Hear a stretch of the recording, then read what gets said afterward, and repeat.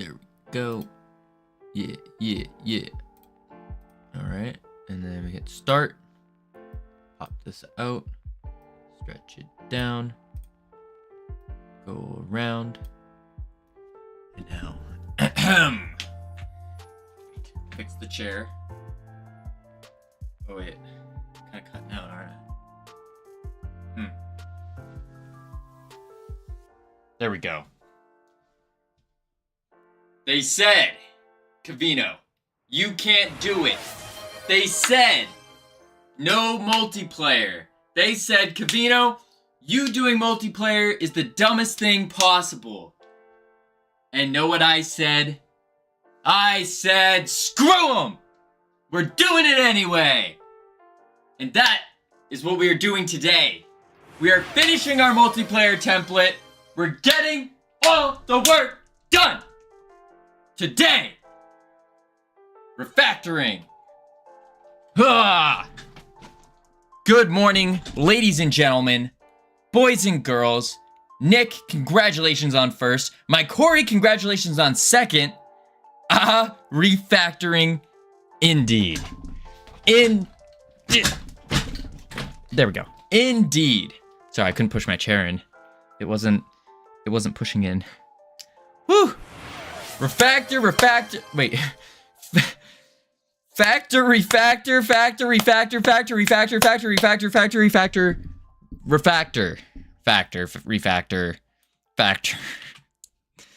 Whew. Man, oh man. Okay. Where we left off yesterday, we got, not only did we get multiplayer basically working, but we got, the node to spawn, all the nodes to spawn. We got all the things in the nodes to spawn. So now we just need to make it appear visually on the UI. That's it. That's the goal. We make everything appear visually on the UI. Oh, I forgot. Wait. Stream Deck. I forgot to open that up, and I also forgot to turn on Streamer Bot. Yikes. Bad streamer. Cool. I took a very, very, like, late, I guess you would call it, a late shower. So I literally just got out of the shower. My hair's still a little wet. And I tried a new type of soap to wash my face. And my face is literally on fire right now. Like, it feels like I'm getting, like, bugs are, like, biting my face. It's super painful. I don't know what's going on. Maybe I'm having, like, an allergic reaction to it. I don't know. It's very painful, though. Generic, congratulations on third. Whew. Yeah, it's, like, very, very painful. Anywho, we push on. We don't let pain stop us. Pain is weakness leaving the body, as per usual. Uh-oh. Could not start speech recognition. Hello? Why isn't my speech recognition working? Huh. I guess our little thing is not gonna work today. Maybe we have to restart it? No. Couldn't start speech recognition. It may not be supported in your browser. Try using Chrome or Edge. I'm using Edge.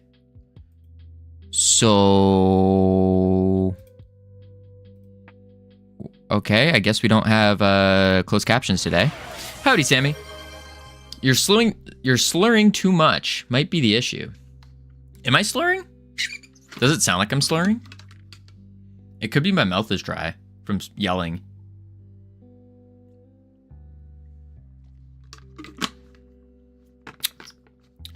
Does it actually sound like I'm slurring though? Because if it does, then we have another whole issue where maybe it is an allergic reaction. Because, like, my face is actually on fire right now. Like, it feels like I have a sunburn all over my face. I don't know why. It's not good.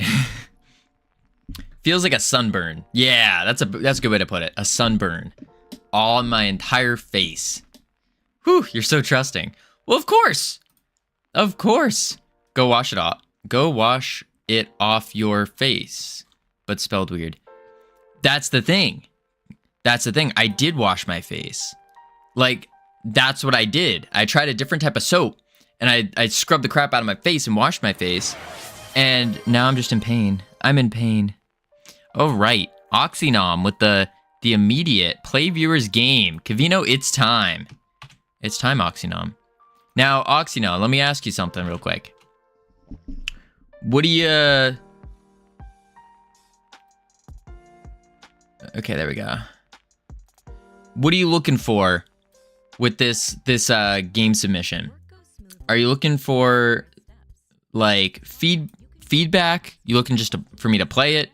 Are you looking for how to improve it? Are you looking for emotional support? Are you looking for what's the goal? What are you looking for here?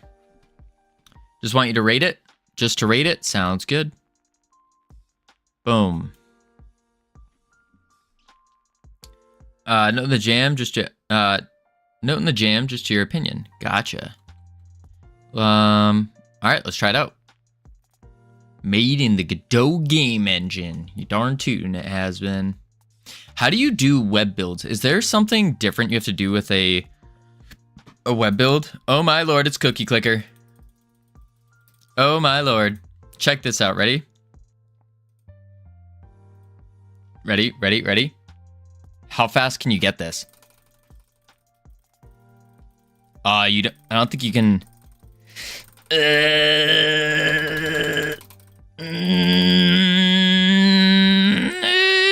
Oh, okay, you can't register them. Why awake? What do you mean, Meg? Why awake? This is my normal stream time. Normal stream time, Meg. You can watch a video? What do you mean? Why asleep? I won. Howdy, Ryan. How you doing? Welcome in. I don't want to be awake. Well, Meg, didn't you go to sleep early last night? You went to sleep at like a reasonable time? Isn't it kind of crazy what happens when you go to bed at reasonable times? Howdy, doing good. That's good. That's good. So is it wait. Oxynom, just so I know, is this a never-ending game? Yeah, and I didn't even fall asleep till 1 a.m. Ooh, that's rough. I am clicking so fast right now. I don't know, you guys can't hear it, but I have two hands on my mouse and I'm jitter clicking. I'm going like this. Ready? Let's see if I can show it. Ready? This is gonna be insane. Ladies, move your eyes away. Wait, let me get a good grip on the mouse. Oh, nuts it. Wait for it. Close these. Here we go. I'll show you guys how to do it. Boom. And...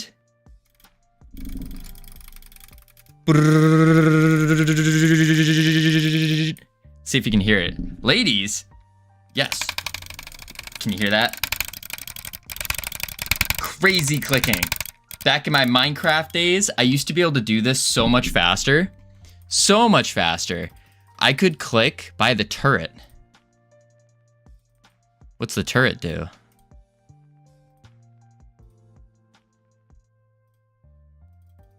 What does it do?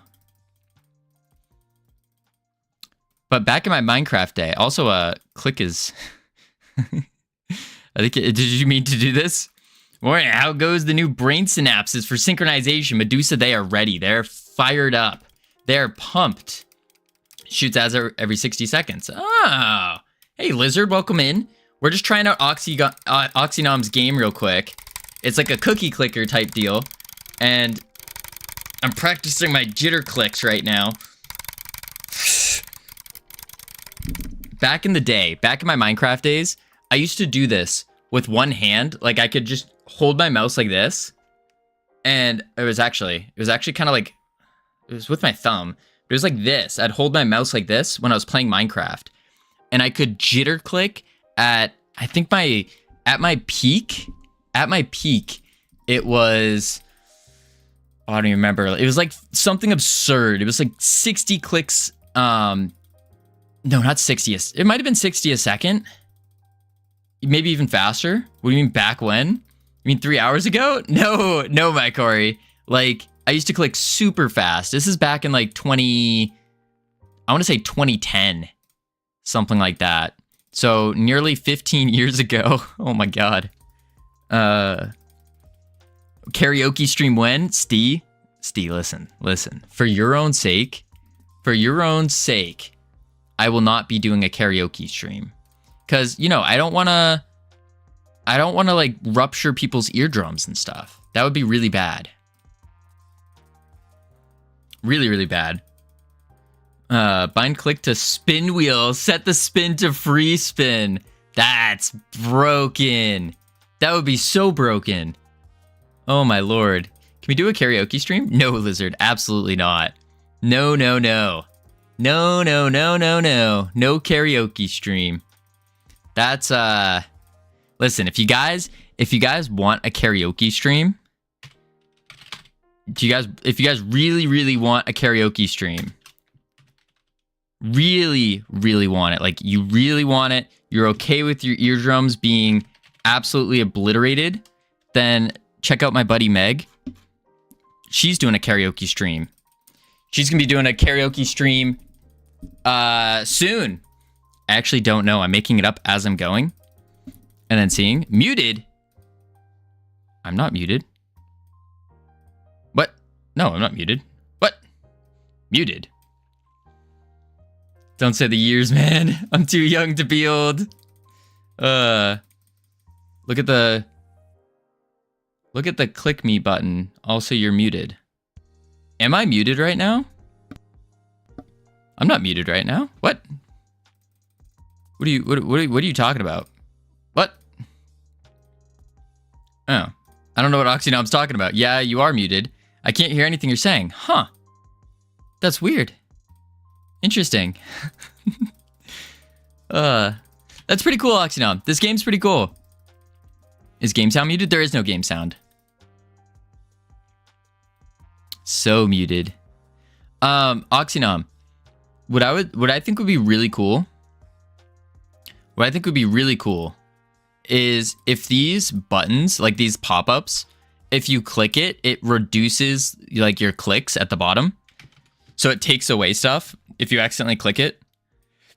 That would be super, super cool. But I also feel like there's not enough upgrades. Like, yeah, you got, oop, I just broke it. Yeah, you got the things like the auto click and whatnot. But I don't know. I feel like I had 2 days worked on it for 10 hours. Ah, I see. I mean, it's pretty good. It's really good for 10 hours of work. Yeah, not too shabby. What's strange is that I can hear your mouse clicking. That's all you hear is the mouse clicking, going crazy. Dang. Yeah, it's pretty cool. Pretty cool. I would say if you ever want to expand upon the game, like, you definitely could. You definitely could. What is mouse AMT? Oh, mouse amount? Something like that. I mean, it's pretty high on the jam page. That's awesome. That's awesome. I think these games like these are pretty good. But yeah, if you ever want to expand upon it, like you definitely could. You could definitely expand upon it. Doing things like, because I'm not sure what the time is. Just the misspelling with the click. Here it's CLCIIK. Down here it's clicker. But then it's CLCIKS. What's going on? Click me. Click me. Click me. But then over here you have clicks. Perfect. Love the incremental genre. Yeah, it's good. There's something about it that is what's the word? Like mesmerizing, addicting. But yeah, it's pretty cool. Pretty cool. I do think you could expand upon it if you wanted to like grow the game more. But yeah, I like it. I like it. Pretty cool. Pretty cool. What is this?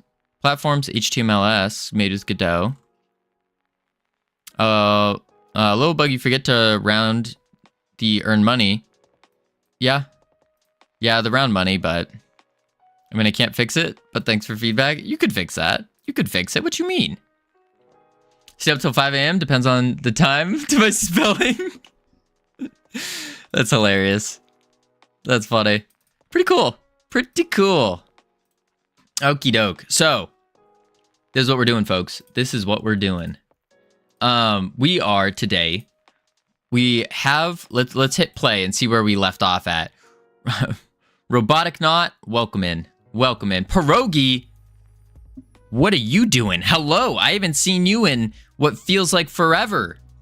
Howdy. Welcome in, Pierogi. I feel like I said this already.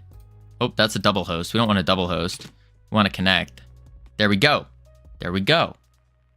So what we got going on here is we can now not do that because player node doesn't exist. But we can do other things. Oh, Pierogi, thank you for the 15 squats. I wanted that. Yes. And then we can get to work. So what we need to do today is we need to ensure, because right now, if we go to the remote real quick, we can see that our dictionary, that's the host name. That's the regular name. Sammy, thank you for the focus on work. Where is it? Over here. Yep, on the host, we can see that the dictionary is null because we closed out of it. So that's fine. That's fine. That's good. My Corey, thank you for the bits. Whew. Also, my Corey, if you're ever wanting to spend 50 bits, if you scroll down, there's this thing called Tangia Bot, and it's really cool. Really cool. Battle Bad got a few improvements like gambling. Gambling? Is that an improvement, Pierogi? Is that? Also, after these squats, I actually have something that we need to talk about here in regards to gambling. 2, 3, 4, 5, 6, 7, 8, 9, 10. I'm already getting hot. 11, 12, 13, 14, 15. All right, so what I was saying is, for those of you who don't know the Captain Coder, the Captain Coder did something. The Captain Coder enabled gambling with their point system. Now, the Captain Coder points, there's something very special about them. There's a redeem that we are all working on as a team called the Lambo Redeem. Nobody knows what this does. Nobody in the history of the internet has redeemed it. Except, well, the reason no one has ever redeemed it is because it is 10 million points. 10 million points. Currently, all of us, are ranked number 1 in the point system.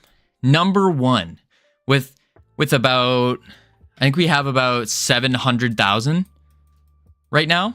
So nearly a tenth of the way there. Nearly a tenth of the way there.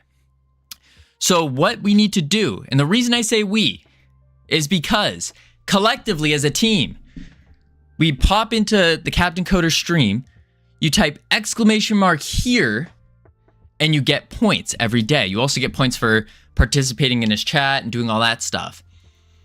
And so with the Captain Coder, what you can do, but it doesn't work here, Ryan. Guys, we don't do it here, not here. What you do is once you type here, you'll see how many points you have, and then you type exclamation mark give points. I think it's give points, and then at just Covino, and then the number of points that you have. So what we're doing is we're collectively pooling all of our points together. All of our points together. Wait. We're collectively pooling all of our points together. All of them. Now, if you're feeling a little spunky, Captain does have an exclamation mark spin. An exclamation mark spin that you can do once a day is where he's swapping it to. And you have the chance to double, triple, or completely lose all your points. So, okay, guys, folks, I said the Captain Coder, not me. I'm honored that you all think that I'm the captain, but I am not. So be sure to save up your points and then give the points to me. He's offline, that's fine. He's online just about every day recently, a couple hours before we start. So be sure to give your points over to me, and we're pooling them together. The reason we're giving them to me is because, well, basically, the real answer is so then we have a trusted source to hold all of our points that wouldn't mess it up. Because if I mess up our points, like, you all can just destroy me easily. So we're pooling our points together, all right? Pooling the point. You can't give me away. So be on the lookout for that. Now, very crucial. Everything I just said is top secret. Top secret information. We're trying to make internet history here.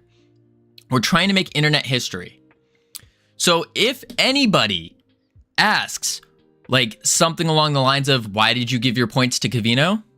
Make up an excuse. Make up something wild. Be like, oh, the sky is blue, so I gave my points to Covino. Something dumb. Something that throws them off the trail. We don't want anyone to know about this. All right? Sounds like a plan. I'm trusting all of you. And together, we will get that Lambo redeem. We don't know what it's going to do or what it does, but we will get it. We will get it. He set up an OnlyFans. We pay in Captain Coder points. No. We don't say that. No. It felt like a Covino's points day. No. I don't know how you could watch us, put commands in chat, and believe you can trust us. Listen. I trust you all. I do. I trust you guys until the moment you give me an opportunity to not trust you. I immediately will trust you all. You guys got this. We got this. All right. Game dev time. So what we need to do today is we need to do the visuals. Boom, visual. So what this needs to do is we need to get the node of the player. Get the node of the player. So to do that, we should probably have a get node of some sort, shouldn't we? Which we do. Hey, and Godowers in chat? Godowers in chat, huh? This is gonna fail. No, it's not. We're already at, listen, Lizard. We are already number one. We have the most points out of the entire internet on the Captain Coder's points. The entire internet, we have the most. The Captain Coder. The entire internet. Let's see if it will pull up. Here, no, Oxynom, he's not. Guys, he's offline. There we go. Look at that. Ranked 1 right now. That's what we're at. We're at 1. Big deal. Very big deal. We got this.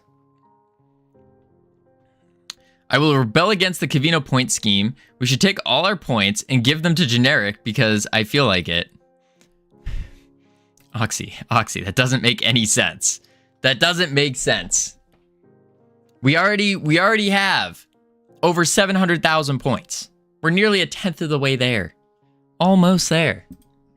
All right, sounds logical. Does it? I don't think it does. All right, so we need to go to multiplayer manager, where I think we set it up here to get node, didn't we? Or did we put that in the game? We put that in the game. Yeah. We have game get node, get player node.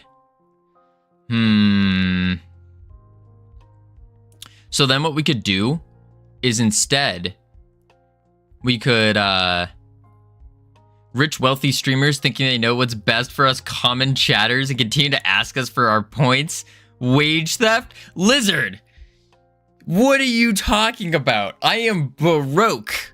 I make 35 cents an hour. I'd be willing to stretch. I'd be willing to stretch out and say, Lizard, you probably are way more wealthy than I am. Way more. So... Disappointed! Just saying. I will hold you captive if you don't give me 719,000 points. I will uninstall the marble race game. Oxynom, listen. I don't negotiate with terrorists, alright? I don't do it. Generic tribal cult conflict. Oh my lord. Investing. It's called investing. It's almost like those donate to the celebrity fund. Wait, what? There's a donate to celebrity fund? You have no money because all your wealth is in untaxed offshore captain points. I didn't negotiate. That was an order, boy. Oxynom, listen, it's still a negotiation. Everything in life is a negotiation. And I don't negotiate with terrorists. Focus on work. You're right. I got the double focus on work. So what we need to do is, I think we need to give in the lobby. Yeah. So we need to update the model dictionary. Not the player models dictionary, sorry. The multiplayer manager dictionary for... Wait, but we are sending it to server. We're already sending the data to server. So we just need to update the local version. The local version. Okay. So to update the local version, we could say... Because we have a player node here. But we don't have what it is. Anyways, I'm not the only person who knows Godot here, yeah? Where are you guys? I know Godot a little bit. Generic knows Godot. We quite a few of us know Godot. What do you mean? I think so. Alright, so... How do we do this? Me single-handedly raising Covino's wage $1 per 30 minutes for 5 seconds just to watch the hope fade. Oh, that's dirty. That's dirty. But yes, you just made me 2 hours of work. 2 hours of work just got paid off in just a small 30 minutes. 30 minutes and I got 2 hours worth of work money. That's not bad. But then again, all this money doesn't really go to Covino. It goes to Freedom Forge Studios. Basically, it goes to me and then I put it into Freedom Forge Studios. Yikes. It all gets reinvested right back in here. Right back in. I don't think you'll be able to recommend dialogue add-ons. Why not, Lizard? I've used Dialogic before. You weren't here for it, Lizard, but I actually have... We made a game. Wait, really? Yeah. Believe it or not, we have a game that has dialogue in it. I'm sorry, I underestimated you.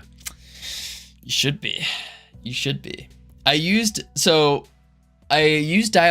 Dialogic is pretty good if you have very complex things. The downside of Dialogic, though, is for the little character portrait, it didn't seem very... It wasn't easy to get Realm Rapture use Dialogic? No, I decided against it. Because Dialogic, really, when it comes down to it, if you just have very simple dialogue, like, I think all of our dialogue all together, we had 75 lines or something, which is very small. Very small. Let me pull it up. Here it is. Altogether, we had 76 lines, but out of those 76, really, it was 3 plus another 1, 2, 3, 6, 12. We had like probably around 50 lines of dialogue, I would say, which isn't very much. And so we just made our own dialogue for that, basically. And that was the play.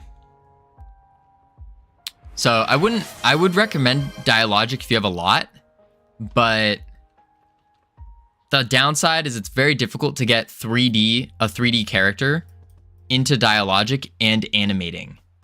Howdy Cam, how you doing? I'll have to commit that in a sec, because we're still trying to figure out player node. Trying to figure out the player node here.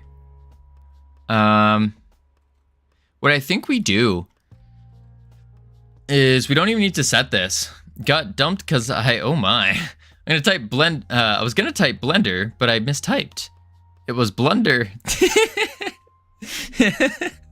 That's pretty good. That's pretty good. Welcome in. First time chat. I asked because I'm joining a game jam on Friday, and I consider exploring adding some dialogue if add-ons make it fast enough. Lizard, I would say look into Dialogic first, because there's a learning curve. There's definitely a learning curve to it. It's a little bit easier to do, but look into that. Thank you for having me, man. How are y'all doing today? We're doing pretty good. And also, congratulations. You now have access to the beautiful, the immaculate team emotes that you can use to welcome people to the team. Bada bing, bada boom. There they are. Woo. All right, let's get to work. Starts Friday, so let's see. I might try the alternative. The alternative is just do it yourself. And it's really not that bad. It's really not. You make a scene, like a little UI scene with a label and stuff, and then you just set the text. You have like a function for play dialogue, and then you call that function taking in a multi-line string, which I did a multi-line export. So it's like at export. Oh, I cannot write right now. At multi-line export, or export multi-line, and then you type it in the inspector. Super easy, super easy. Okay, so what needs to happen is here, selected character.meshColor equals player node.player color. I think what we do is we really don't need to access the player here. Instead, because all we're doing is we're putting it on a viewport, on a sub viewport here. So we could, let's see, character viewport, add child selected character. And then we just need to get the player's selected color. The player's selected color. So we could do, here's the color button update. And this updates the icon. Selectable colors is in data manager. I'm seeing what needs to happen. We have our colors here in multiplayer manager, I think. No, we don't. We have it in our lobby. Yeah. Okay. Selectable colors are in the lobby. Okay. And that needs to update for everyone though.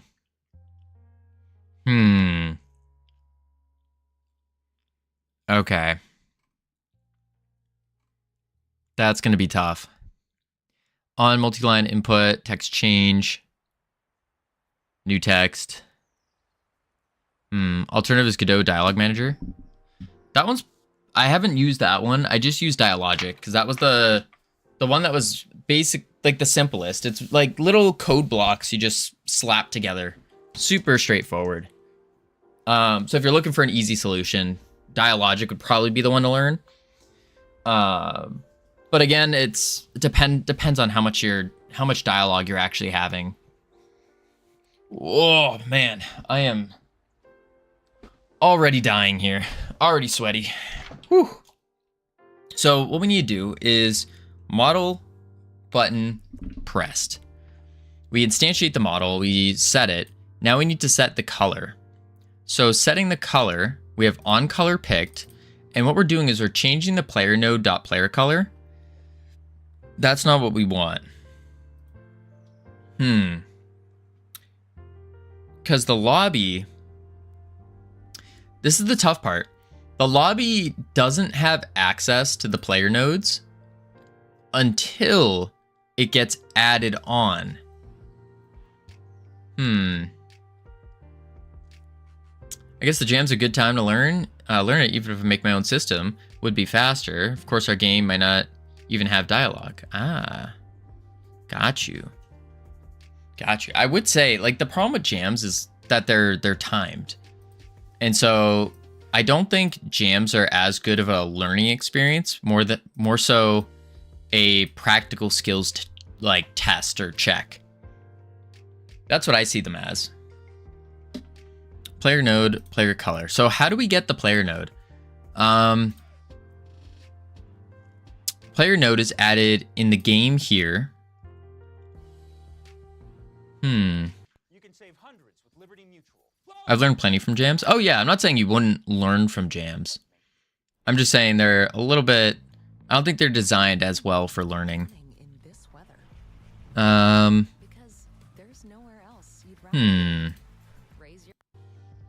This is strange. How do we get these guys over here? They're designed for fun. Yes. I would say so. I think they're designed to really test your abilities. That's what it feels like. Like an abilities check. Add player node PID int. So then we add the multiplayer manager, and then we send over here. We are sending the data to the server. Where is it? Here. We're sending the color to the server with the unique ID. We should actually label that. Sends with remote ID, or senders. Sends with senders remote ID.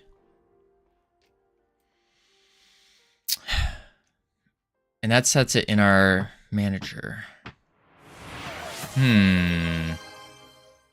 Howdy, Banana. How you doing?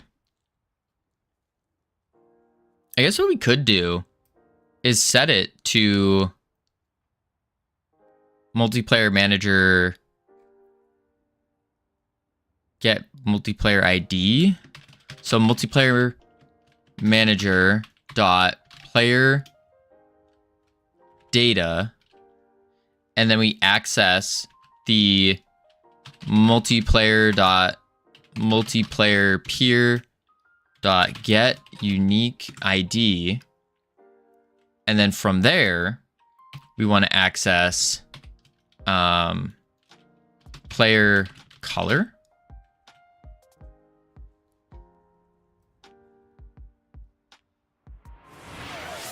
And that's it. But that only, howdy Camilos, how you doing? But what if it has no color?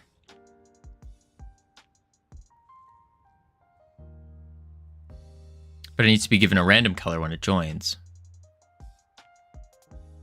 I will never learn that you start at 1630 EU now. Well, Camilos, you only have to bear with it for another couple weeks, and then it will swap back to what, 1730 EU? Yeah. No, actually I will learn right when we switch, and then I will be confused. Oof. Yeah. That's the rough part. Like if only the US was doing daylight savings, then I would just ignore daylight savings.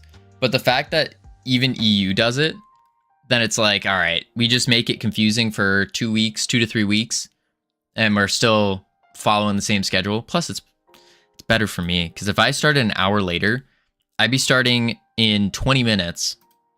And then from there, I would also be going a whole hour earlier, which means I don't get to eat dinner. Most of the world does daylight savings, but the US does it in some weird date. That's true. Howdy, North Pole. How you doing?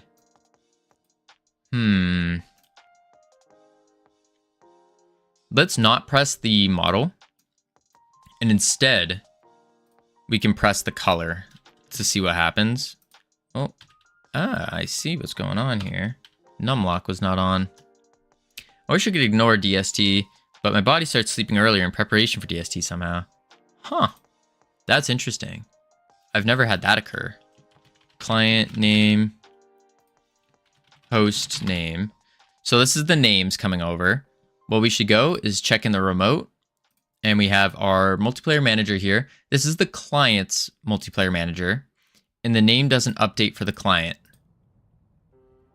I thought it was a one-time thing, you starting early. Whoops. No. So for the next, I should probably like make an announcement on Discord.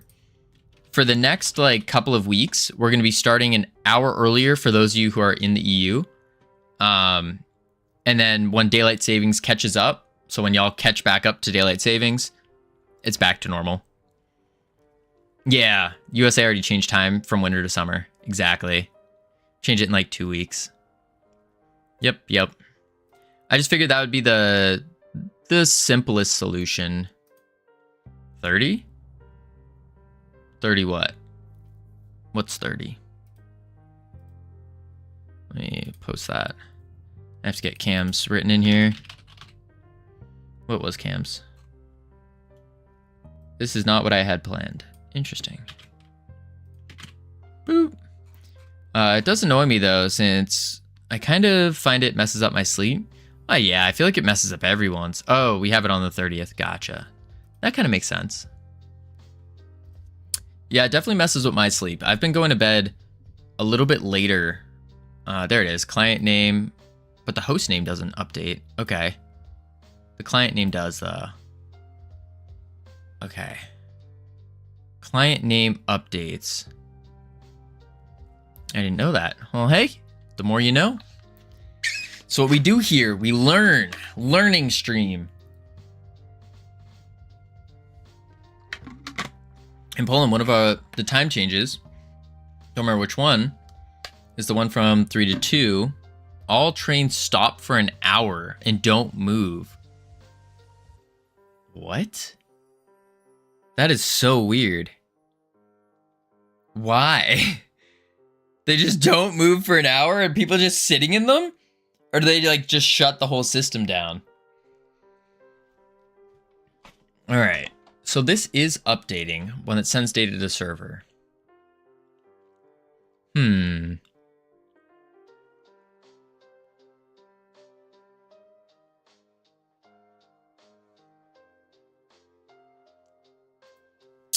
I wonder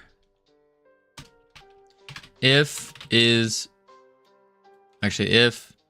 multiplayer.isServer, then we just do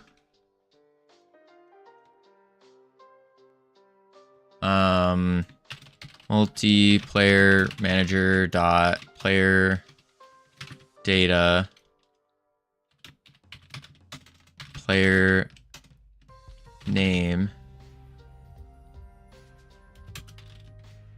new text. Oh, oops.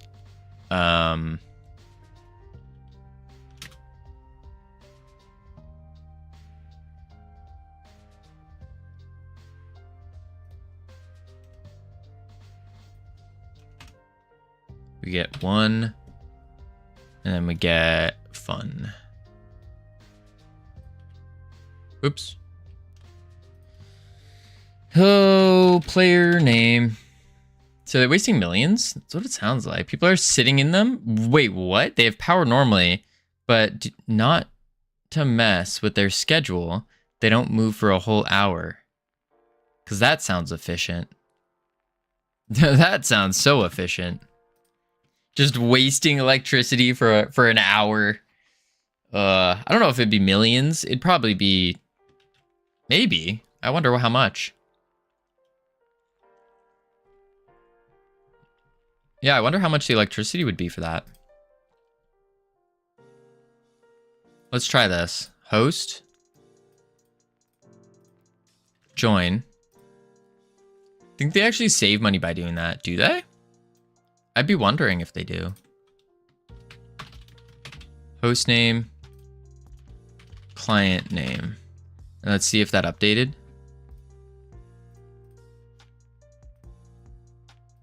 Host name. Client name.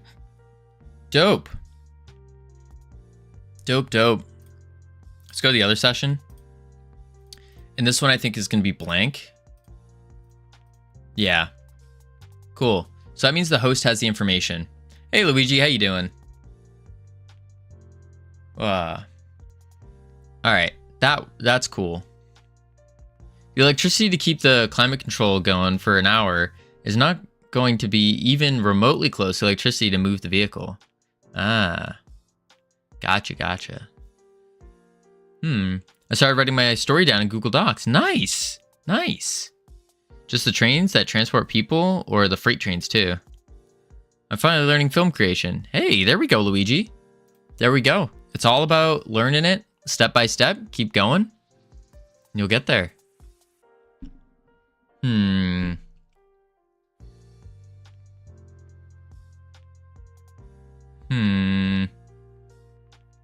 All right. And then we access the player data, player color. Let's click a color and see what happens, I guess.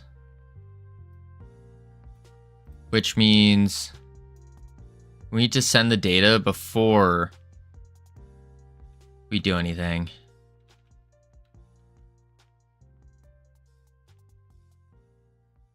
Yeah. Which, actually, let's close this out. Just to play it safe.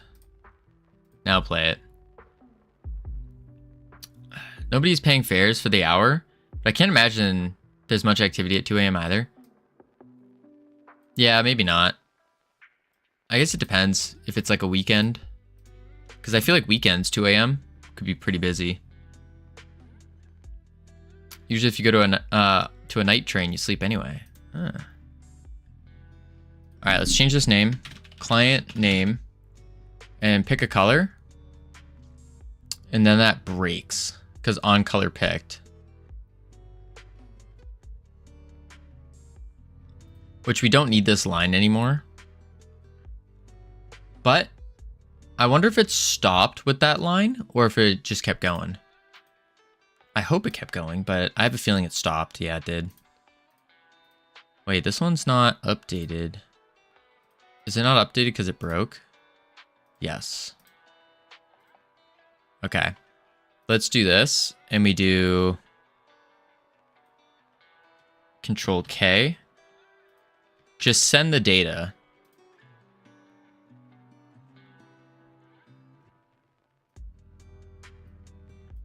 Boom, boom. We do need to make it happen locally, though. Because if we don't... Oh, there we go. Orange. If we don't make it happen locally, then what's going to happen is we're going to have to wait for a...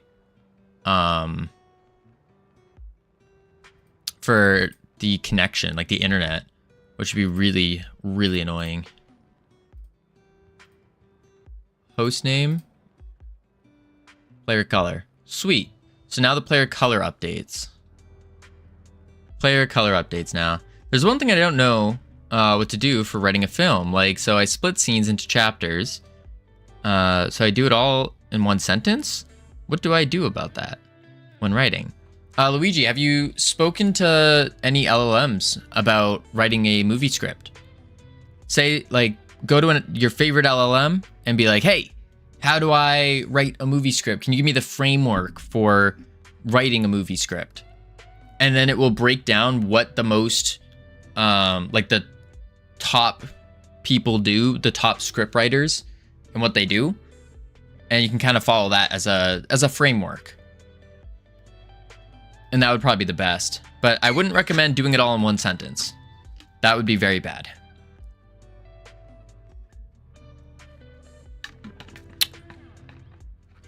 Not yet. I'm still feeling hesitant about using AI. Well, what's the hesitation? Do you not want to complete your work faster? Get that, have immediate access to outreach? What's the hesitation?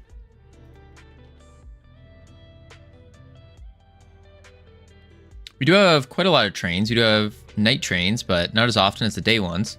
Here's a map of Poland with all currently open train stations. Holy moly. That's a lot of trains. That's a lot of trains. In such a tiny little area, too. Okay. So that works. It's more about AI versus human dynamic. A few people talk about it in YouTube. So what's the concern? Like, could you break that down for me? Just another tool to make your life easier, just like your smartphone. Correct. But break down the human dynamic, the AI versus human dynamic for me. Because that, I'm not sure what you mean by it. And what's the hesitation and the negative effects of this AI versus human dynamic?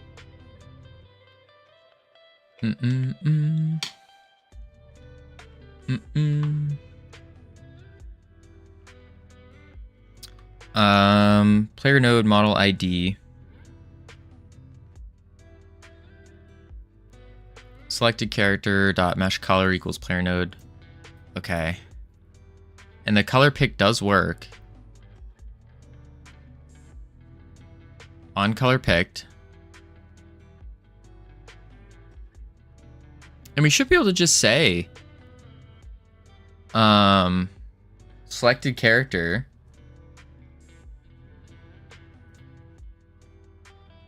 this equals picked color. Picked color.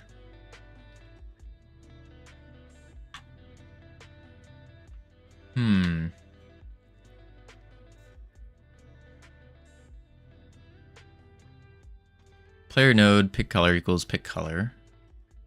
We don't quite need that. This sends the data. Yeah, and then we just do an if server. We do this here. If it's server, then we want the picked color, and we want the player color. In theory, it's a tool. In actuality, I see it end up as a crutch. That's the thing, like all tools, right? Something I'm starting to kind of notice about AI is, and because I've been kind of diving into a little bit of history in terms of people trends and that kind of stuff, and technological trends. And something I'm noticing is a lot of people are acting the same way or very similar ways as when the smartphone came out, in comparison to now when AI is coming out. They're acting very, very similar. And we know where it ends up and where it leads to. We know where this leads. We've seen this trend before. And so that's something I'm noticing.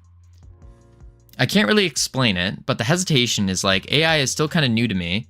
It feels foreign to me. It also, it's also hard to get answers off AI when someone answers. Some answers could be misinformation in terms of answering help questions. So Luigi, what it sounds like is it's not an issue of AI just being bad or having a dynamic. It's an issue of you don't really understand how to use the tool. How to use the tool presented for you. So what I would tell you is give it a shot. I mean, it's completely free to try it, and you can learn how to use these tools like anything. If I handed you a pair of a wrench, would you know exactly how to use it? Probably not, but you'd probably kind of figure it out, even though you've never used, just an example, even if you haven't used a wrench before. So I would still say there's no harm in trying it out, and you will be shocked. I can guarantee that part. You will be shocked. Very minimal effort needed to try it out. So instead of hesitating, why not just send it? And then you can actually create your own full opinion on it instead of listening to YouTube videos and then taking that information and trying to make that your own. Instead, form your own opinion on it. So for something like writing a movie script, just go to AI. Go to any one of them. Any one of them I think would be fine. And you can say, for example, pull up Grok here. And you can say, hey, I'm new to writing a movie script. What, actually, could you give me a framework I could use to write my first movie script? Something as simple as this. And I didn't even use the deep search or the think things. And now it's breaking it all down for me. Things like, what's your story about? Jot down the core concepts in 1 or 2 sentences, which is probably what I would say, a quick elevator pitch. Characters, who's your protagonist, the main character? What do they want? What's their goal? Who or what stands in their way? Very basic story build up here. Tone and genre, what kind of tone are you going for? And now you got the setup. This is where you do the world, the characters, problem that kicks off the story. And it even breaks down saying opening hook and all this. Also, is Grok good? A Grok? Yeah. Grok is pretty good. Grok is pretty good. I've been liking Grok the most out of anything. But to tell you the truth, like, especially for creating a script, like a story, like a movie, you could use any one of them. ChatGPT probably works great too. You could use any one of them for that. And then look, there's even suggestions that they all come up with. And you can have formatting tips. You can have famous movie scripts. Basically, treat the easiest way is to give AI as like a very like descriptive task for it to do, while still treating it like like almost when you're typing, almost type as if you're talking to someone, and that will better reason out the information that you're doing. So that's what I would say. Where's the trend going? Because not all tools have the same usefulness. That's true. I mean, no one can tell you where the trend's going. Not even these self-proclaimed AI experts, not even the people working on AI could tell you where a trend is going. They can give you ideas, or they could make guesses, informative assumptions of where it's going. But at the end of the day, no one knows. Nobody knows. It could go somewhere completely different than what we're thinking. Like, for example, when the DVD came out, everyone goes, whoa, or sorry, the floppy disk, let's say. Floppy disk, everyone goes, whoa, that's so cool. We can now move data over. Whoa. And then boom, the CD came out. And now everyone's like, whoa, this is it. This is it. We are all using CDs from now on forever and ever. How many of you have actually touched a CD in the past couple of years? I'd venture to say not many. Not many. AI is bad in coding. Very good to give advice and code something tedious or write small parts of your code. But you always need to code something yourself to do the job you want. Just personal experience. Yes, I agree with that. I agree with that, Robotic Knot. For sure. I guess the same applies to all AI specialization sites. Yes, absolutely. You do, at this current point in time, you do. You definitely do. I also think that search query you just did was a good one for an LLM. You search for something rather general, which can be used to distill a lot of information. Exactly. Oh yeah, sorry, Blu-ray then comes out. Forgot about Blu-ray. You can't write a full script, but very bare bones edition of what you might want. Yeah, exactly. Exactly. At this current stage of where AI and LLMs are, like, just very bare bones, like frameworks, stuff like that it just pulls from the internet. Now, in the future, if we're talking about the future, I have a feeling it might take over programming in its entirety. In its entirety. Lurk, gonna get myself something to eat. Sounds good, Nick. Appreciate the lurk. Enjoy your food. It's not actually thinking for you. It's distilling screenwriting basics. A lot of people would have posted scattered on the web. Exactly, Panda. Exactly. But I do think it will eventually take over programming to an extent. Nah, someone still has to program the LLMs. See, Camilo, it's not in the far enough future. Pretty, like, they'll be able to program themselves using different because all good code is, like, good, clean code, it's hyper modular code.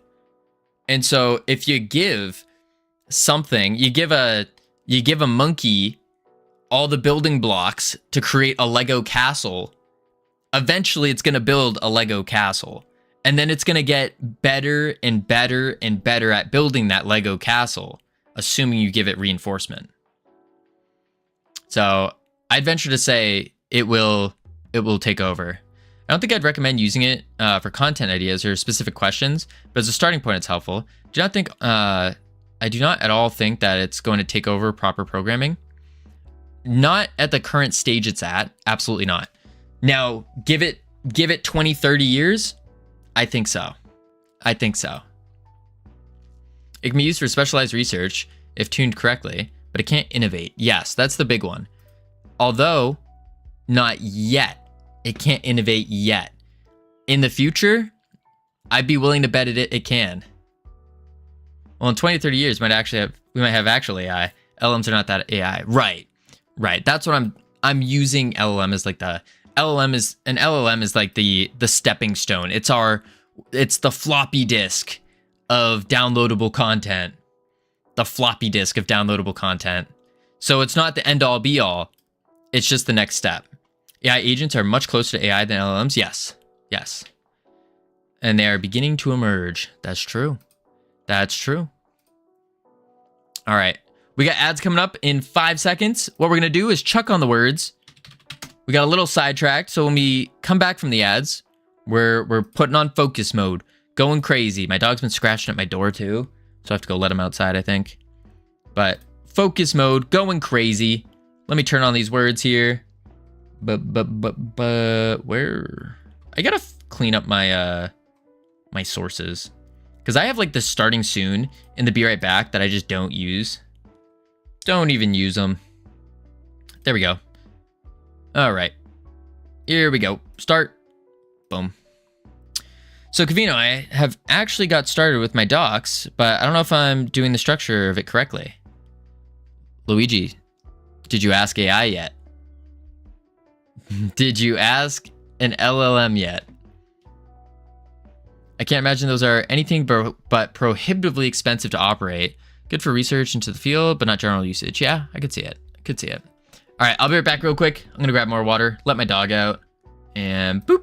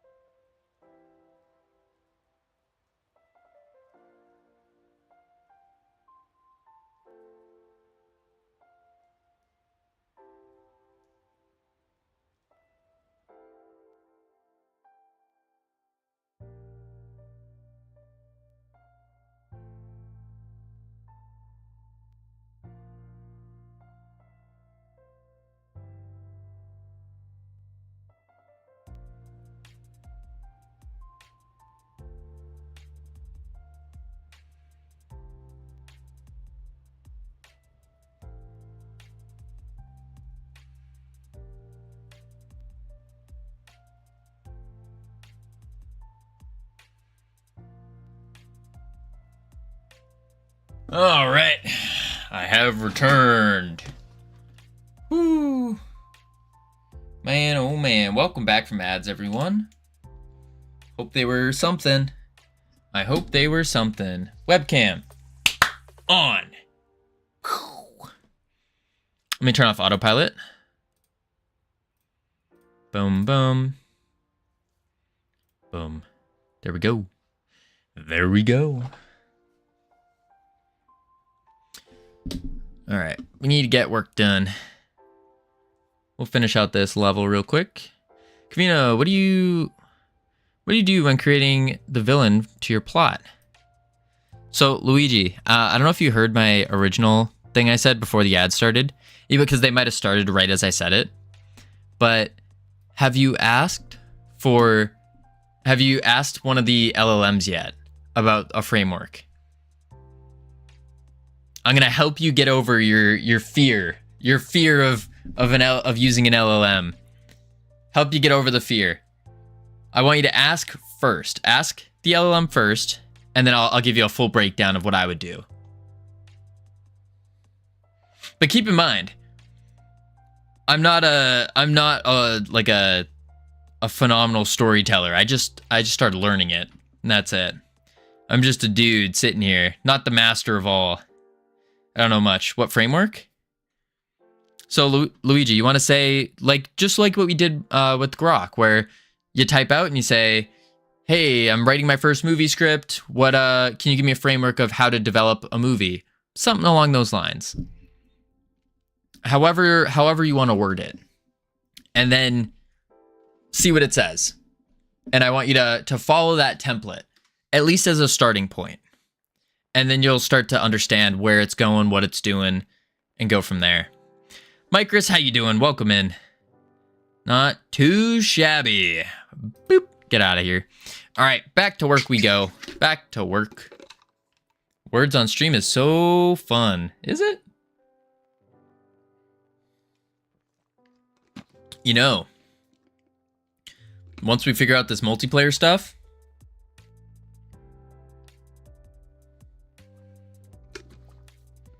I miss marbles. Camillus, we did marbles yesterday. We played marbles yesterday. I lost so much money yesterday. I think we gave away like 3 or 4 or 5 gifted subs all yesterday. All right, so you know, we can play marbles without you gifting subs too. Yeah, that's a good point. But then it's like, there's no stakes. There's no stakes. You know? It feels I'll be back in 1 hour maybe. Oh, Lupo. By the way, renew my sub, please. Lupo, I can't, I'm not just gonna gift out subs like that. No. I won it the last time. Did you? Oh, did you? I don't remember who won. I won it in the race? Oh, did you? Oh, okay. Okay, one moment. I won as well. I just need to time out my current sub. Yes. Okay. Boop. Oh, hold up. Steam just popped open the moment I did this. Library. Oh, it's patching marbles. There's an update. There's a marbles update. Boop. There we go. Hold tight. There you go, Lupo. Even without the gift subs, people like to rival. That's true. We kill each other for the first place. That's true. Lupo, did you really just give me the default? Thanks for the gifted sub. You pressed the default button. Didn't even want to go like, wow, Covino, thanks. But no, you just did the default. I see how it is. No personality there. No oomph. No, nothing special about it. Just, at Just Covino, thanks for the gifted sub. From the future me? Thanks for the gifted sub. I want it fairly, without any luck or randomness. But still, like, just you could have put something in there, like a little, sprinkle it with some, like, flavor it a little bit. Flavor it, yeah, that's the word. All right, so we have multiplayer manager. Sarcasm, yeah. This is the model button.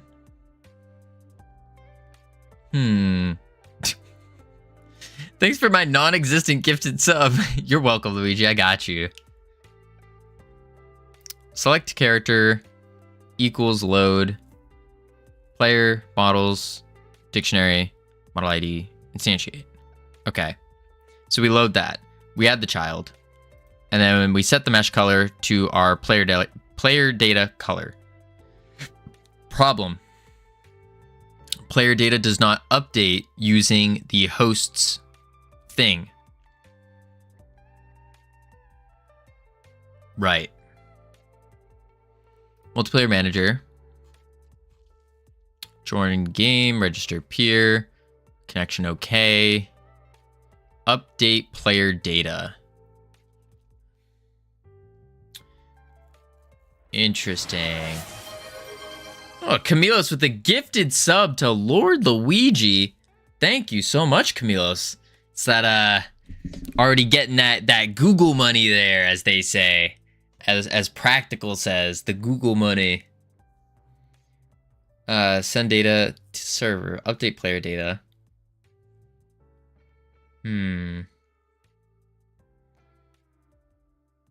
I will get the Google money in 3 months. That's gonna be hype. That's gonna be awesome. Oh my god.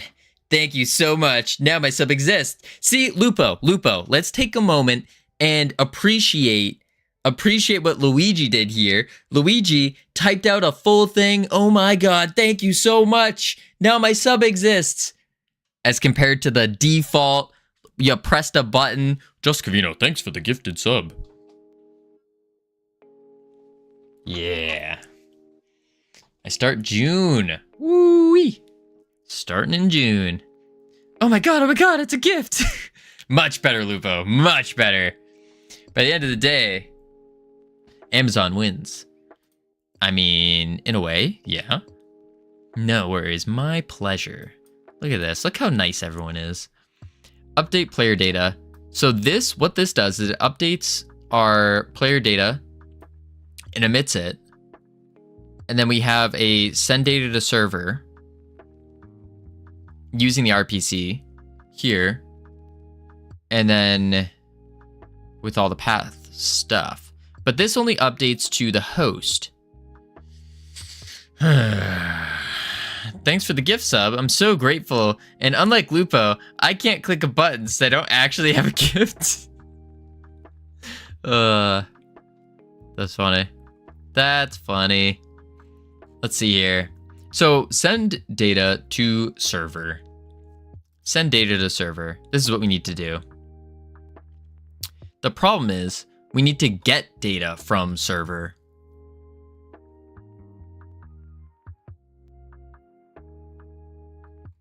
How do we... Oh, wait, I just said the answer. We need to get data from server. Get data from server. Camilos with another gifted sub over to Panda Coder. Holy moly. Thank you, Camilos. Appreciate it.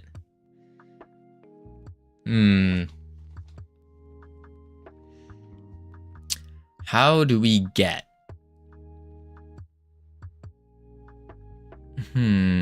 Retroactively using that Google money? No.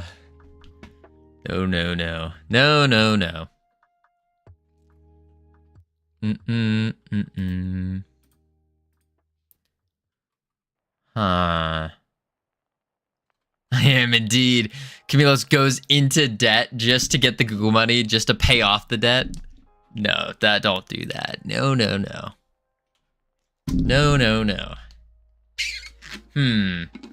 So we want to get data from server.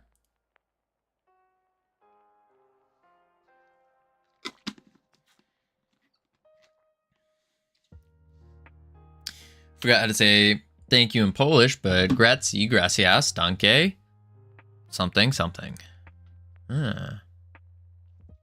Grazie. That's Italian. Yeah, I know languages.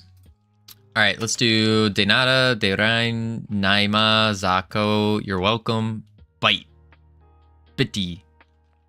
German and Japanese. Func, get data from server. I don't like this though.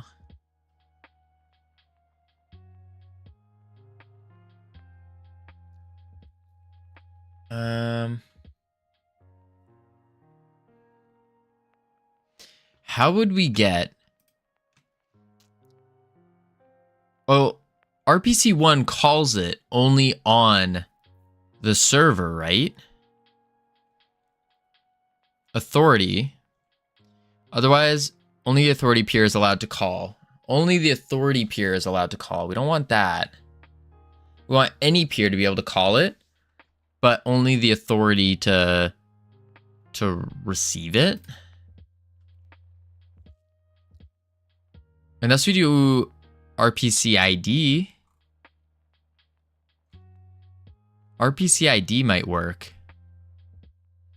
Yeah. Let's go close that, close that, close that. Let's pop to an RPC ID. RPC ID performs an RPC on a specific peer ID. This is used for multiplayer as it is normally not available unless the function is being called and has been marked. Calling this method is on unsupported function will result in an error. Okay, so we do call it on an RPC ID. What up, Weasel? How you doing? Just refactorino. We're almost there. We're almost there. We're gonna do an RPC ID 1. An RPC ID 1. Just like this. And we want to get the PID as an int. We're going to want to get the update path as a string. And this is going to output void. And it's also going to be an RPC. So at RPC, it's going to go any peer, and it's going to be reliable because we want to make sure it goes through.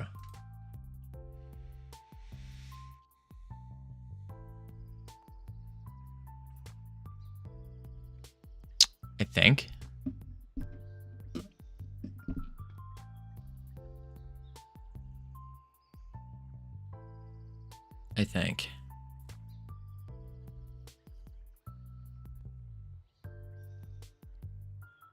And then we want to say, to access it, we want to go. Did Godot always have those string literal autocomplete suggestions? Yeah. Oh, yeah. Player data. And then we want to take in the PID. And then the update path. And then we want the value. And then just say value equals. No, we don't want that. We want.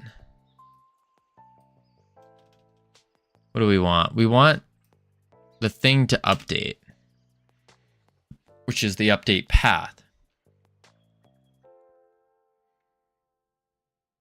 And so it should return a value then, shouldn't it?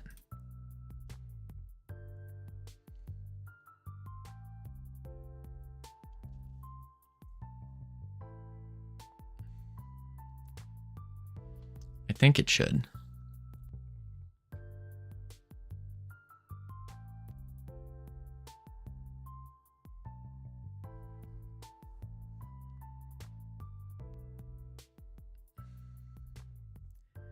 Get data from server. This gets that data with the path. And we want to set it to something.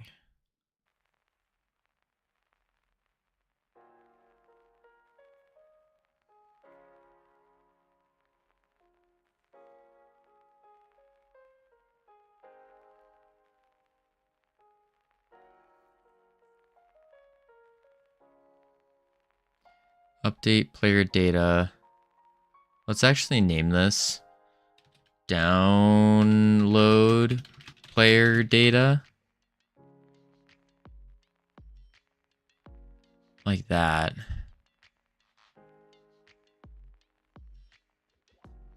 Which you would think would be the same, actually. And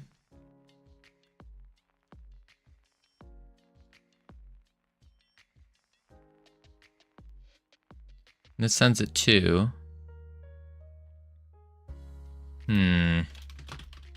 But this is giving me an idea. Writing this out.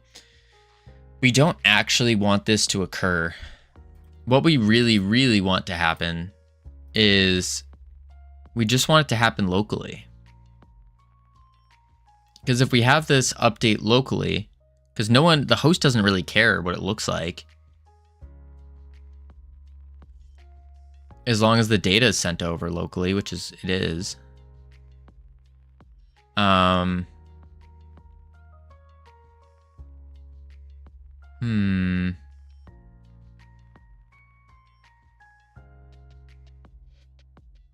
Which does it here locally.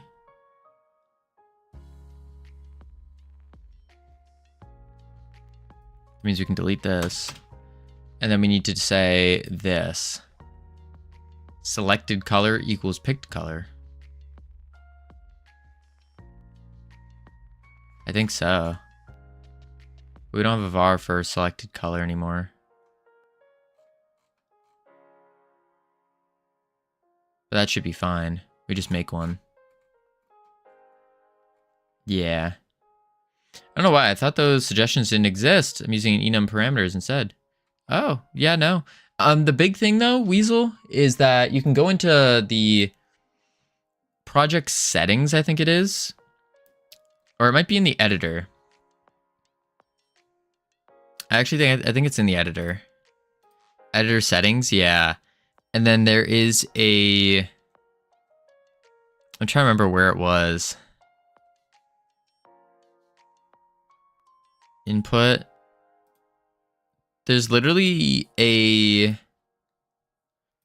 there's a thing that you can change where it's the speed in which it gives you the corrections. Because that's what I messed with to give me like more immediate ones. Oh, custom display scale. That would be nice. Advanced settings, maybe? It might be. I don't think it is, though. I don't remember what it's called, but there's a way to do it. Oh, I could have set this up. Display scale. That'd probably be better for streaming, wouldn't it? I feel like it would be. Asset library, multi-window, touch, inspector, editor, line, completion? No. Script list. It's literally it's a slider. That's what it is. I don't know. You'll be able to find it though somewhere. But you do that, and then it gives you can change the speed in which it starts to suggest things, and that's been very helpful. Selected character, var selected color as a color. And then we say here, selected color. Oop. Color. And we'll just use selected color. And that should change it here. Same thing with the character. If not, selected character equals load, instantiate, add to the viewport. And then we're set. So this should now change in our viewport the color and the character. Oh my lord, my dog's trying to come inside. I literally just let him out too. There we go. There we go. Sweet. Let's see if it works over here. Yup. Yup. Dope. Cool. That works. Now we got this locally showing. Of course, we're going to have to reset up the multiplayer functionality of it, but step in the right direction. Step in the right direction. All right, next up, we now have the player name that inputs. We have the model ID that inputs, and we have the selected color that updates. Cool. I probably don't even need to set this to selected color.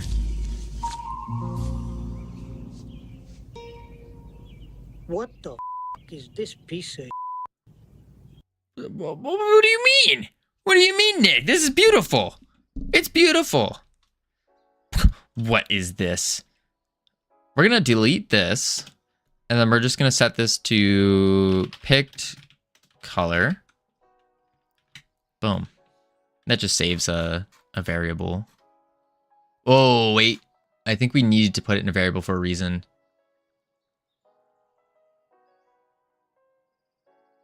I think so. Mesh color.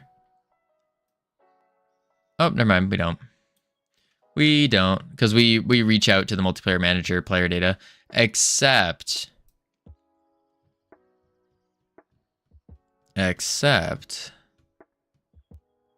this only needs to happen locally on the model button pressed, doesn't it?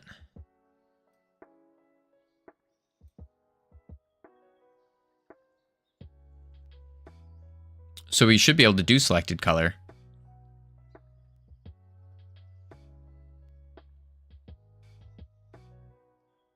Yeah. Let's do that. Selected color. And then what we do here is here, selected color. Oh, that's character. Color equals picked color. Then we'll just use selected again. Selected color.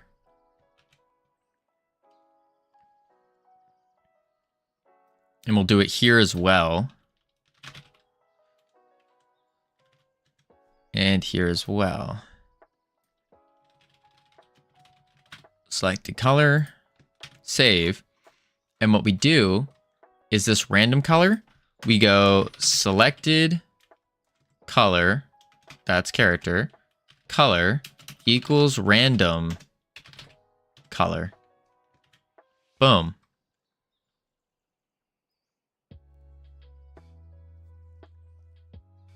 And then we can call multiplayer manager dot update player data, taking in a multiplayer dot get remote sender, a update path being player color and selected color.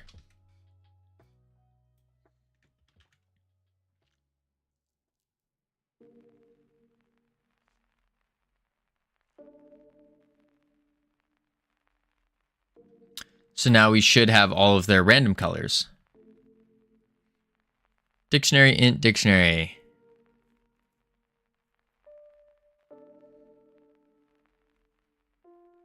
Index 0, because it's a host. That's why. If multiplayer snot dot is server not save.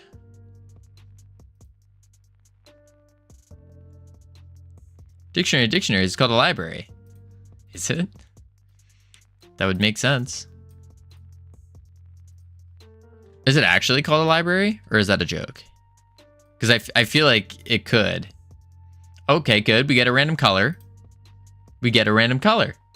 Oh, no, it's not. Oh. I would have fell for it. Host name. Client name. And now we head over to the remote. Library has more than dictionaries. Makes sense. All right, and this hasn't been updated, which is fine. And then we hop over to session 1, which is the host. Boom bop. Client name. Interesting, the color wasn't set. Host name, color wasn't set. The client and host name didn't have their color set.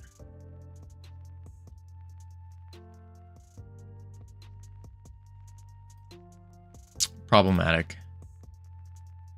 Same thing on their node. Same thing on the node. Huh. Let's go to the nodes.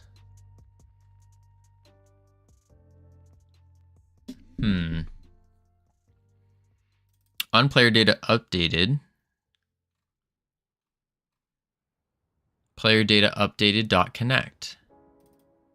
So player data updated should be emitted when we update the player data. Player data updated. Let's go into it. Player data updated. And that's because I didn't put it here. Nope, player data updated, emit.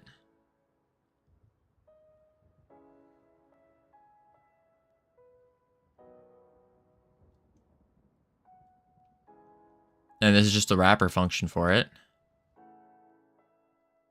So it still emits it. That means in the character lobby, I didn't update this color, but I did. Because right here it would.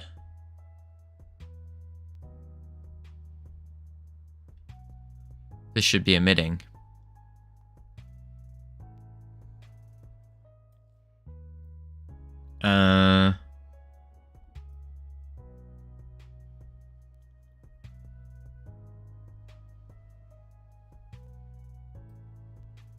Okay. What happened here?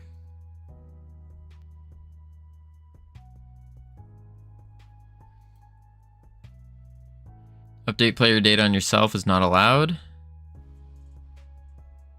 Send data to server on yourself is not allowed. Unable to auto-spawn node reserved name at node at 5. Make sure to add your replicated scenes. Mabis! Hello and welcome. How are you doing? For those who don't know me, hello. My name's Covino. Working on our second ever game. Cinematics. You need to tell me more about that. What kind of cinematics? We are currently, let me ask you all a question. Have you ever wondered, what is it like to be a lifeguard? Well, wonder no longer. Wonder no longer, because we are making a game, a Mario Party-like game. It is a multiplayer game. It's like a board game, basically. For those of you who haven't played Mario Party, it's like a board game. At the end of every round, there is a mini game that plays, and our whole game is themed around lifeguards. So it's like a wacky little, silly, wacky little game, party game, meant to be played with 4 people, or potentially more if we can get it going. But yeah, it's multiplayer. That's the big part. And, well, I started GameDev 8 months ago. This is our second ever game. I don't recommend doing multiplayer for your second ever game. Don't recommend it. But we're doing it anyways. We're doing it anyways. Demo reel for the next modular kit. Ooh, nice. Mavis, you want to drop the link to your models? For those of you who don't know, Mavis is making some amazing 3D weaponry, basically. All these different models, all these different packs available on fab.com. Amazing models. Like, they are modular. They look good. They function. They're sick. They're really, really cool. Really cool. Yeah, there we go. Boom. Look at all of them. Corrosion kit. We at FFS aren't doing it because it's easy, but because we thought it'd be easy. No. I knew it was going to be difficult. I just really wanted to do it. So we do it because we want to, not because it's difficult or easy. And for those of you who don't know what these models are, like, just look at the detail work in this. Look how beautiful they are. Oh, these are the cinematics you're talking about. Oh no, this is the built-in fab stuff, isn't it? Wait, let's pick one. Oh, this is the modular piece. These are the modular pieces here that were being shown. Yeah. Wood. The weapon looks premium because they are. They're very, very good models. Oh, I can't go back. Very, very high-tech models. They look far better in engine. Yeah, I can imagine. And here they are. Absolutely wild. They're so nice. So nice. Yeah, I need to get to some level of blenderability. I'm so spoiled by itch $5 PSX assets. Interesting. PSX. What is PSX? Yeah, these are nice. These are nice. Holy moly. Holy moly. Anywho, yeah, we are working right now on trying to figure out how the heck we're doing this. How the heck are we doing this? Sell them individually for $4. Yes. Yes. PlayStation 1 and PS6 assets are often associated with indie horror games. Ah, I see. I know what you're saying now. I get it. Yeah. I actually learned something about modeling today. So I was checking out some models, and they all had like 30,000 triangles or more. And apparently that's pretty normal. Meanwhile, we've been making models with like 3,000.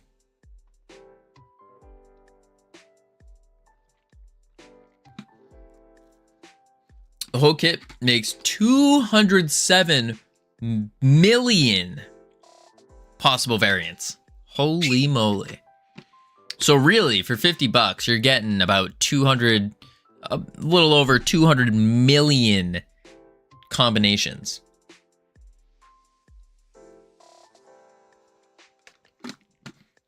You can reuse them. You can flip them around. Yeah, 207 million. That's absurd.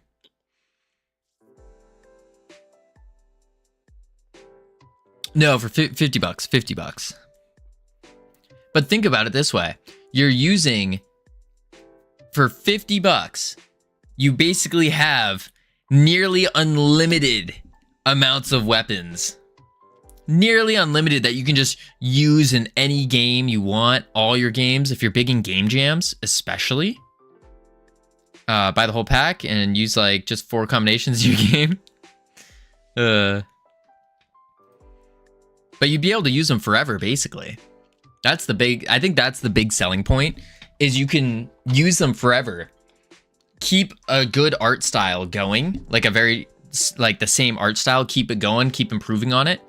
And then you can just change up the combination of them so they're all still different.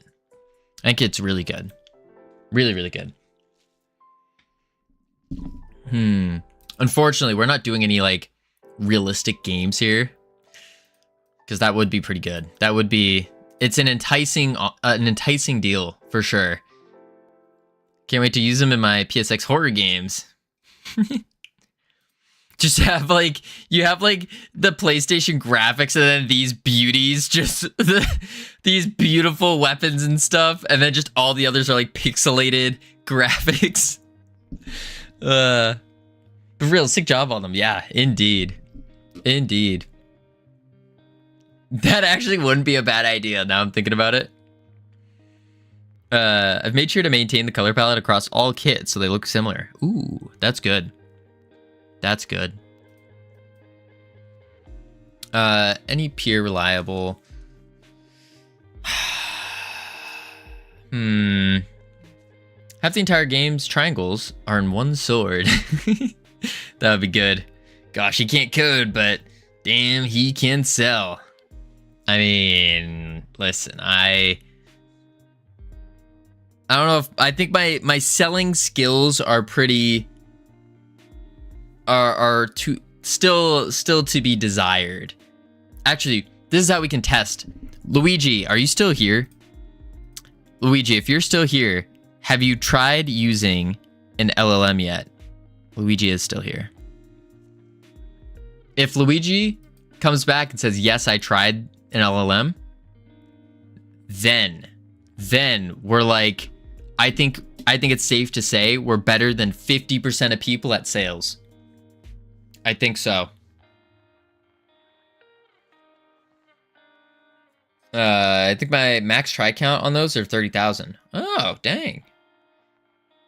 When small language models walk into the room. I do need to figure out, like,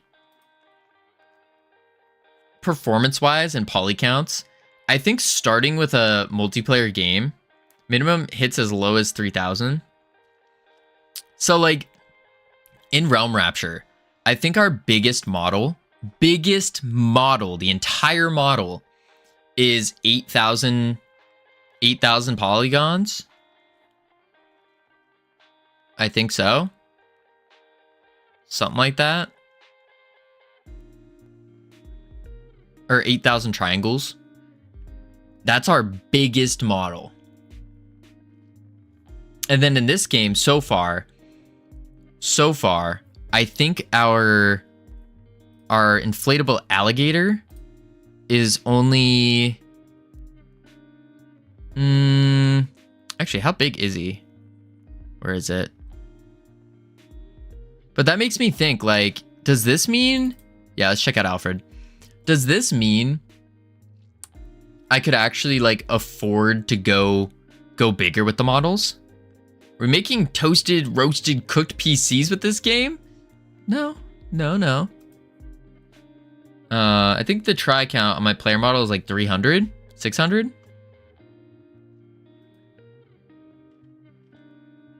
Let's grab stats. Yeah, the entire try count of this model itself, 7,000. 7,000 for this? Isn't 6,000 a lot? See, that's the thing. That's the thing that was blowing my mind. I need to make some food. Sounds good, Mavis. Appreciate the raid. Go get some food. But this is the thing that was blowing my mind, is that there are games that are pumping out like tens of thousands of triangles per model. And so it's like, shoot. Or triangles, yeah. What up, Webbox? So does that mean, like, we can afford to make higher detailed models? You can reduce performance issues? Well, with lower poly models, of course. By making items not on the camera, not visible? True. poly count is one of the least important things. Well, is it? I don't know, because you have to keep in mind, this is our first PC game. Our first PC game. On mobile, the poly count is extraordinarily important. Extraordinarily. The difference of an extra 500 triangles is like 5 FPS. It's absurd. Absurd. Like one of our models, we had it at 20,000 triangles and we were lagging a lot. Our FPS, if I remember right, was like 15. We cut it in half and we brought it down to 10,000 and then I think to like 8,000. And that boosted the performance from like 15 FPS all the way up to 75, 85 FPS. Like, it is so, so important. You can just disable everything that's not on the camera. Well, that's the thing, Adam. I read your thing twice, but on mobile, that's what we did, and we were still getting that lag. Yeah, you shouldn't have to worry, even like 100th degree to mobile, TBH. Especially if there aren't any models in game. Especially if there aren't many models in game. So that's the thing, Poseidon. In our game, for like Realm Rapture, there's a lot of models that are in the game. A lot. Like at any point in time, you could have at least 50 different models on the screen. I don't know how GameDev should add graphics options. That's pretty straightforward. You can, to my understanding at least, what you could do is just to add options, you basically go to your viewport, your camera, and you can look in the environment and make those variables to mess around with and play around with. Infinite Coder, welcome in. How are you doing, folks? If you are interested in real, what we're calling real programming from a very, very intellectual individual, be sure to check out Infinite Coder. Nigel, Koovie Man, welcome in. Welcome in. If you guys don't know me, my name's Covino. Hello. We're working on our second ever game. Why? There we go. Our second ever game here. Infinite Coder, what were you working on? What were you doing? But second ever game here. We're making a Mario Party multiplayer game that revolves all around lifeguarding. Even Go does it like automatically when you import. Are you talking about the setting stuff? Oh, math. Downgrade. Probably the main thing is depending on collision logic, if any. Polygon density is important, especially in context. It really matter if you're weighted and you're doing UVs. Very, very aggressive culling. Second game and already multiplayer. Nice, indeed. Third game gonna be an MMO? Absolutely not. Absolutely not. No. I may be dumb, but I'm not stupid. But the big thing is I have a tendency to do the opposite of what people advise me. So people said, hey, Covino, whatever you do, don't start with a mobile game. Don't start in 3D. Don't start with complex mechanics. And so, of course, our first game, we started with a 3D mobile game with complex mechanics. And then they said, hey, Covino, what up, Jax? How you doing? They said, hey, Covino, don't do multiplayer. But that's the thing. Multiplayer is something that I just really, really want to do. And so I was like, all right, I'm doing multiplayer. We're all doing multiplayer now. That's it. I have a question. I have an answer, Luigi. Yes, LOD tricks have existed for ages. That's true. Jax, did you call me Covino Gates? Gates? Like Bill Gates? Nowhere close. Hey, Covino, absolutely don't make a compiler for in your third game. Gotcha, Infinite Coder. I'll take your advice. I will not make a compiler. Covino, I recommend you don't make a game with furries. They're difficult to program into your game. Don't worry, don't worry, Lizard. I will not be making that. That's for sure. Like that, I actually will not. No. Wait, your game already has furry content? No, it does not, Lizard. Not even close. They're little inflatable pool animals. Little pool animals, and then you use them, like, because it's a play on it flotation devices as compared to people. It makes sense. Scaly characters. They're not scaly. They're made out of rubber. Ready to set up relay servers then. Relay servers. We already got that. We're using, so what we're doing for our multiplayer, which, little update, we have multiplayer working. We have it working, by the way. Also, do remember not to voice act for the next one. Nigel, I could do voice acting. My voice acting is great. Absolutely phenomenal. Some may even say it's the best voice acting they've ever heard. They've ever seen. I'm pretty good at it. Wow, this is impressive. You're moving really fast. Thank you, Infinite Coder. Check this out. Ready? Boom. Oh, by the way, this is our third time making multiplayer, because the idea is what we're doing, like really what we're doing is we're making a template. Because like I said, we're making a Mario Party game. And so for those who don't know Mario Party, at the end of every game round, there is a mini game. And so in order to release our game on Steam, our goal is to have one game board, 5 scenarios, which are the mini games. We're just calling them scenarios. 5 mini games. And then to be shippable, so like to release the game completely, we want 15 mini games. And so we figured, okay, a mini game can't be, or isn't a good mini game unless it can be played on its own, as its own separate game.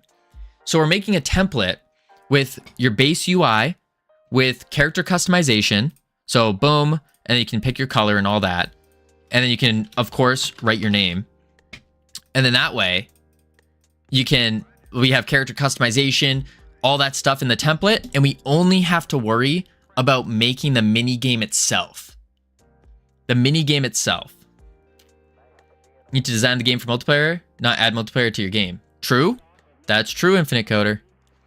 Also, don't add static light map G to your game. Ray tracing, yeah. My next question, how many stages is good to start off for a new universe? What do you mean by stages? Hey, if there's going to be a template, could some of us contribute minigames? Potentially, Lizard. I'd be open to that. I would be open to that, actually. Actually, yeah, I would be open to that. I'm working, a little secret to everyone. I'm working on a whole setup. A whole setup that's going to be eventually put into Discord. I'm just trying to figure out how to implement it in Discord while keeping track of all the information. But we will have something in play.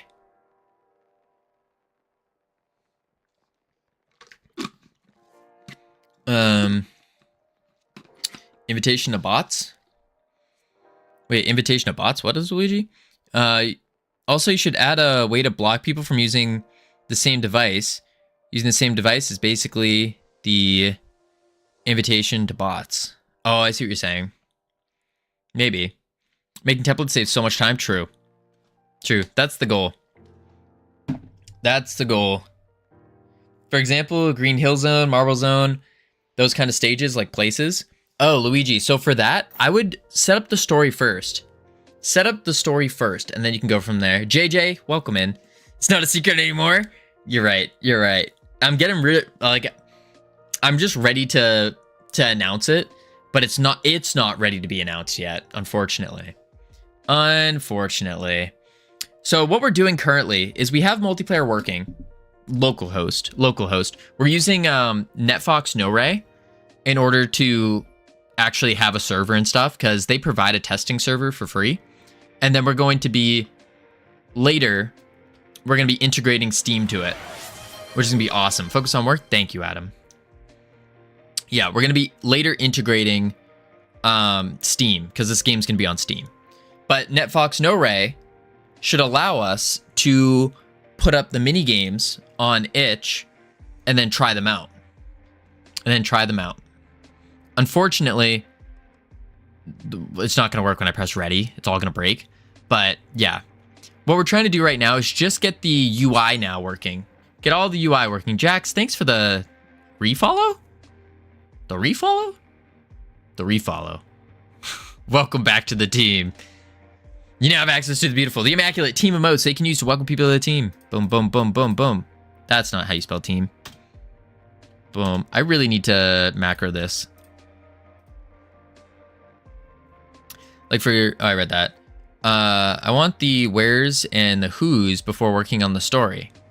Luigi, that's kind of part of the story though, is those things develop as you're crafting the story. So it's just like in life. What you want to do with the story is you have your start and then you have your end. And then start crafting the story. In life, you will never be able to guarantee that you're going to this spot, then this spot, then this spot. You can get approximate to it. You can be like, all right, this is probably where you'll land, somewhere approximate, but you'll never know the exact spot. And so it's the same thing with crafting a story, is you might want to go in your story, this might be your key. You want to go this way. But in reality, as you're crafting the story, you're going to start coming up with new and better ideas. And then so instead of going to the green, you might go to the purple and then to the purple and then to the purple. Something like that. Now your path is far different than the original, but you're still going to the same destination. So same thing with crafting a story. You don't want to like fully plan out each individual place. You can have ideas of where you want to go. So you could say something like, I want to go approximately around here or approximately around here. And that's what the orange lines really represent. So that's what I'd say. I can't play the game. What game, Mobox? What game? I also try to consider how a stage theme would inform gameplay mechanics, while gameplay mechanics would inform environment. Think Celeste chapters 1 and 2. Oh, Lizard, Luigi's making not making a game, making a movie or a show. The plot is the product of the characters, and the characters are the product of their setting. It's all intertwined. Yep. Because like the plot moves based on the actions of the characters. Yeah. The big thing, Luigi. Plan your characters. Plan your characters super deeply, and that will direct where your game's going. He's a movie maker, then he probably knows this. Well, he's just getting into it. Just getting into it. So, one thing about the character that has helped me a lot is when you make a character, think about not only their personality traits, but really dive into their personality traits. Like, really dive into it. Even the most useless information, like, for example, what's their favorite color? What's their favorite food? What are their tendencies? What would they do in this situation? And you keep playing with that, creating a giant database, basically, on who they are as a character. And then from there, you can the story will almost write itself, because you'll have character A walk up to a spaceship and you go, oh, character A is super adventurous and they're really curious as well. And so obviously, what do you think character A is going to do? Would character A ignore the spaceship? Absolutely not. And then boom, character A is on a spaceship. But oh no, the organization that built the spaceship has it triggered to go off because they're super technical, and it launches character A into space. Oh no, problem. Boom. So that's kind of the idea of what's going on. Consider why they have those preferences and traits. I can't redeem focus on work because focus on work already been redeemed. Lizard, focus on work. That's what we're doing. I was just answering a little question from Luigi. That's it. Just answering a question about story design. Very important. Okay. UI. So we got the colors going. let's now... I'm focusing. We now need to update the buttons as they're being pressed. So red needs to do it and all that. Typical Italian procrastinator, just like Irad. Just Irad. I am not procrastinating here. I was just simply answering a question. I like storytelling. I think it's really interesting. I think it's super interesting. And I think it's very valuable and a valuable skill for game devs.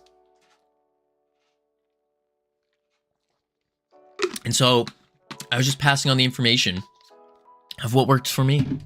What worked for me. One of the 4 starting characters I already have deep traits, because for the longest time, since 2022, they're my only good OC. I haven't got a movie focused on them. Luigi, gotta get all those characters. Every single one of your characters. The deeper you can go on each individual character, the better and the easier the story will be to craft. And that was ripped straight from Iricho Oda, one of the greatest storytellers in modern day, if not the greatest modern day storyteller. Arguably one of the greatest storytellers in the history of storytelling. Storycrafter's hard work? Yeah, big time. Big time. We got ads coming up in 10 seconds. What we're going to do is chuck on the marbles. Chuck on the marbles here. Story crafting, yeah. All right, exclamation mark play in chat to join the marbles. Multiplayer games are tough. Ravensoft, they really are. They really are. They really are. But we're getting it. We're working. Once you start getting the base idea of how it goes, it's been getting really, it's starting to flow more. It's definitely flowing more. That's the big thing. No more words? Lupo, we're still doing words. We're just changing up a little bit. Words get boring after a while, you know? Where's the chat? Bloop. There we go. For today, I only have 4 characters for now because my brain ran dry. That's fair. All right, we're starting it up. Starting it up. Here we go. I will be right back real quick. I gotta let my dog back in and then get water. I'll be right back. Bloop.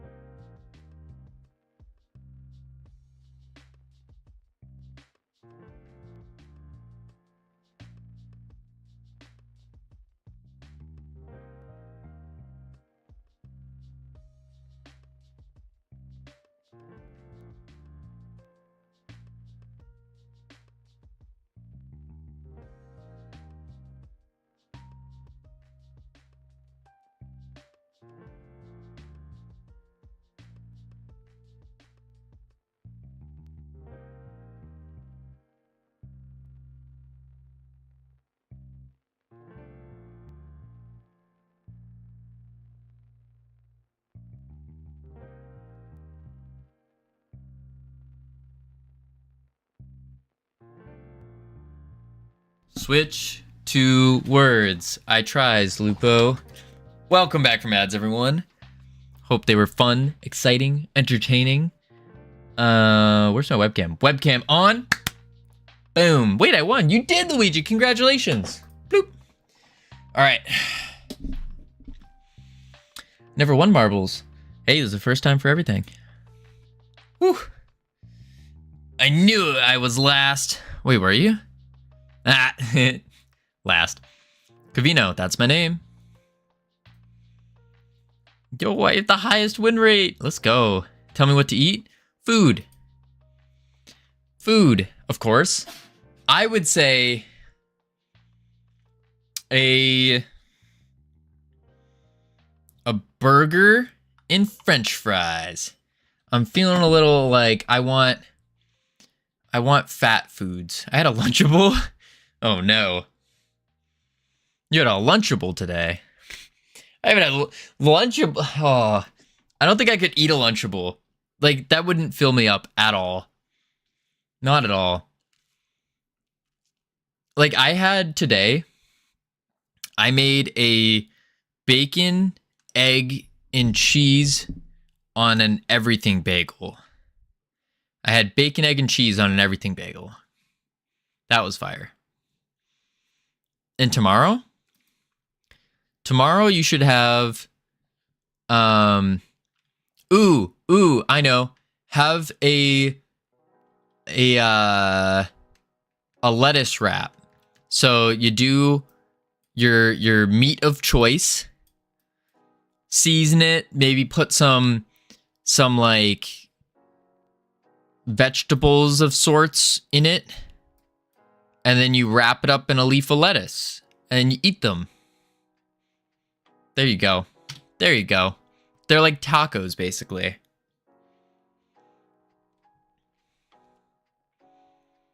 Meat of choice sounds kind of sus, not gonna lie. Nah. Bro, I'm vegan, not a rabbit. That's why I said your meat of choice. What do you mean? What's wrong with that? You can use your kibble. The vegan kibble, right? Do the vegan kibble. There you go. Boom. Maybe soften it up because kibble tends to be hard and crunchy and it's not great. So yeah, my right plan is page 1 in the title page that includes the movie name, list of 4 characters, 5 places. Page 2 will be a table of contents. I do want this to be an online chapter book, and then page 3 onwards is a story text. Sounds good, Luigi. Sounds good. Do it up. All right, so we want to get the visuals going. So step 1, we have in our lobby here. Move it over. Said move it over. There we go. So when that is done, I can better recognize the text to replicate onto a screen of television. I see what you're saying. So you're trying to write it. You're trying to write it as a book first. Is that what you're saying? Because writing a book and writing a story is a little different. You cook the dry soy pieces, then bake them. The vegan kibble is just dried tofu, basically. Books take so long to write. That's true. They really do. A good book will take a long time to write. So that's what I'm saying. You want to... And plus, writing a book is different than writing a screenplay. Very different than writing a screenplay. Focus on work. You're right. Enough about movies. Enough about movies. Luigi can talk to an LLM and figure it out. So we had functions right here that removed stuff. This is the update ready button. That's right.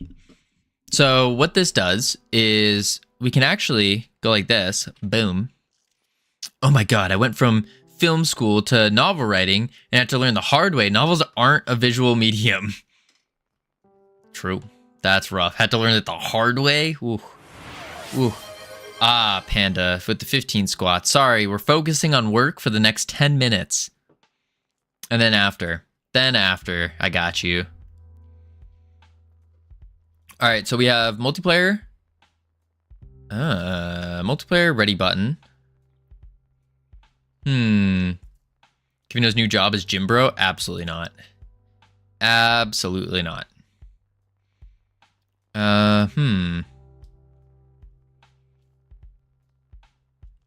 Cancel. No, ready. I'm no longer gonna lean on AI this time. I'm gonna brainstorm all by myself. Wait, Luigi, did you try using an LLM? Or have you not tried it yet? Because if you did, then I would like to know what your opinions are now. Focus on work. I got you, Lizard. You're right. I'm getting too distracted today. Too distracted. So we have an update ready button. Covino Twitch fitness trainer. No. We're not doing that. What did auto type laugh at essay? My phone is strange, huh? Used to love 2D to make visual story games. Oh, nice. All right, update ready button. And we have is ready. And this does the ready and cancel visuals for that button. Just thinking about how to cheer up Tricky after she placed last.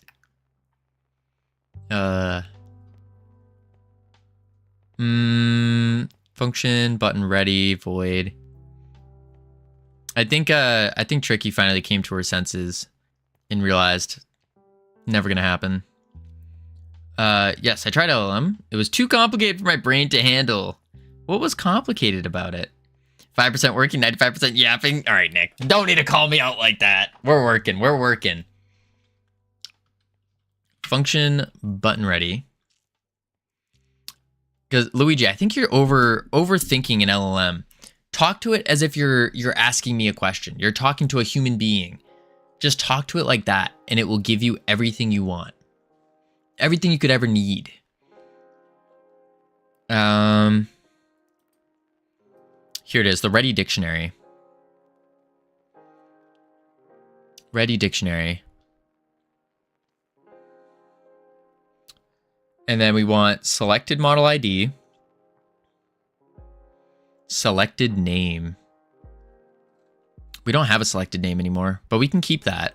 We can do a selected name. Var selected name. And we can say that these are just used for local updates. Like that. As a string. And then we go input name. Here we'll just say selected name equals new text. Like that. Easy peasy. Here's being loud. New text. And this just updates the icon of the color buttons now. Either way, I'm going solo. All right, Luigi, good luck. Telling you though, learn to use it. It will make your life a lot easier. Don't believe the nonsense you're hearing on YouTube.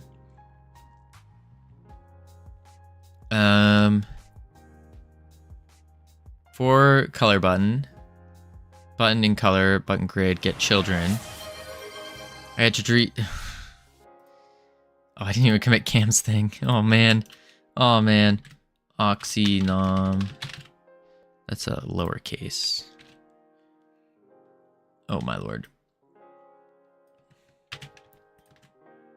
I had to retrieve the Krabby Patty recipe, so I set off to the Krusty Krab to take the list, but Squidward just had to stop me, so I went back and told Karen she had better build a mech suit, so after 10 minutes, it was done. I stamped in and was unable to fit, so I gave up and SpongeBob laughed at me. Interesting. Very interesting. Selectable colors. Okay.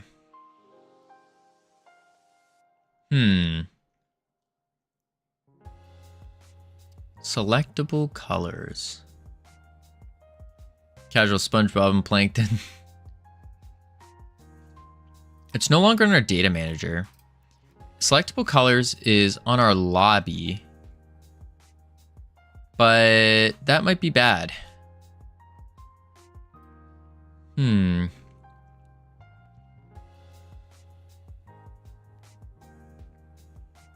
How?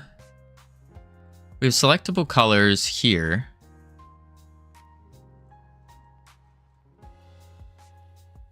And maybe we just update.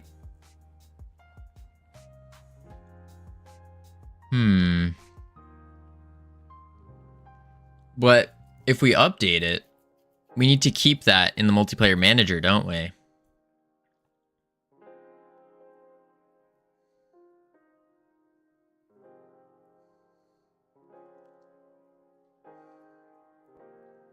I think we might. Because the color can only be used once.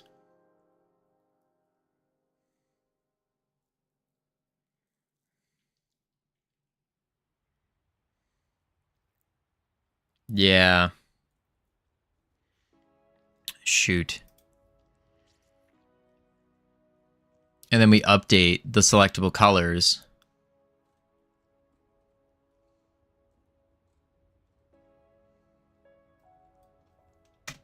That's not being used. Update color, selectable colors. Taking in a PID and a color.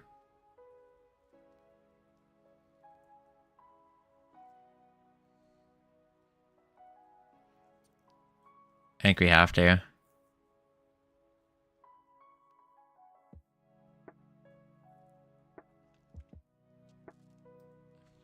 then we can just update data. Oh, but update data will go to the player data. Right now I'm going to be taking a break for my Brian to soak back up with ideas. Sounds good, Luigi. Yeah, coming up with ideas can be rough. You need to... it does help to do other things. Because it's weird. The weirdest things can actually inspire you a ton. Selectable colors. Taking in a color as a color. And a PID as an int. This will retrieve void. And then we say selectable colors color equals PID. Now we will have to put this on the multiplayer manager then. Which I kind of wanted to avoid, but I don't think there's a better way to do it. So we'll do that, save it. Yep, and then things break. What broke? Random color, that's fine. Multiplayer manager. Then we go down here, enter, paste. This is an exported variable though. We don't need this exported. Save. And now we can say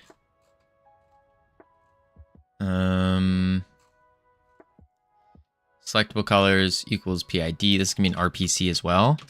RPC any peer, and it will be a reliable equals PID, and then we say selectable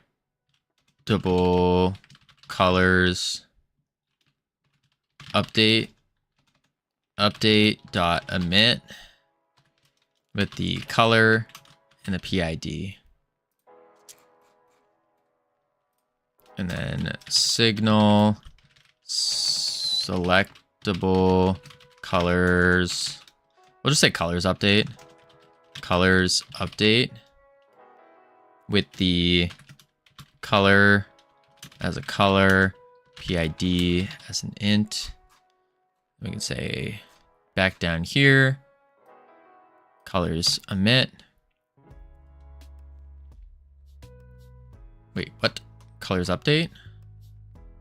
Colors update. Colors update. There we go. And then we want to do a wrapper function. And so we could say, let's see, update selectable. Oh wait, this has to be a function. Whoopsies. Func update select. Oh no, my lord. Oh my lord. Send colors to server, taking in a color PID.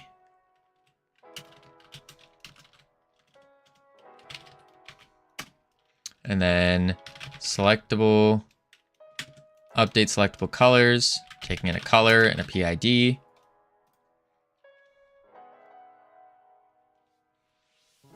Needs to be an RPC though. Dot RPC one color and multiplayer dot get dot multiplayer peer dot get unique ID.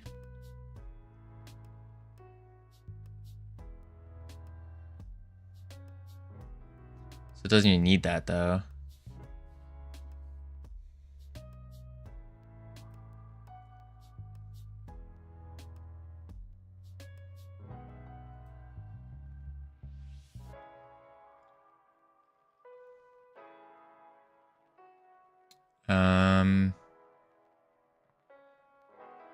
Yeah, wait a sec.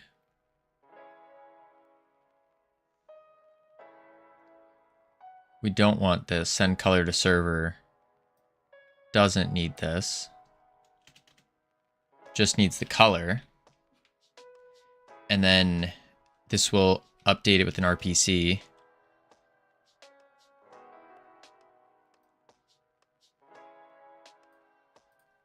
And then we can say update selectable colors wrapper function. Makes it with the PID and the color. Okay. Send colors to server. Back to the lobby.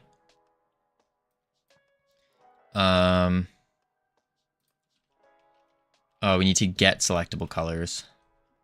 So we can do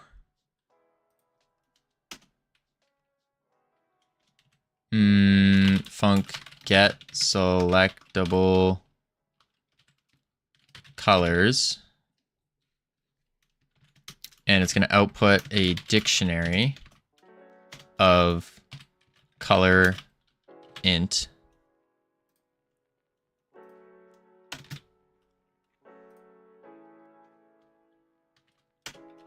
And then we just say return selectable colors dot values.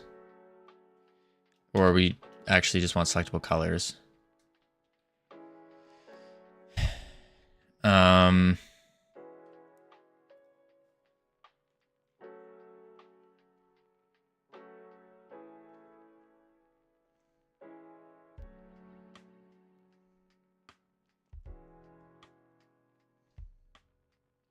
But instead, we could actually return the color of the ID. The ID of the color. Can you change of pace at work? It's gonna be nice. Ooh, a change of pace, you say? Tell me more. What do you mean?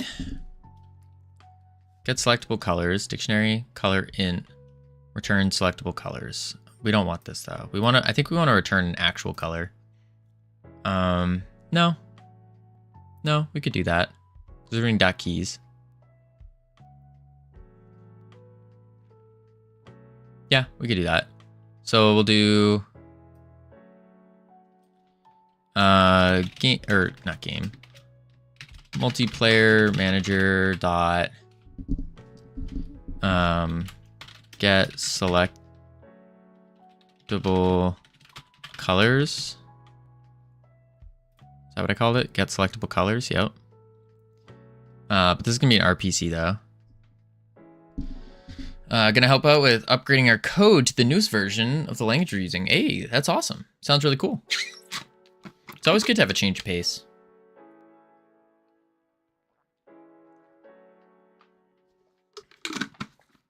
All right, get selectable colors.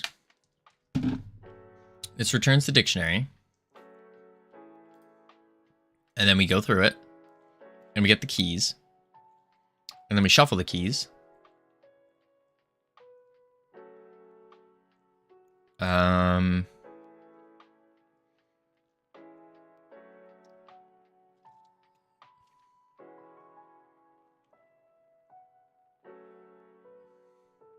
But we want the hosts.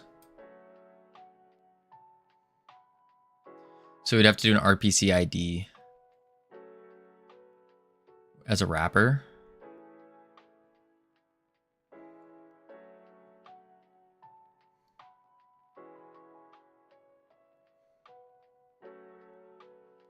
I think so.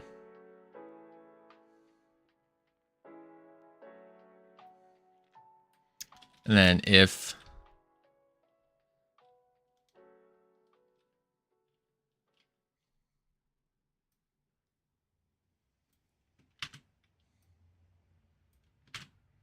is equal to 0, return color.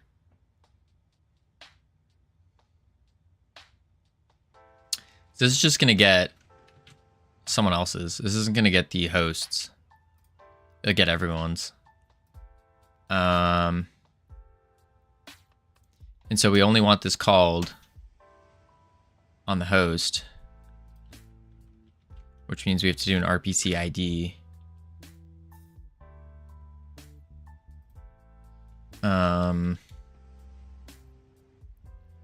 That is a successful mustache. Thank you.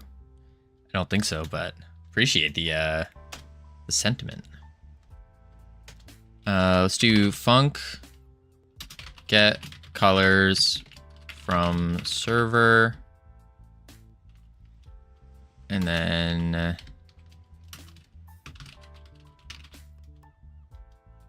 dictionary color int. Then we could say return get selectable colors dot RPC ID 1.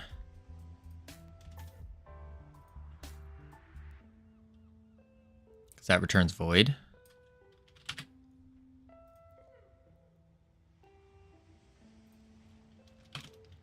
And then we can get selectable colors wrapper function. Oh man, what a long day it's been. I feel you, Cam. I feel that. Although I wasn't standing on my feet all day, but sitting all day. Sitting and sitting.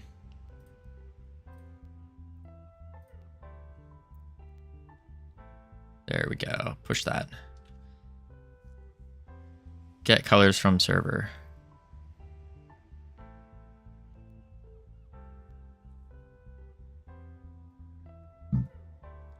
Okay. Got covered for my shift. Had to go deal with one of my clients who were having big IT issues. Oh, interesting. Wonky Circle, welcome in. How are you doing? Boom. And now we can do random color, black. If player manager selectable colors, we don't want this one. We instead want to do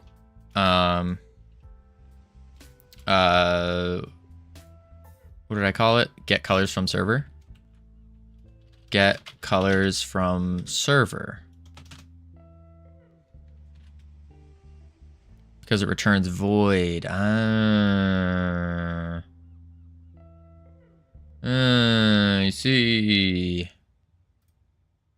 And we can't do an RPC ID. That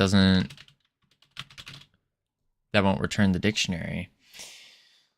RPC ID because it returns void, get selectable colors, which returns a dictionary.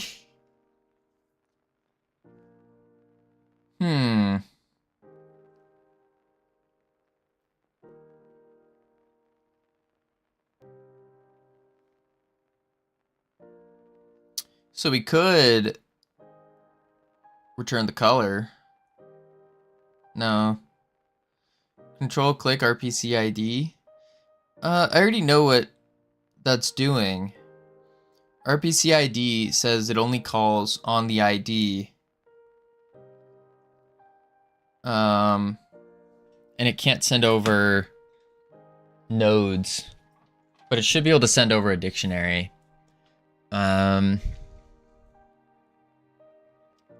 Marked as RPC. Yeah, the big issue is just sending a is the return types. In the return types. Hence my 5-hour drive down south.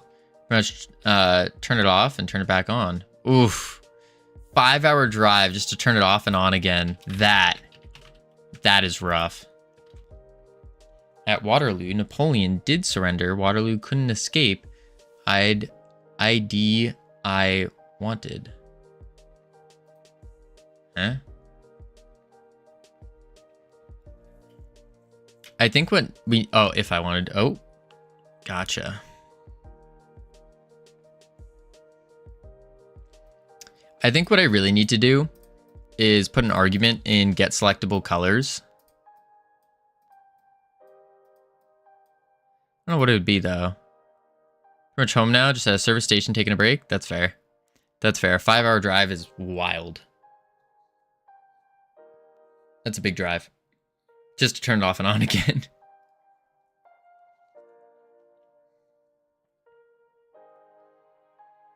But at least you got paid.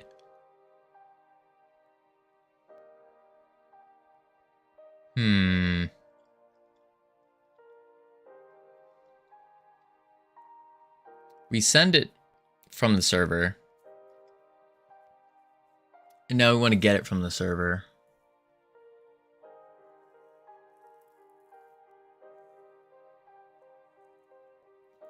Unless...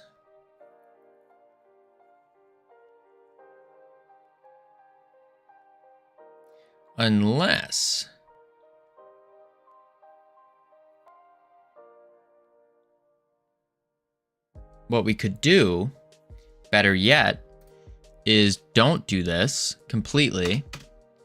And instead... yeah, that's because I just broke it. Yeah.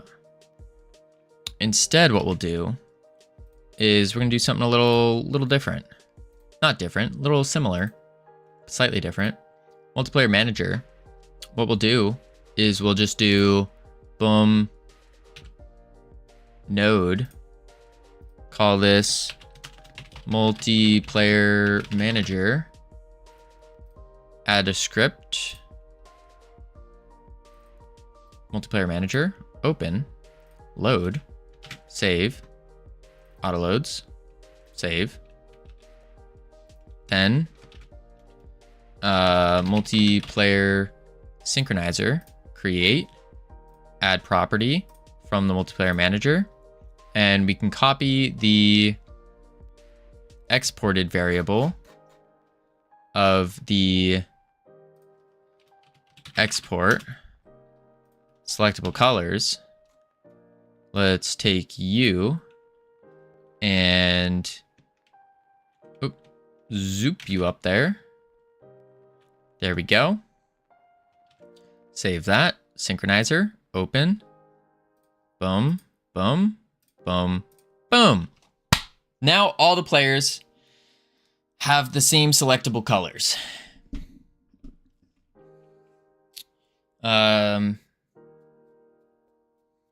Going off of UK standard. Oh wait, I'm pretty much home. Blah, blah, blah. Going off UK standards. Should probably taking a break every 2 hours. Yeah, that's dumb. Yeah, nice money for the company, even though they're paying monthly extra fee for IT support. Oh, interesting. Savage in chat. I don't know. I would assume he's somewhere. It's probably in chat. Just has the tab muted. Let's see. Because I might have been out towards his way. Oh, interesting.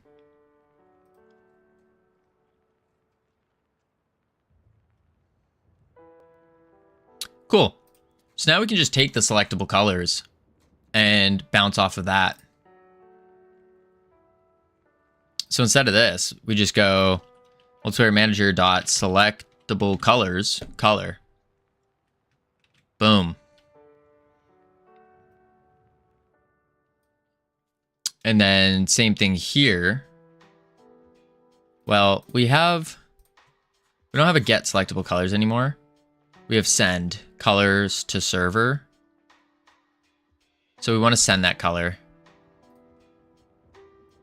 So we do selectable colors keys, and then we return color. But before we return the color, for color in color keys, then we could do multiplayer manager dot send colors to server color.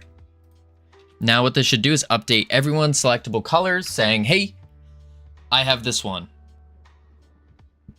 There we go. Yeah, so we have a basic package just for the website, which is £45 a month. And then we offer company IT support and equipment support for an extra $100 a month. Oh, nice.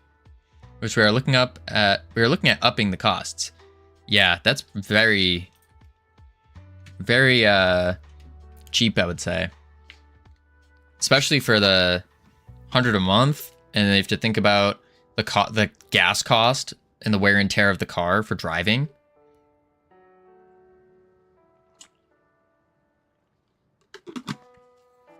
One client's fast, as we were running word of mouth. That's fair. I don't think pricing is a play for getting customers fast word of mouth. I guess it also depends on your competition. If it's something where you can't provide extra customer service, which you always can, I don't know. I don't think messing with the price is the play ever. Like, for example, when I was doing lifeguarding, I would charge a premium. Like, I would charge a premium price. And so most lifeguards or lifeguard instructors would be charging like, maybe like $200 per lifeguard. Meanwhile, I was charging about $400 to $500 per lifeguard. And the reason for that is because unlike my competition, I was bringing more customer service, more flexibility than anyone else. And I found that a lot of people would be willing to pay that extra amount for that extra, like that little extra bit that I would give. And so that made it far more worth it for me. If multiplayer manager, selectable colors, multiplayer manager, send colors to server, blah, blah, blah. But yeah, that was the big thing. Or especially my, my fees too, for if they ever want to hire me. So at Covino, if you're looking for a new website, I mean, Cam, I am looking for an update, a website update. Absolutely. Absolutely. Can I hire a Covino? Pagorli, you can have me for free. At oh. I mean, no, you can't. Nope. No clipping. No. I meant to say, you can have a free high five, a crisp high five for free. Yep, that's what I meant to say. Crisp high five for free. Available now at GadoCon, May 6th and 7th. Crisp smack? Nah. High five. A high five. All right, so now we have a random color that will pick a random color and it will update to the server. And then if it's not the server, we send the update. Selected color equals random color, which also updates. Cool. I wonder if that works. I have a feeling it won't, because we have to connect.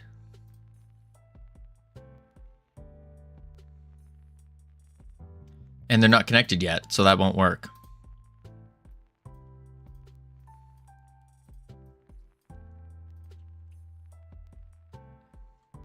Let's try it anyways.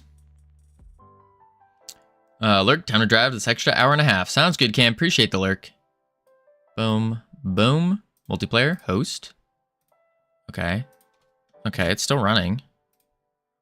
Okay. Okay. Interesting. Let's go. Oh, wait. Were they different colors? Ah. They're the same color.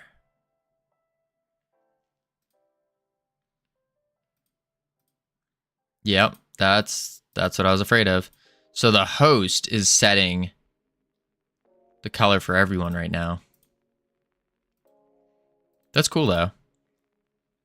Not good, but it's cool. Let's see what happens here. So if we go to our remote multiplayer manager, this is not the host. All right, they're all 0. We need to get the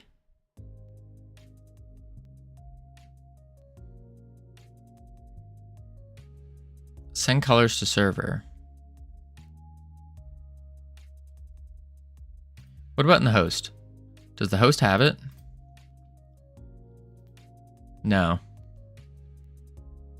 Because it never got the color. Because it started in the ready. So random color went to send it, but there was no ID to send. Therefore, it didn't work.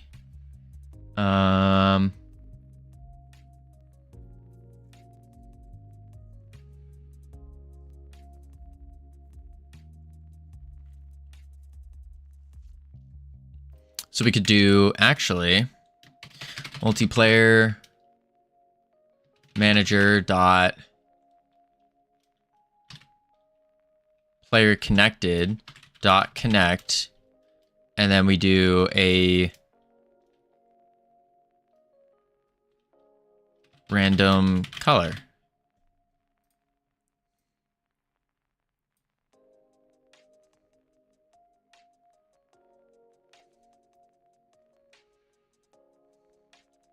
And then we could just say, bring this down, tabbed. If it is the server, do that, update here. Save.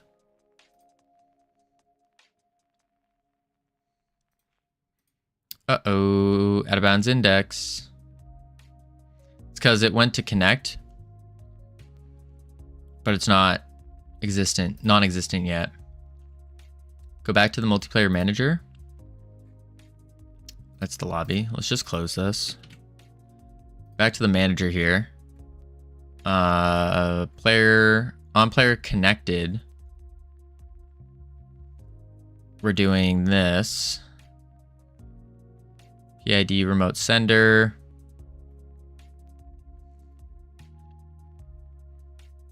And then we have a signal for player connected. Ah, that's why.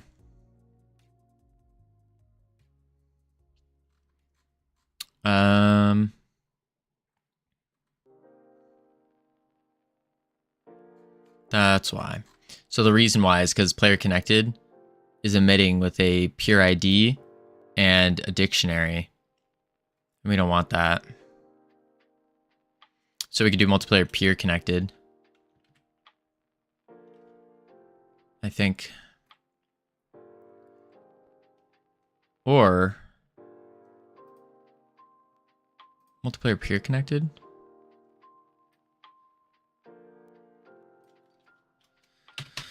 Multiplayer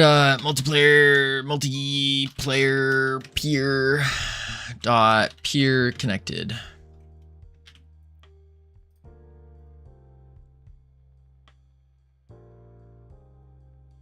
Still didn't work, but it did get a random color, which is cool.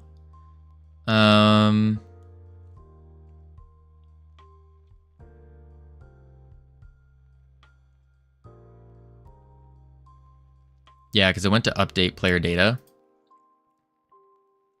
and then couldn't. Right here. Because we don't want this in the ready.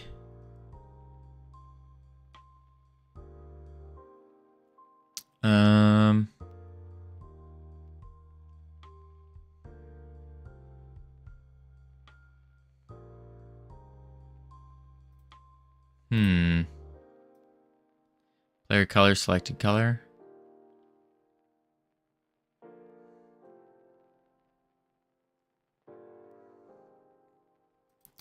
This is peer connected. I guess we have to say if multiplayer peer dot is connected.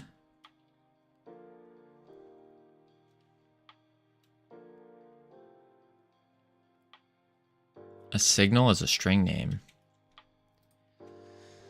Is connected returns true if a connection exists between a signal and a callable.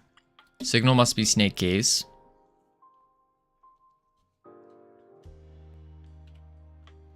Multiplayer peer is connected, and then we could say peer connected.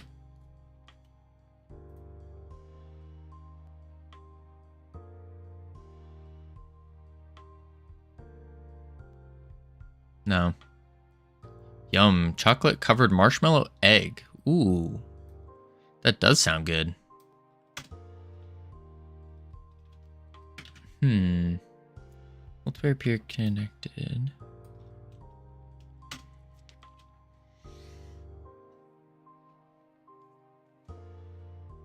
That was my nickname in high school. Steve, was it? Was it? The chocolate covered marshmallow egg. It's an interesting nickname. Interesting nickname. AJ, thank you for the 15 squat. Oh shoot, I forgot. I still have to do panda squats. No, I did panda squats, didn't I? Did I do panda squats? I did pierogi squats. I still didn't do panda squats. Alright, I'll do 30. 30 squats. Ugh. Ugh. Ugh. I had many nicknames, did you? Were they good nicknames or bad ones? I used to be called, my teachers would call me a smart butt all the time because they thought I was super smart. At least that's what I think. And then also other people would be like, hey, what up, genius? How you doing, genius? Way to go, genius. It was really cool. They thought I was smart. 1, 2, 3, 4, 5, 6, 7. Ooh, 8. My body's not feeling it at all today. 10, 11, 12, 13, 14, 15, 16, 17, 18, 19, 20, 21, 22, 23, 24, 25, 26, 27, 28, 29. I hate you, Camilos. And 15 push-ups. And 15 push-ups. Bring that down. Oh. I just came here, had to join the fun. What fun? What fun are you talking about?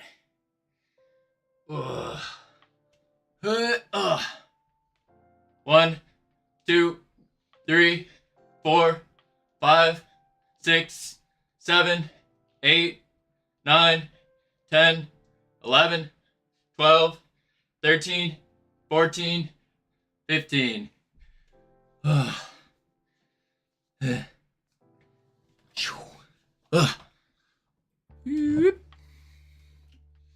The grind. They also called me Southwire 18 gauge bulk spool. It's an interesting nickname. Also, an 1/8 inch cushion grip, hex T handle, T key, Allen wrench. They were a weird bunch. Sounds like it, Steve. Sounds like it.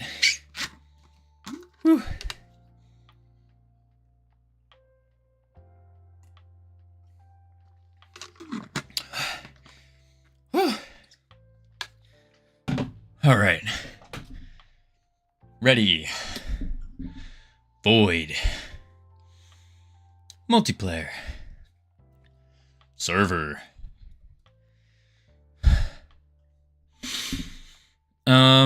We need to get the... Now I forgot what I was doing. Oh yeah, the ready.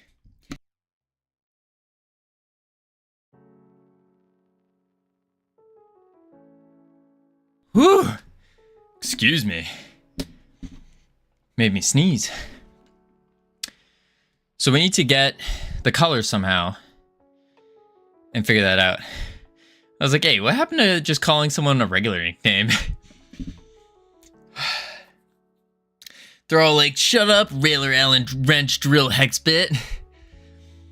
That's a very weird bunch. I was mostly just called Covino. That was really it.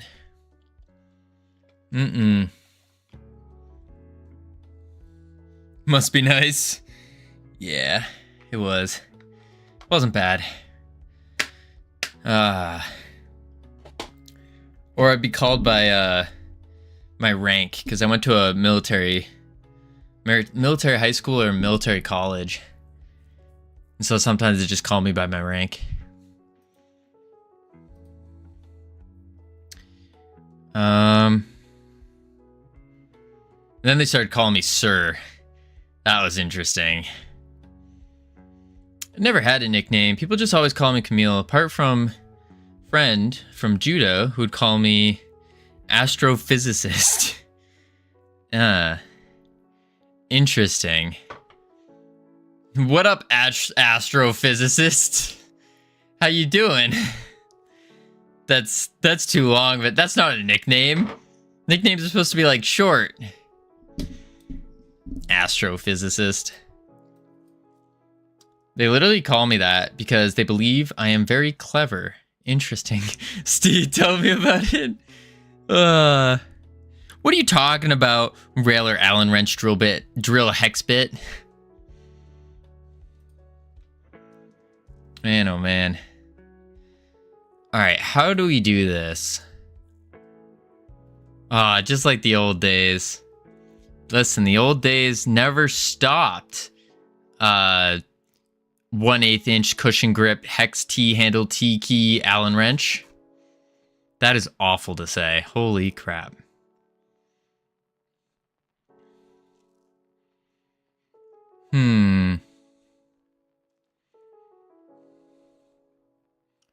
Maybe we do a... That's a quick way to do it, actually. Var is loaded as a bool.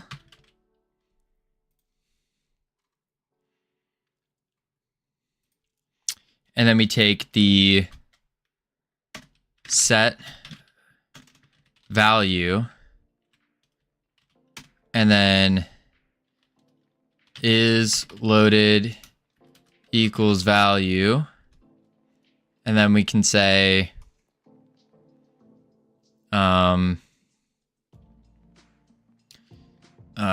selected color equals random color. Then multiplayer manager dot colors update.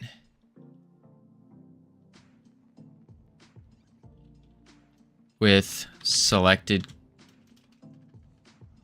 color. Colors update is not a function. Oh, I gotta fix that. Covino, if I want to make a third-person shooter, which engine should I use? Can you link a tutorial? Micros, it depends. What kind of third-person shooter are you going for? Are you going for like realistic graphics? Are you going for more stylized? Are you going for like what are you going for? GTA style? Then I would go with Unreal. Unreal Engine's probably your play there. Covino. What do you mean, brainoid? Oh, Brainoid, I need to message you, actually. Maybe not yet. I might wait. Just know. Me and you need to have a little chit-chat. Little chit-chat. Graphics don't need to be super high. Oh, if the graphics don't need to be super high, then Godot.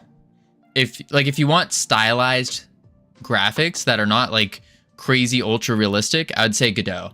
Because it's the simplest to learn. It's the best engine for learning, hands down.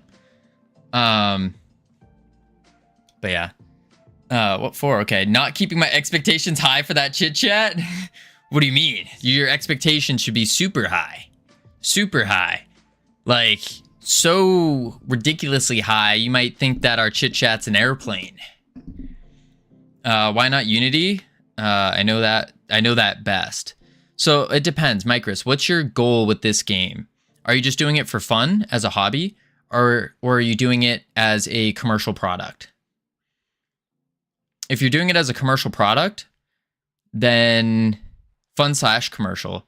Okay, those are two very different things. Very different things.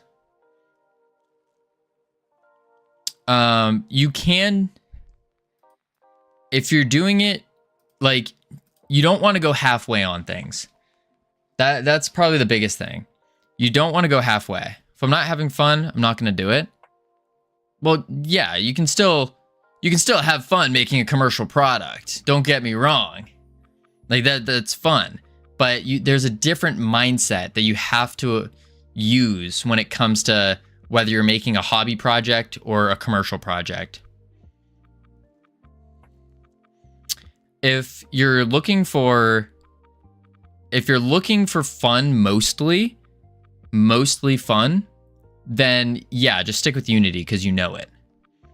If you're looking for more of a commercial product and you want to use that mindset, then I would say Godot. And you can even use C# in Godot. There's a new GTA style game tutorial on YouTube, Unreal. And you could do that one too. That will, a tutorial like that will not, that's more of a fun project. That's not I wouldn't say that's a commercial. All right, so we have, I'd like to make a game in MS Paint. I mean, listen, don't let your dreams be dreams. I would like a dry, wet towel, please. What? Unity is a little tiresome, having to do a lot of mundane things manually, like collision assignments, texture type, etc. Yeah. I wouldn't advertise making a GTA style game if you want to make it looking at a tutorial. Yeah, that's why I said it's probably not a commercial game then. No, I will think how to fill it, but the fundamentals are taken care of. Yeah, Micros, I still wouldn't consider that commercial.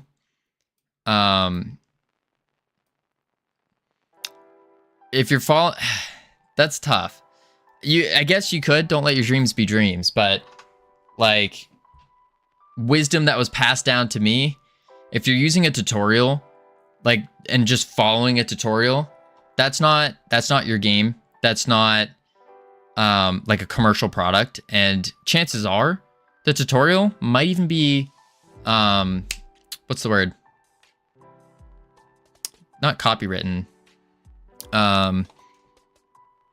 I don't know why I'm blanking on the name. Protected, basically. Trademarked? Maybe trade. No, I don't think it's a trademark. It could be, but you can like you can protect code as well. But yeah. So I think Covino shouldn't make a multiplayer game at this point, and you shouldn't make a GTA style game. That doesn't mean your games are going to be awful or unsuccessful. It's just too early. Intellectual property, yeah, IP law. Well, Brainoid, that's the thing. This is where you're wrong. You ready for it? We push for multiplayer because there's no such thing. Okay, there is, but it's not too early to start multiplayer. It's not too early, especially if we're doing basic multiplayer, which we already We already have it working. We have it working. We're just setting up the UI right now. Like, this is... We have multiplayer. I didn't fix this function. We have multiplayer. It's working. When people doubt us, that's where they're like, oh, shucks. Big multiplayer is not the hard part. Then what's the hard part? What's the difficult part of that?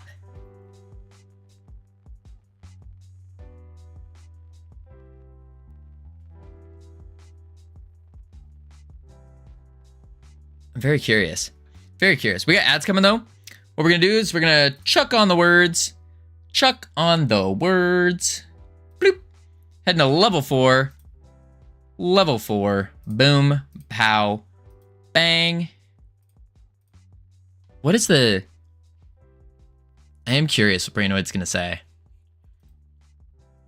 I am curious. Ooh. There we go. All right, I'll be right back real quick. I'm gonna grab more water. And then when I return, we're gonna do the color updates. The color updates. Yeah. Yeah. Bloop.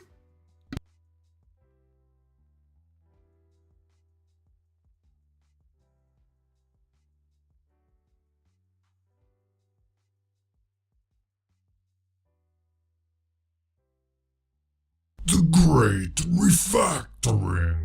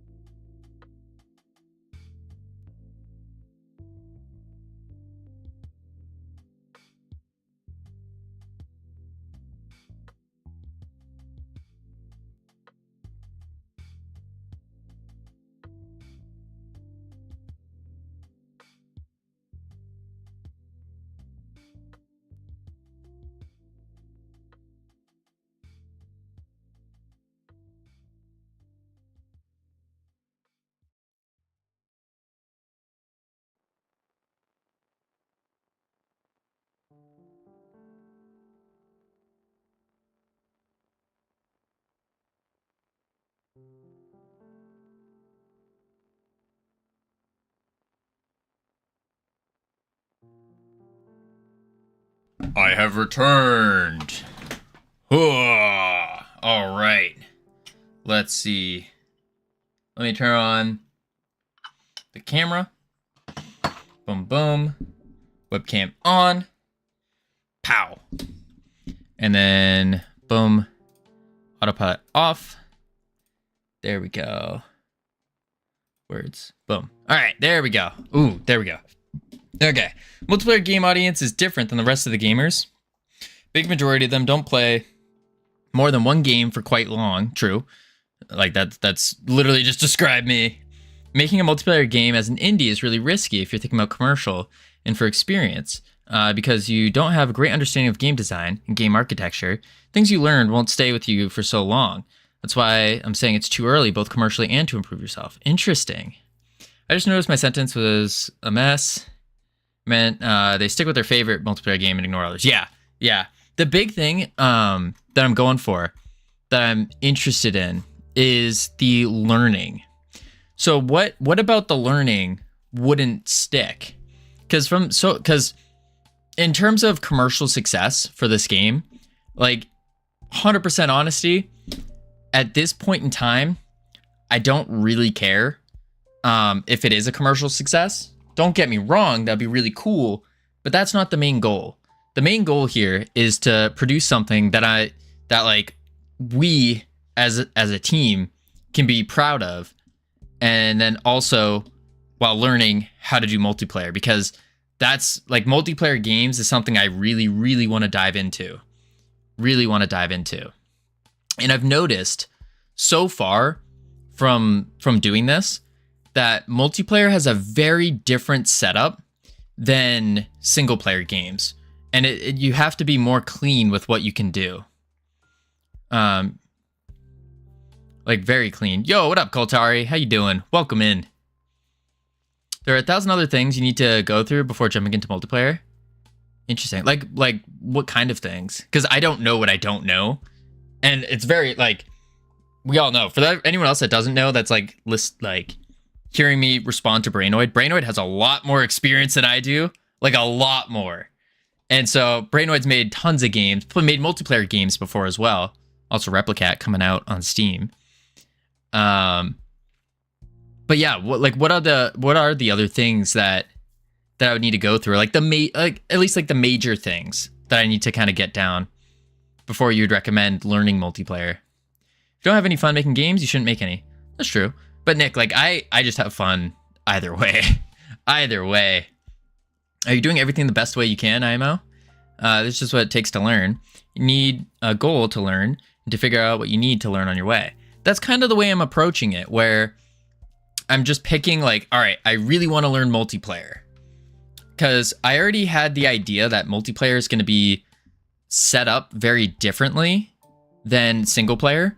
So something I've found already is in single player, you have more leeway. You can be a little bit dirtier with the code.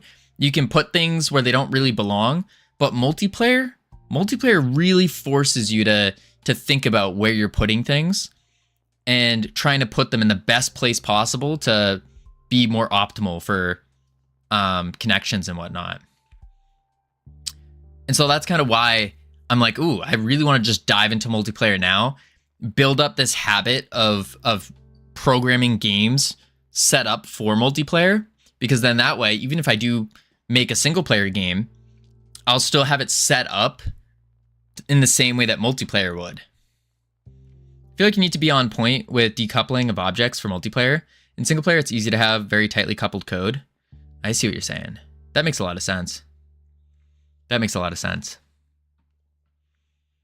But yeah, no, I think, I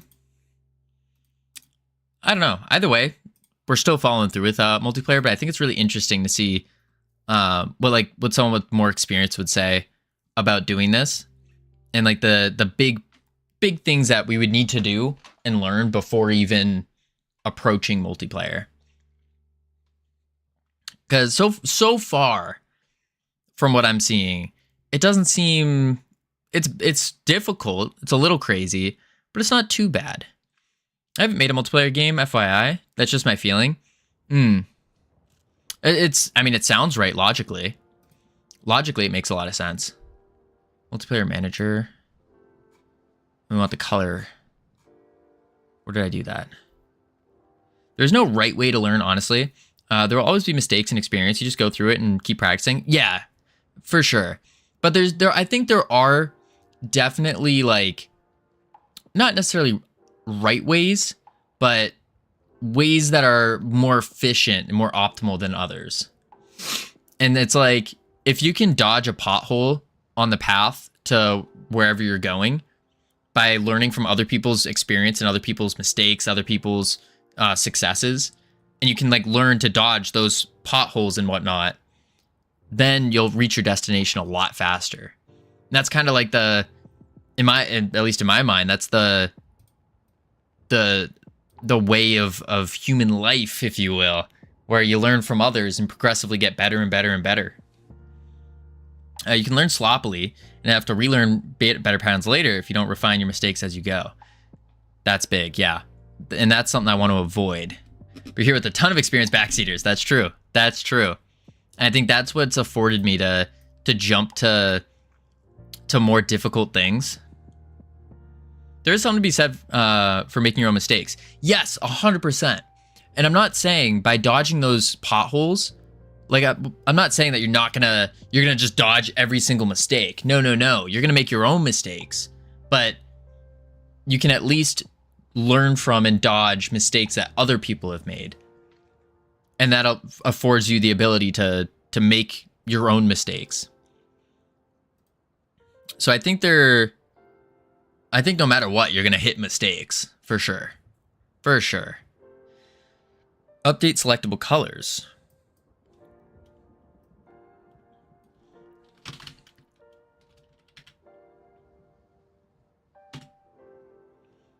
Select a color and then get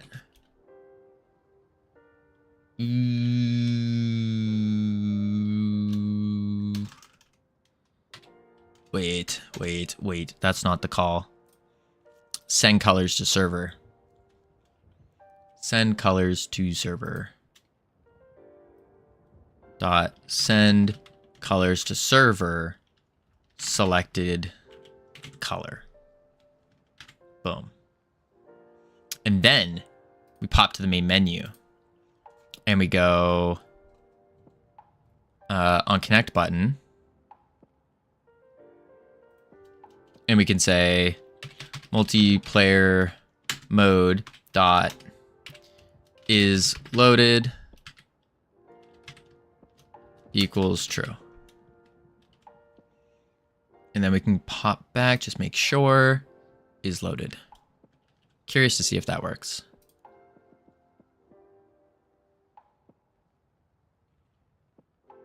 Can't answer your question. Like, you need to focus on these first before diving into multiplayer, right?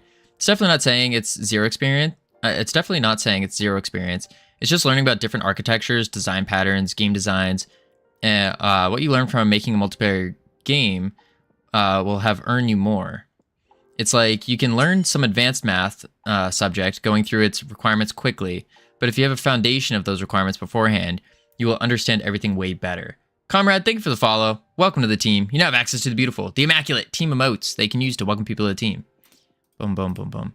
I see what you're saying. So, Brainoid, you're basically saying, like, to draw it out, because I'm a visual, I tend to be more visual. You're saying you want to build a strong foundation before you start actually building upward like this, is what you're saying. You want a really big, strong foundation, as compared to what I'm doing right now, which might be more akin to making a weaker foundation and building up a lot faster, which is not good. Hello, comrade. Hello. I see what you're saying. Because in my mind, and this could be completely wrong, is by going to multiplayer, this is building that super strong foundation. Because multiplayer seems to really force in those proper programming practices and design patterns. I do wonder. You're not doing an awful thing, because what you're making is still a simple game. That's true. And that's what I tried to do, is pick like the simplest multiplayer game possible, besides a leaderboard. Because I think, if I remember right, it goes leaderboards, Then after leaderboards comes turn-based games, and then you have the real-time big update games like League of Legends, MOBAs, MMOs, that kind of stuff. Which we're kind of dancing. We're kind of dancing right here, to be honest, with the mini games. Because they are smaller games, yes, but some of their functionality tends to cut a little bit into the real-time updates, which can be really rough with the because you have to do packet updates and all that. What about Pong? I mean, Pong. Then again, in my mind, Pong is just, you can just do a synchronizer on the position. Yeah, I wish you did a full turn-based game. Yeah, I mean, we're doing a partial turn-based game with the board functionality. We are doing that because we need the board functionality, but we're starting with the mini games, which might be backwards because we're starting with the more difficult stuff here. But with the mini games and creating this template, then we can really focus in on just the little tiny bits and pieces, as compared to like a big thing. I'm not sure though. I'm not sure. We'll see. We'll see how this template comes out. And kind of, we can always pivot and stuff from there. But I do want to get this game done. What's happening? Int dictionary, we're getting a PID of 0. Because we're running update player data before we want to. Which is right here. Yep, we don't want that. And this would be with player color, selected color. We could actually just plop this up a bit. Oopsies. Like so.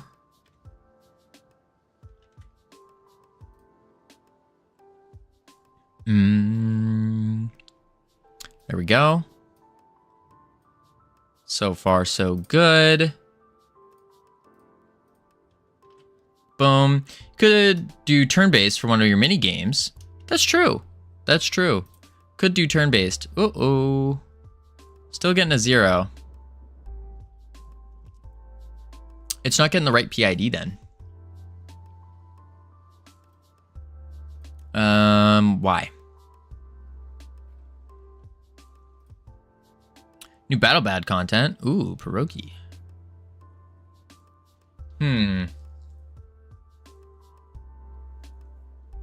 We could do a turn-based minigame, though. Probably. I'm not sure, though. Not sure. Because I am curious to see, like, where it's going to start getting really difficult. Because I think with the real-time updates, like what we were seeing with the design patterns, the difference of the patterns using the Unity docs there, where there were different patterns for different, here it is, different patterns for different things, and then latency, hiding it, latency using animations, that kind of stuff, which is where we're gonna get into. But I still don't think it's gonna be too bad, as long as we're following this. Why are you referring to Unity docs? Because Unity docs has a really good like educational sample of actions walkthroughs for multiplayer with their setups. So for example, a client to server relation and hiding latency through animation anticipation. So little things like this are very useful, because this goes no matter what engine you're using. This stuff is very useful for multiplayer. Just basic things like, the player presses their ability, sends an RPC, the server then goes, oh, RPC's executed, let's remove the health, let's call the VFX and all that. Transferable skills, baby. Exactly. Exactly. That's why. Gamble, gamble, gamble, he says. Oh no, pierogi. Oh no. Gamble, gamble, gamble. Oh my lord. Gambling pierogi.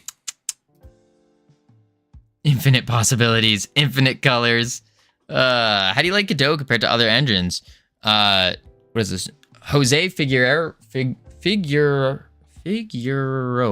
Figueroa?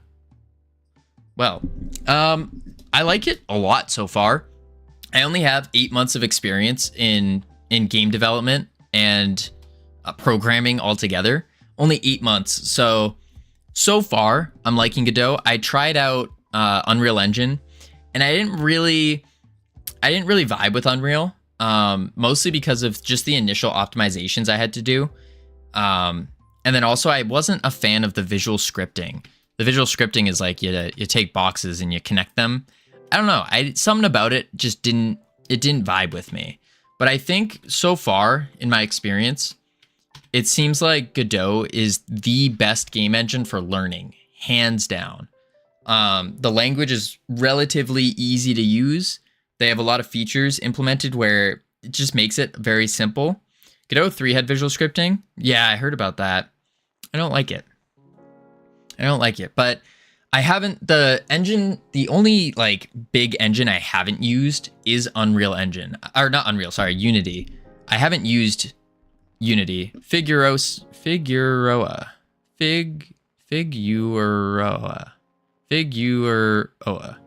Yeah, people struggle with pronouncing both my first and last name. It's all good though. Sounds good. Is it the first name Jose? Did I get that right? Cause yo hablo español. Para muy pequeño. I learned it in school. En mi escuela, as they say. There we go. I got that high school Spanish right there. And a 1 out of 5 bajillion chance to drop a perfect white knife. Interesting, pierogi. Interesting. But yeah, I think Godot's really good for learning especially. Now, if you're trying to do things that are like big what's the word? If you're trying to do like super realistic graphics, maybe Godot's not the best right now. It can do pretty good graphics, don't get me wrong, but really Unreal is designed for that. It's funny because I'm half Latin, but I don't know any Spanish. Oh, that's funny. That's funny. Half Latin, don't know any Spanish. That's funny. All right, let's figure out why are you not working? Send colors to server, trying to call RPC via a peer that is not connected. Ah.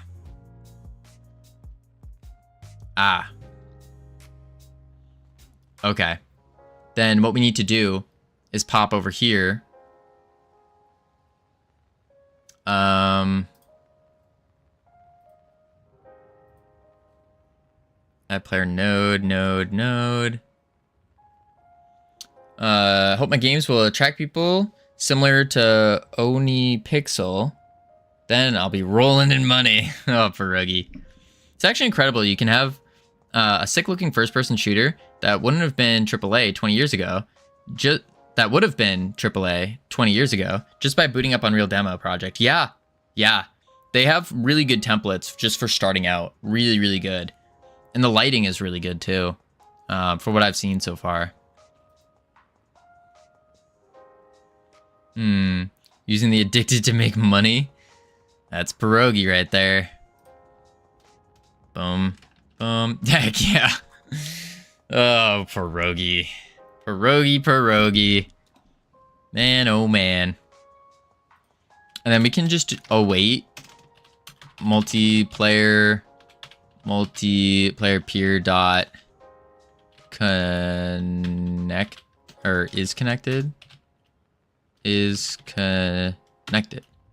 No, it's a function though. Dot multi-peer dot.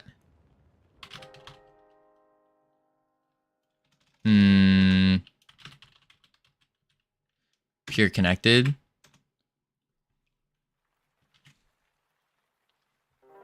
You also tweak TAA to look like SMA, by the way, by setting the sample count to 0. No joke. Not sure what that means. By the way, and this is my fault, but Figueroa, not Figueroa. Ah, Figueroa. Gotcha. Figueroa.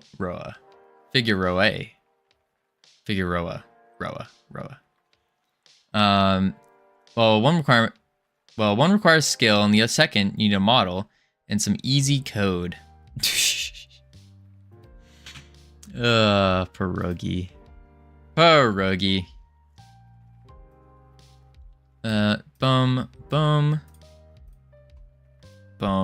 Oh, I don't want to host. Join. Uh-oh. Still not doing that. What are we calling update player? Send data to server? We're calling it somewhere where it shouldn't be called. We have it here when the value changes if is loaded.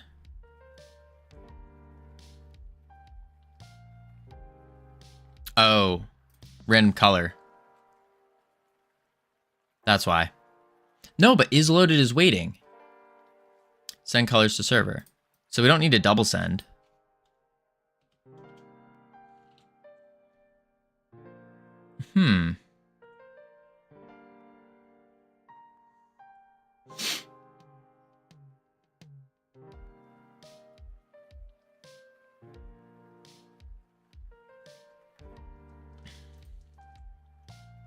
Send data to server. Control back or alt back. Send data to server. Send data to server with a path. Whoopsies.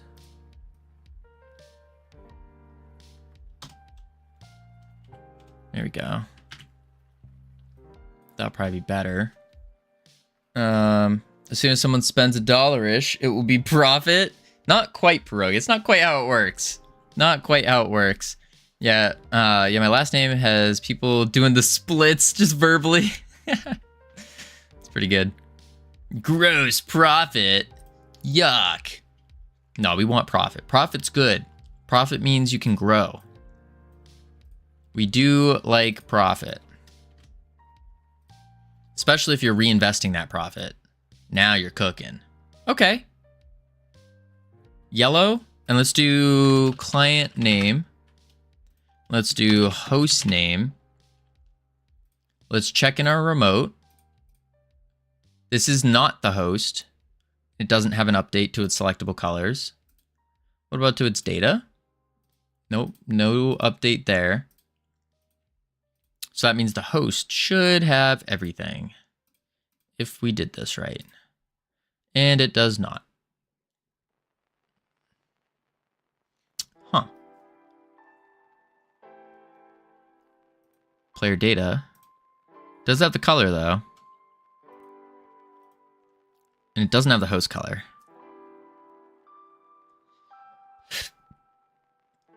Okay.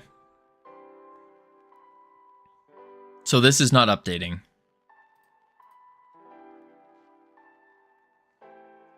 Because yellow should have an int. Yeah. Yellow should have an int. Let's stop that. Go to debug. All right, let's see here. Manager, RPC update. Update player data and yourself is not allowed by selected mode.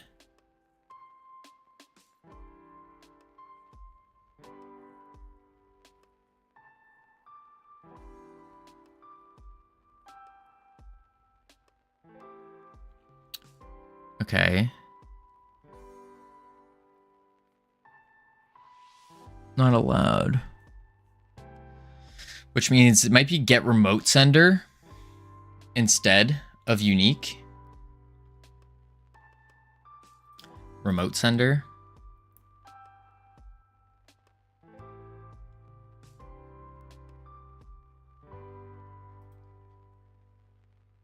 Game menu. Synchronizer. In your opinion, do you think Godot could be a potential replacement sometime in the future? Still still has a long way to go, but I've heard Godot being called the blender of game engines. Yeah, I definitely think long term, I think Godot has the potential to surpass other game engines. Absolutely. I think Godot outright right now, its biggest benefit is the hobby game dev market. And they can absolutely obliterate just about any other engine within that market. Doing a lurk. Have a good stream. Appreciate the lurk, Kotari. Have a great one. But I think Godot definitely can. And it has the potential to start being picked up by bigger companies, for sure. And that's kind of where Freedom Forge Studios, the company that we're starting here, is gonna kind of take it. The goal is to, or part of the goal is to work in Godot and be one of the big game studios that is adopting and using Godot. I think it being open source is really, really big to the future, because what that does is it allows us to, as we grow as a company, we can start providing our own updates pretty seamlessly. We can get people hired purely just for updating Godot, making it better, which then in turn not only helps us as a company, but helps everyone else who wants to use Godot and learn it. So I think it's super beneficial altogether. And I think it's the best way to go when creating a business.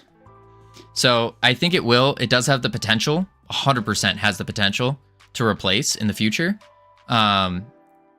With where they're going and all that, I think it's good. I don't know, frankly, I don't know enough, or candidly, I don't know enough about their business model and their plan, because you do need money to keep the foundation running. And I don't know exactly what's being used, how it's being used, which is something I need to dive deeper in. But based on preliminary research, I think it does have that potential.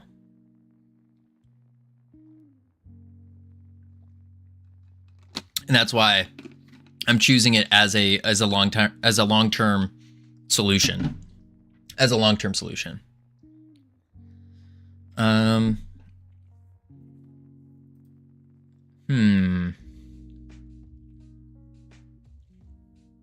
But the other thing I just really like about it is the relative simplicity for getting into game development with all the tools that a professional would need.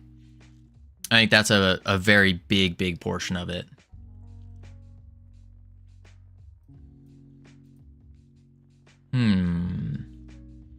Send data to server, update path, update value. I see more and more games being made with Godot.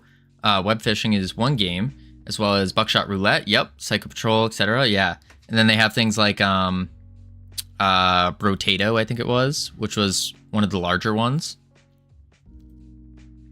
And I think it, over the long term, I think Godot is going to end up taking the trophy.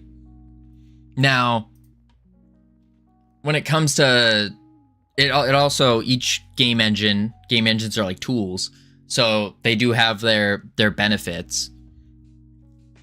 Unreal Engine has a strong stranglehold on the realistic graphics kind of side of things, and that's also where people tend to kind of immediately, from a like customer standpoint, immediately assume it to be like AAA and high quality.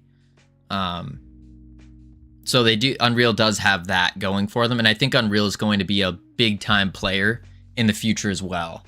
But I think with the way things are going, if the unfortunate part is that GD script isn't used anywhere else. It's only in Godot. And I think it's the biggest pitfall, but also the biggest benefit, because GDScript is really easy to use, or relatively easy to use, but it's also only used in Godot.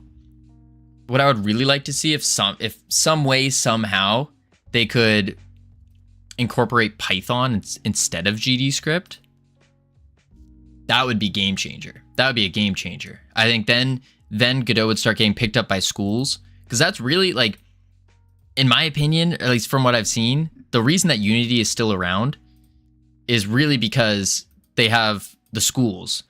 And so people are being taught Unity in school using C#, because C# is a multifaceted language, be used anywhere. Or make C# more included. Yeah, that's another option. Make C# more included, have more things for C# available. That's the other way. So there's different ways they can go about it. Definitely different ways they can go about it. I mean, heck, even if they want to dive deeper into C++, which is a little bit more difficult for a language to learn, but I think really where they're held up is with GDScript, and GDScript not being used anywhere else but Godot. I think that's the big holdup there, and from a learning standpoint for schools. And if you can get the school market, whoo, now you're just building people that already have this knowledge base and these skills with the engine, and so it makes their transition into Godot far easier. Because if I'm a new game dev or an aspiring game dev, and I take a game dev course, there's I would say like a 95% chance that it is going to be Unity. And so taking these courses, the logical decision is go, when I try to make my own game by myself, it's use Unity, because that's what I learned from, as compared to swapping over to Godot, learning all the where things are, how it works, and all that.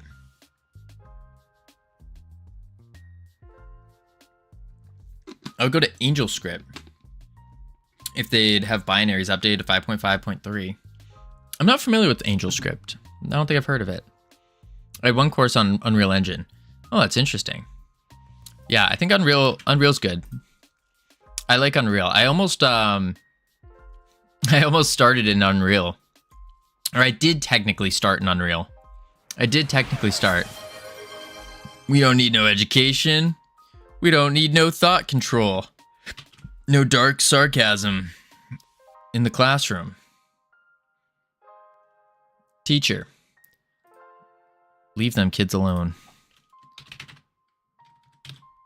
Boom, boom, boom.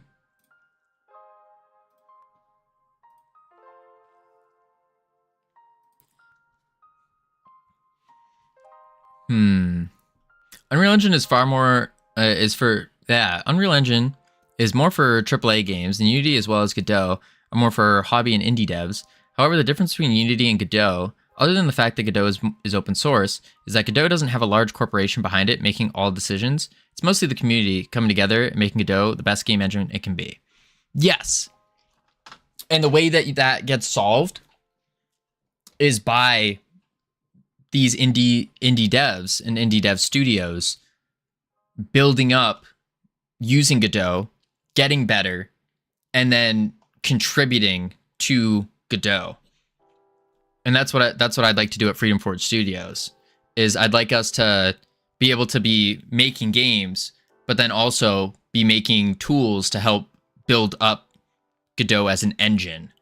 And then in doing that, you're basically pulling the engine up with your growth, because what we're doing here at Freedom Forge Studios is we're going to become a very large game developer, basically synonymous with game development, or just games in general.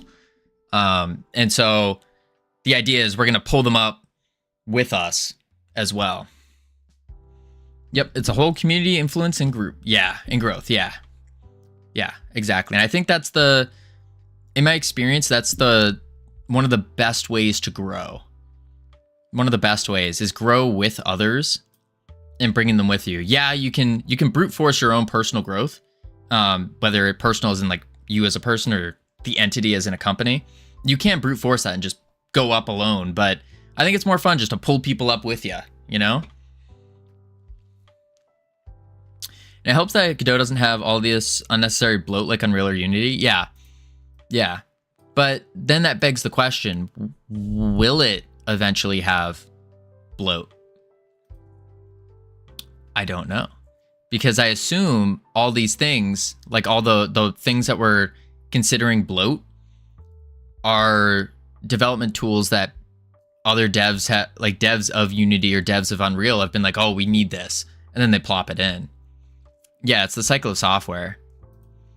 And I think it's a question of how are they going to manage that bloat? And what are they going to do with that? Like how are they going to manage the bloat? Because I think it is inevitable to have that. It's just how is that going to be handled? Godot doesn't have a lot of small quality of life features, and also don't forget the shader graph shenanigan. What's the shenanigan? I've already forgotten it. Game in menu. Sub viewport synchronizer.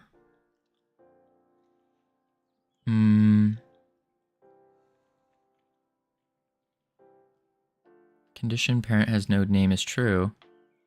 Returning invalid data. Process is open it. I sent you one open to empty. Oh yeah, type mismatch and annoyance.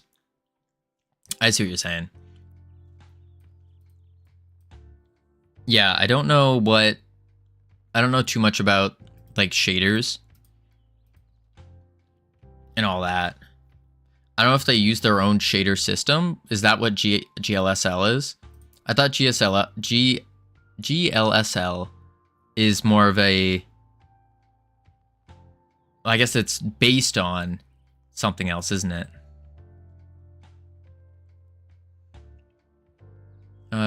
Character lobby.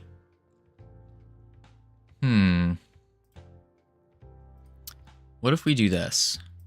Let me say multiplayer dot get remote sender ID.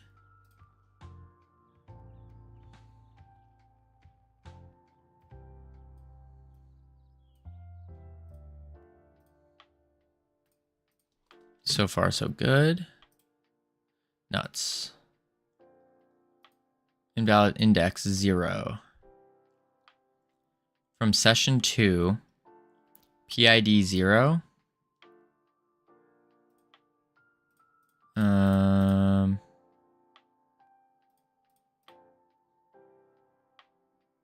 Okay, session 2 says it's a PID 0. Says that Godot is completely free as well. I hope it stays that way for the long haul. Only time will tell. Yeah. And that's why I'm interested in seeing, like, how are they making money? And how are they using that money? Because that's very important to keep growth. Oh, it's the host. And it's saying the host has an out-of-bounds index. So the host didn't even add itself to player data. Okay. We can do that real quick.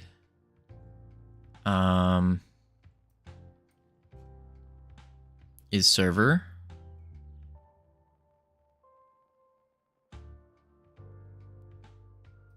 Let's go to the main menu. Where do we have it? Host, join game. I think it would be the multiplayer manager. On host connected. Register peer.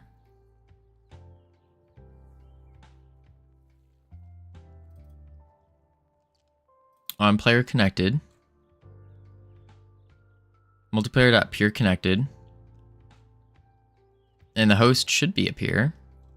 So then it registers using the remote sender ID.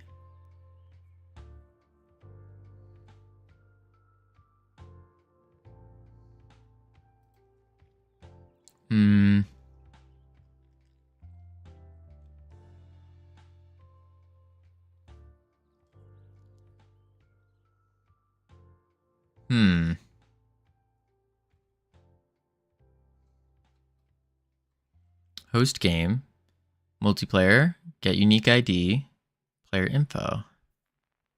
I guess let's set it. Well, it said it was 0. Should be 1 though. 1, 1.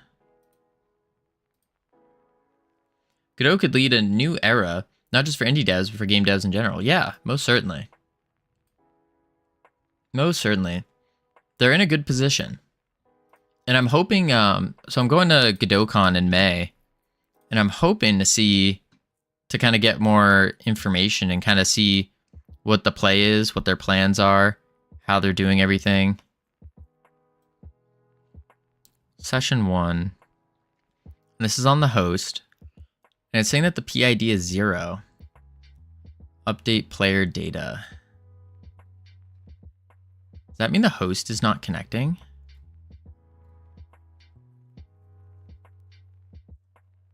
Host game. Let's print something. Print game hosted.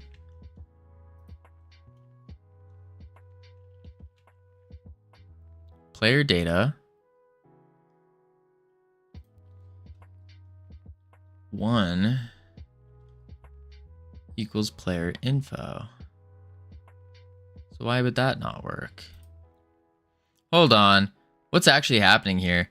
So what's actually happening here, ironic, is I think what it's saying is, yeah, right here, it's getting an out-of-bound index of 0 on our player data dictionary.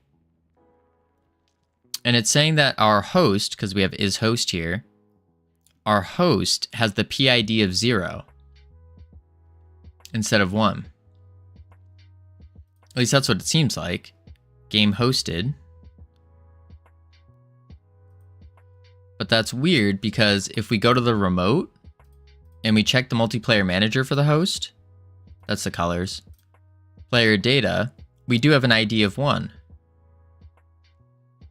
So something's happening where it's getting a PID of 0.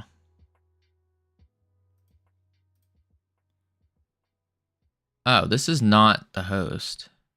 Unless I accidentally made it the host. No, this is the broken one. But I'm confused. For Godot, good news so far for 4.4, Jolt physics integrated into the engine now? Yeah. I did hear some controversy, though, that beforehand they were planning on putting Jolt in back in like 4.0 or something. And then they decided against it. And then finally came to their senses and said, all right, we'll put Jolt in Godot. That is a little questionable. I don't know anything about that story, but I think it's really interesting. Okay, so what is actually happening here?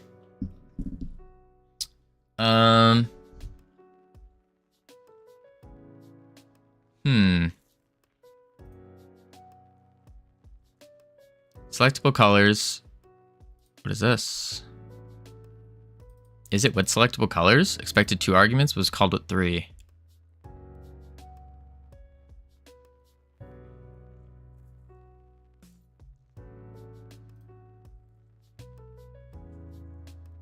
So we have an isLoaded bool that has a setter on it to set the random color. And that is done on the connect button pressed. Delete you. IsLoaded is true. And we are waiting till they connect.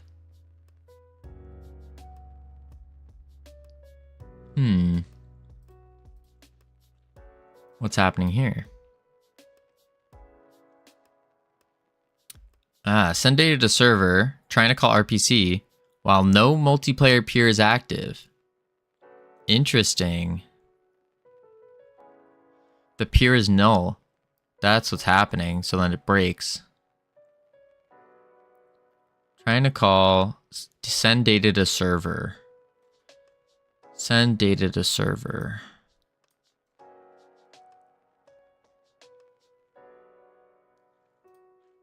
Could it be this? What if I do set it to false by default?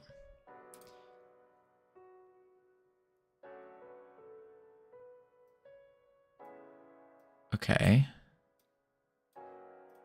Host. So far, so good. Any game devs that you watch on YouTube that inspire you? Yeah, I watch a whole bunch on YouTube. I don't know their names yet, though. I just watch random videos depending on what I'm trying to do. But I've been watching a lot of Twitch devs. Interesting. So when we connect, update player data. It's this one. Update player data. Send data to server is the real issue. Send data to server. It can't get the remote sender ID.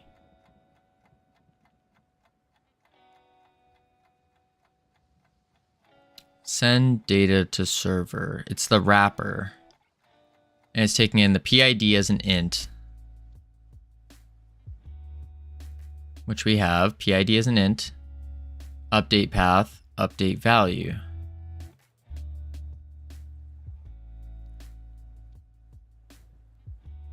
But yeah, there's I don't know too many like the names of the YouTubers.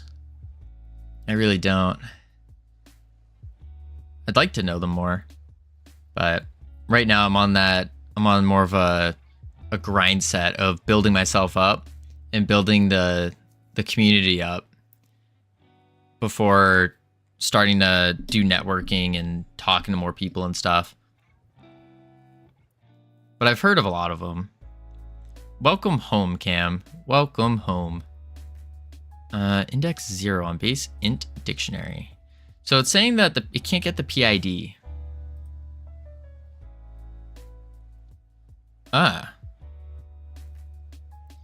Send data to server. RPC update player data on yourself is not allowed. Oh, is the host trying to call this?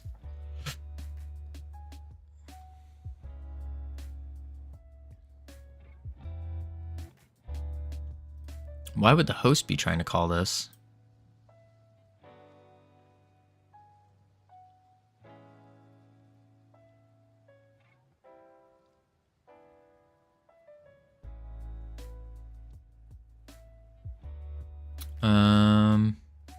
The lobby. If it is server, selected color equals random color, and we send color to server, which then updates our selected color, which is not saying it's an issue.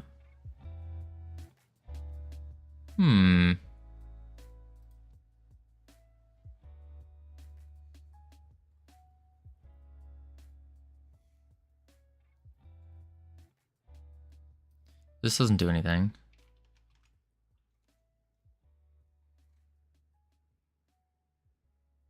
Send data to server. If multiplayer is server. You know, it could be this. I know why. Because it's getting called and ready. That's why. That's why. We need to do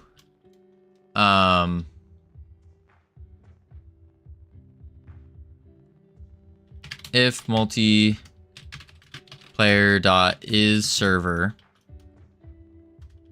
selected color equals random color. That's why. And then we need to do an else here. And then from here, oh, but random color is going to send it to itself. That's what's going on. I get that. I also have to start this game dev journey of mine at some point. My problem is procrastination and having a perfectionist mindset. Oh, Jose, I know exactly what you're talking about. And really, the key is, so far from what I found, is keep repeating it to yourself that the goal is not to be 100%. The goal is to get to 80% of what you think you can do. That's the big one. So you go for 80%, not for full 100% perfection. Go for 80%.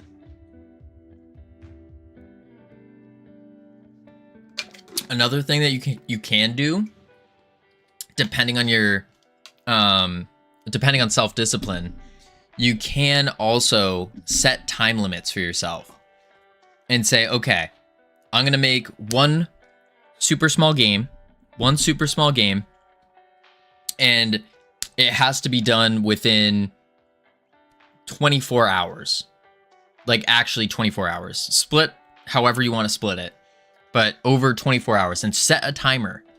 And every time you sit down to work, start that timer up and then go, keep learning and go. And then at the end of the 24 hours, post it on itch.io and move on to the next game. Don't go back to it, not yet. And then do the next one. And do the next one. Then you're going to start getting the idea of what's going on and how everything works. And then if you want, you can revisit the old games. But I think that's really the play. Is the game is not going, like your first game is not going to look anything like the way it looks in your head, because there's a skill disparity there. The picture in your head does not match the skill set that we have.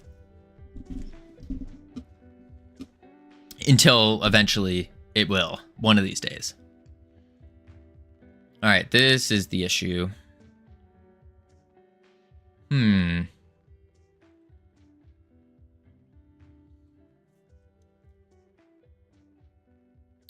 I think what I could do here is actually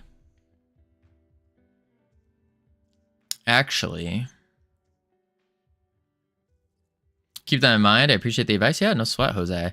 The big thing is, though, you just start. Like, there's no extra, like, oh, you need to learn this, and this before starting. No. The most learning you will obtain is through doing. Like, hands down. And so I just get started immediately. If you haven't started whatsoever, first one, do the Brackeys 2D tutorial. The Brackeys tutorial on YouTube. That one's the best like beginner tutorial for Godot that I've seen. It will give you, it'll only take you about an hour and a half to 2 hours, but it will give you everything you need to do, like everything you really need to start. And again, it only takes an hour and a half to 2 hours. All right, let's see.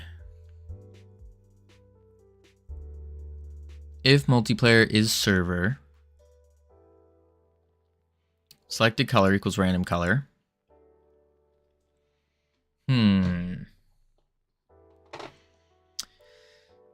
This is the issue.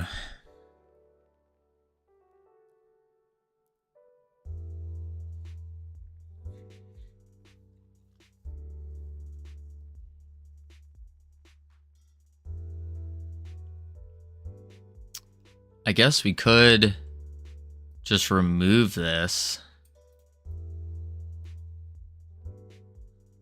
And then do that. That just returns a color now. And then we're sending the selected color instead. There we go. You know what that means. Lupo's here. We already know. We already know. It's coming. It's coming. Yup. Here it comes. Of course. It's a good little reminder. It's like we have 2 timers now. Is server. Okay, otherwise we update the color. Yeah, I think that's... Wait, we don't need this. We just need to do multiplayer manager dot selectable color, or Yeah. Multiplayer manager dot selectable colors. And then grab the selected color equals 1. If you don't mind me asking, how old are you? I'm 25. I keep having to remind myself that time waits for no one. I either start making games or I let time keep passing by. I'm 26. I'm 26. But we have ads coming up, so what we're going to do is chuck on the words while the ads are going, and then we'll be back. Here we go, heading to level 1. Lots of fun. I don't know if Jose can hear me right now, so I'll just wait until after the ads. Whew. Man, oh man. Oh, I'll be right back real quick. How you doing, Hypnotic? And then when I return, we're going to try this out, see if these selectable colors work. Bloop.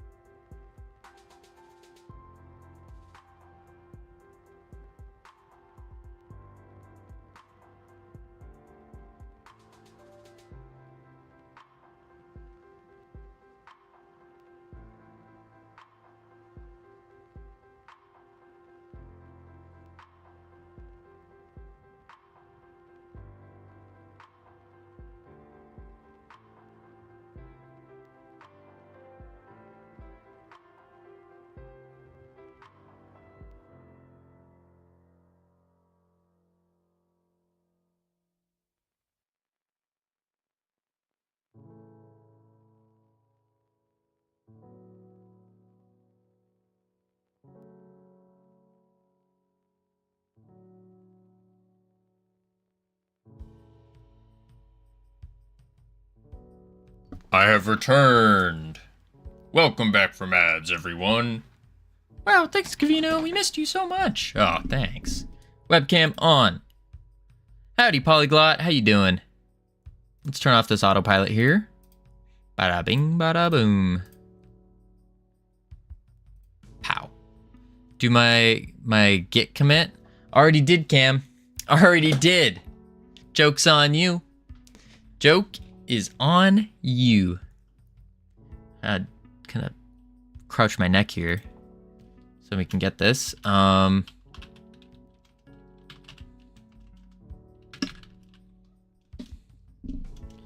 I wanted to hear you read the message. I'll read it. I didn't get there yet. You gotta be patient. Soons.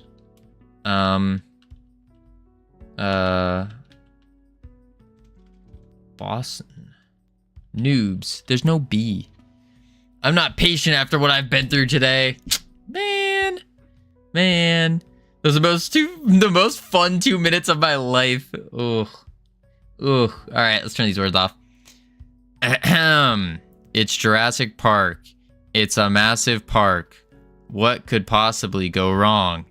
Everyone gets killed except the great Sam Neill. Are you happy now? Are you happy now, Cam? I hope you're happy. Boom. Hide that. All right. What was I saying? I was gonna respond to Jose here. What was it? It was, if you don't mind me asking, how old are you? Oh yeah. So I'm 26, Jose, and I would say, if you want to start doing it, do it. Just start immediately. Like, when I say immediately, I mean like literally right now. Like, open up YouTube, type in Bracky's tutorial, and just start. Because you don't even know if you'll like it or not. That's the big thing.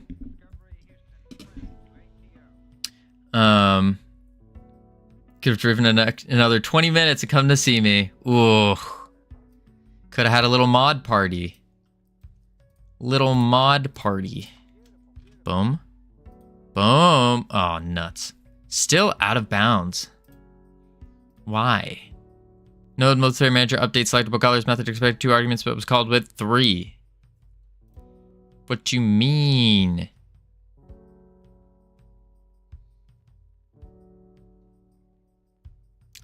Huh. Update selectable colors was called with 3.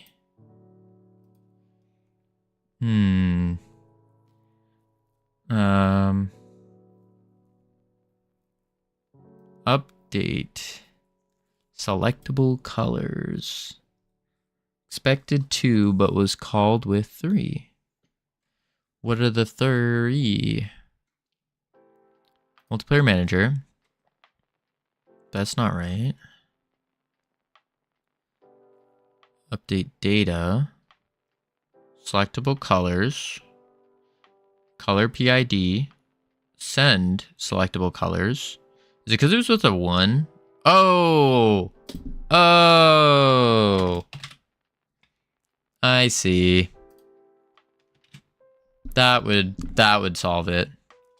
It was a lovely day to drive. It's actually a really nice day out right now. It is 62 Fahrenheit. 62 Fahrenheit right now. Not too bad. Boom, boom, boom, boom, boom. No errors. Drats. Still the same error. This time it's on the host. Dictionary int dictionary. So it's in our player data. That's the issue. And it's on our call. Gonna go eat. I'm hungry. Appreciate the advice you gave me. And thanks for the great stream. Have a great rest of your day. Thank you, Jose. You have a great one as well. And if you don't know, we stream every single day here. Every single day. So be sure to pop in again. Let me know how the tutorial goes. Yeah.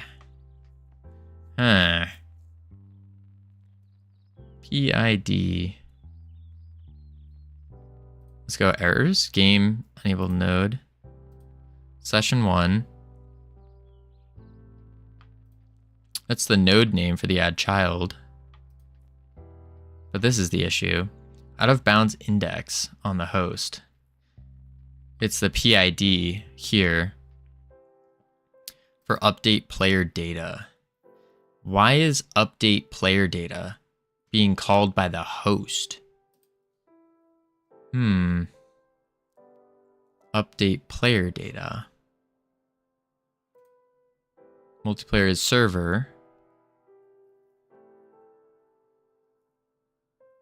And then random color.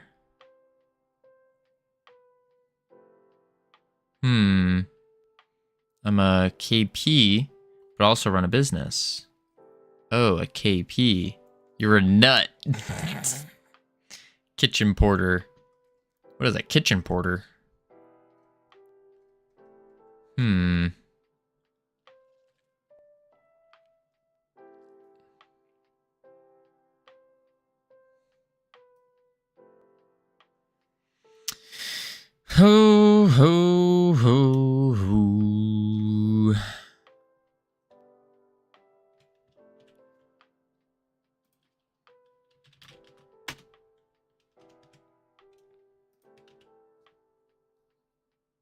Oh, it's a cook's. In America, it's called a port wash.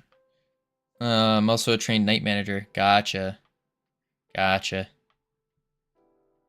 Hmm.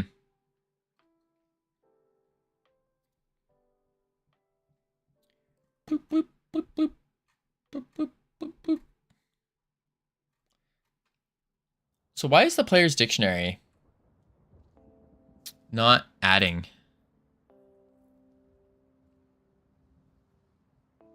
Let's remove multiplayer host. Join game. Host game. We have peer. Player connected emit. And then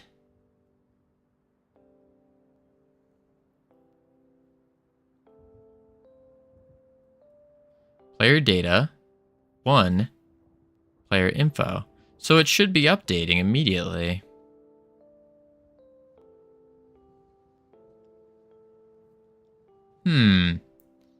Have I been summoned? Coolio, what up? Hey, where am I? Doing pretty good. Doing pretty good. Just in a little bit of struggle town, but we're getting there. On player connected. Wait. This isn't right.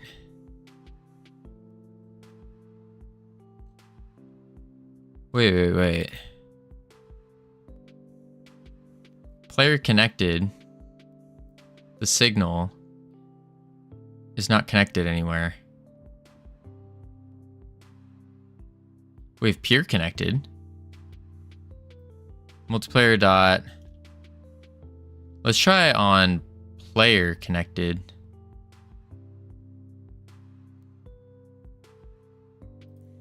I think I see what's up. I'm excited. I'm so excited to play game title. To play game title. What is game title? Player connected dot connect on player connected.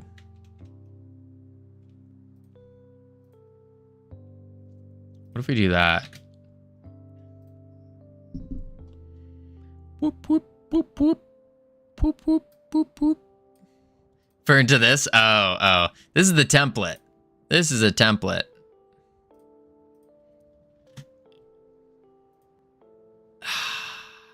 Still. Out of bounds index. And then it deleted itself. Huh.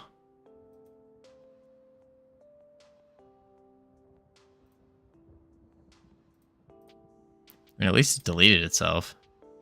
But the PID here is not going through. Player data PID. What is calling this though? I mean, 50-pound profit on the call out today. That's good. That's good. I just don't understand. What are you? Self? Data? 1. You literally have your data as 1.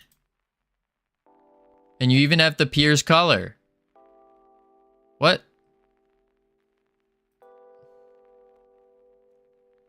What? You have to play... What?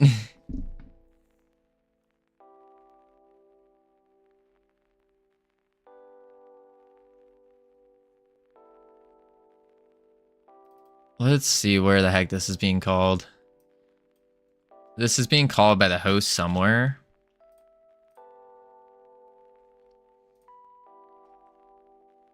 Nope.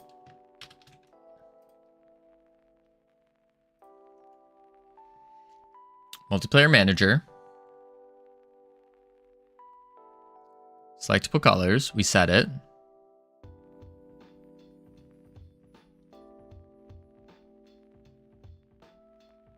What about this one? If it's server, then we set the name.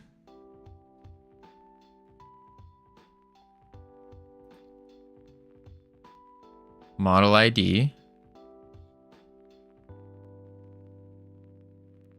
Oh. It's here.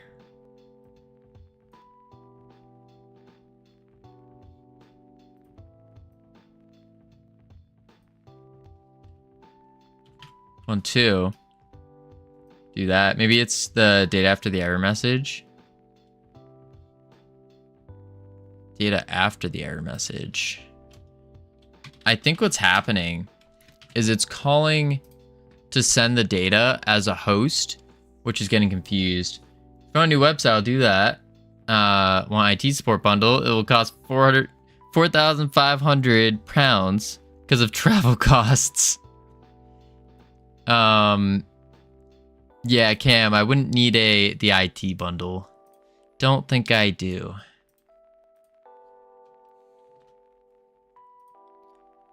No, it's still update player data. But it's like the host is calling this. Outside your price range? Too premium for you? No. It's just not a service that I require at this moment.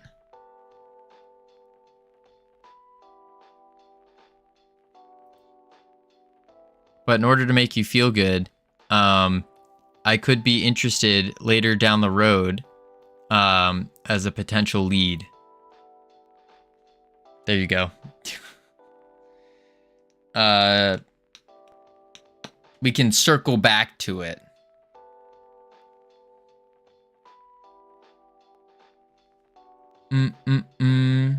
Maybe it sends the data after that. And what I meant, I forgot the word send. Oh, I'm not sure. It's saying right here.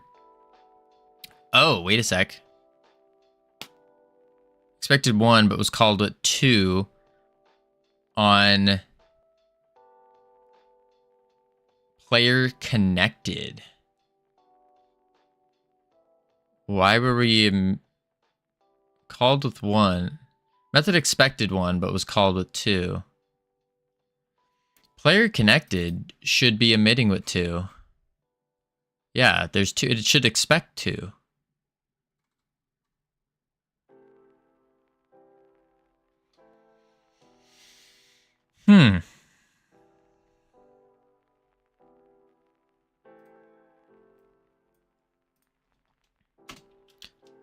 Multiplayer.multipeer.get unique ID. Oh, wait a sec. What if we do it this way? YouTube bugging steps before error occurs. Look at the important variables. Got you. We'll do that in this go. I have a feeling this isn't going to work.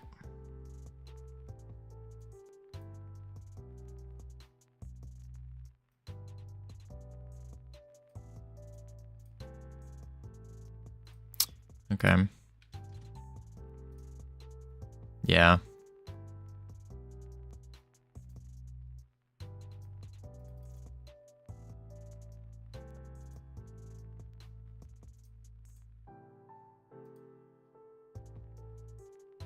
Huh. So what is this? Oh, this is... Oh, okay. Got the PID now.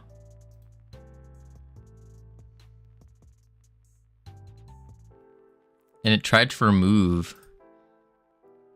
It disconnected?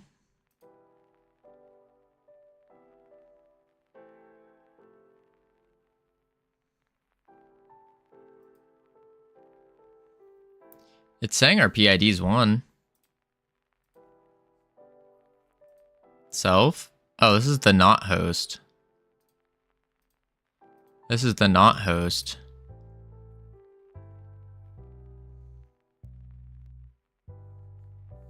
But the PID is 1? PID 1 on a null value. Unconnected, okay. Player error calling from signal player connected to callable. Expected 1, but was called with 2. Oh, because player connected is called with a PID already? That doesn't make sense. I need to do the jump throughs.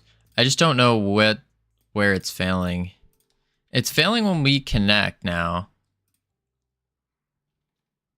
but it doesn't quite add up. Yeah, and then this one crashes. Let's go back to this. This is the initial error. PID 0. Multiplayer host game. Okay. Cannot convert argument 1 from dictionary to int. From dictionary to int. Because player data just got called. Update player data.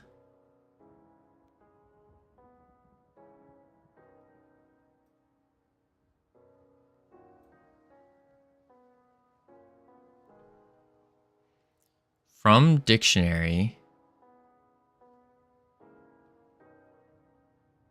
to int. Player connected dictionary. So it does want the PID.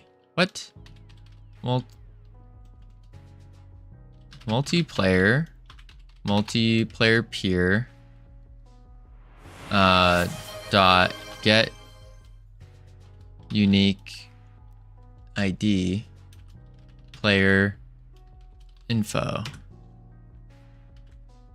Okay, and then host game, same thing, expected 2 arguments, but was called with 1. So we just gave it the second argument, but then it expects 1 and gets called with 2. What? Stack trace.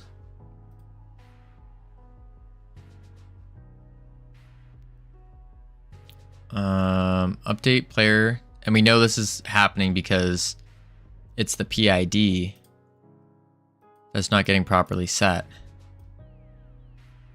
All right, boom. Shot through the heart, and you're to blame. Darling, you give love a bad name. Where am I? The difficulty with jumping through this is because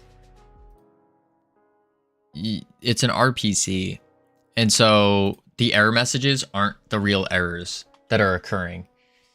And we were passing a dictionary when it wanted an int, but when we pass the int, it says, oh, we only expected 1, not 2, even though the signal expects 2. It's very weird. Okay, stop. We hosted, and we already have 4 errors.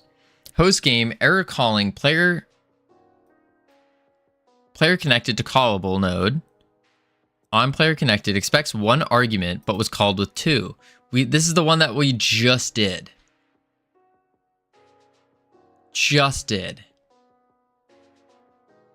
Expects 1. Player connected. Right here. On player connected. Ah.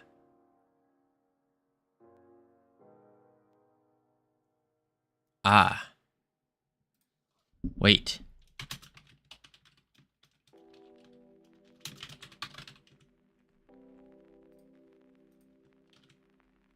Try that.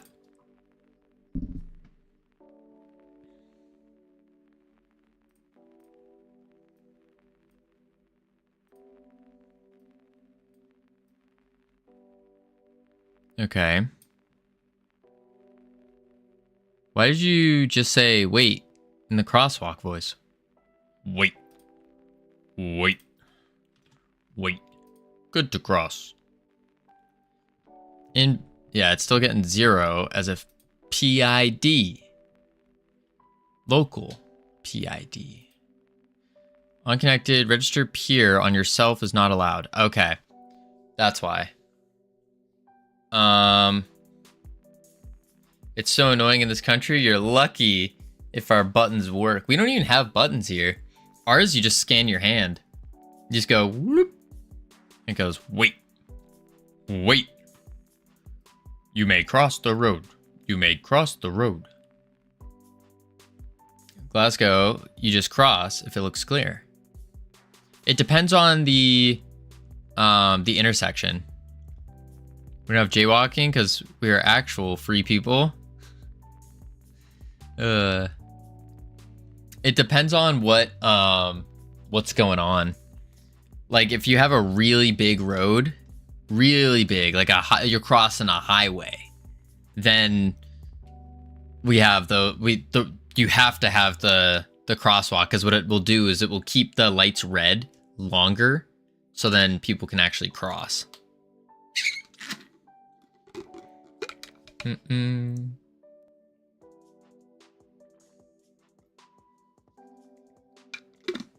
still have plenty of buttons in the US, do we? All the ones I see nowadays are like the new ones where you just go whoop, and you scan it. It goes wait. Howdy Mezu, how you doing? Welcome in. When I was there, it was all push ones in Boston. Oh, maybe Boston hasn't caught up. Boston's been kind of, I don't know. I haven't been to Boston in quite a while, besides the airports or the airport. Chillin', how you doing? Doing pretty good ish. Just struggling with multiplayer.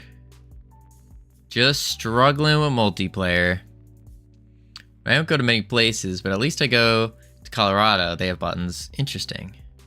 Good luck. Thank you, Mezu. Thank you. Boom, boom, boom. Oh, Mezu. You didn't answer our question from yesterday. What are you maining in WoW? What are you raiding with?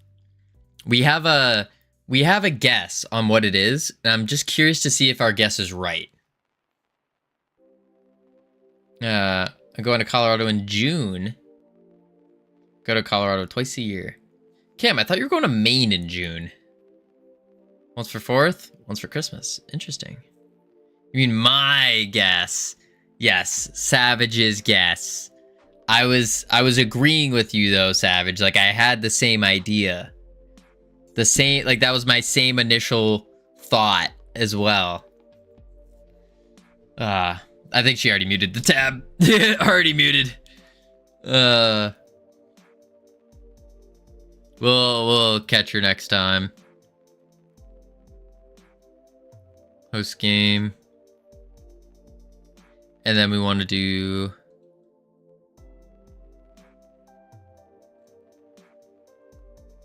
can't register yourself as a peer.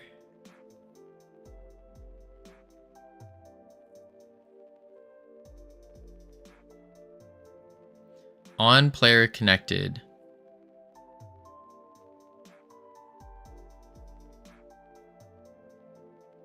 So I guess what we could do is if multiplayer.is server, then we just do player data and then PID equals player info.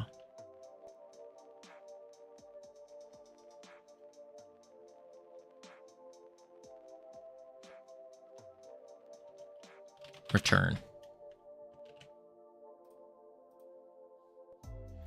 Traveling into the state of New York for the 4th. Ooh, that's dope. New York for the 4th.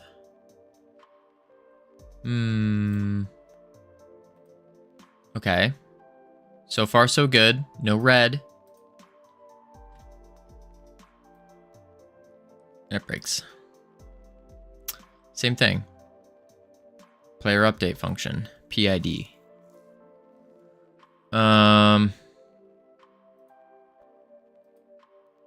No visible errors. Update player data.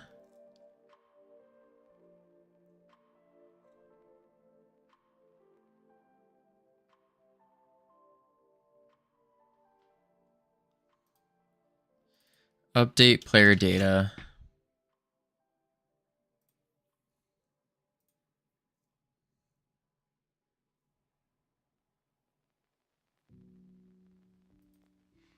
So send data to server.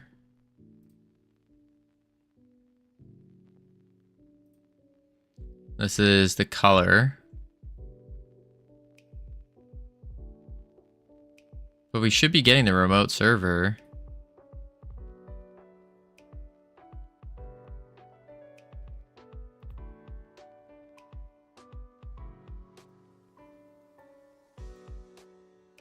Yeah, what?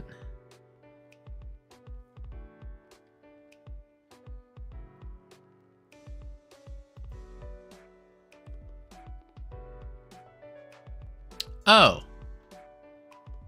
Wait a sec.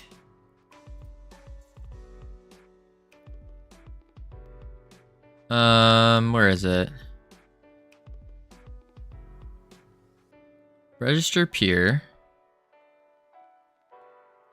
Get remote sender.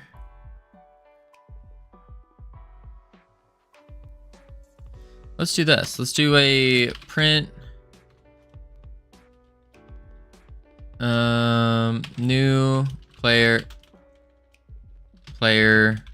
PID.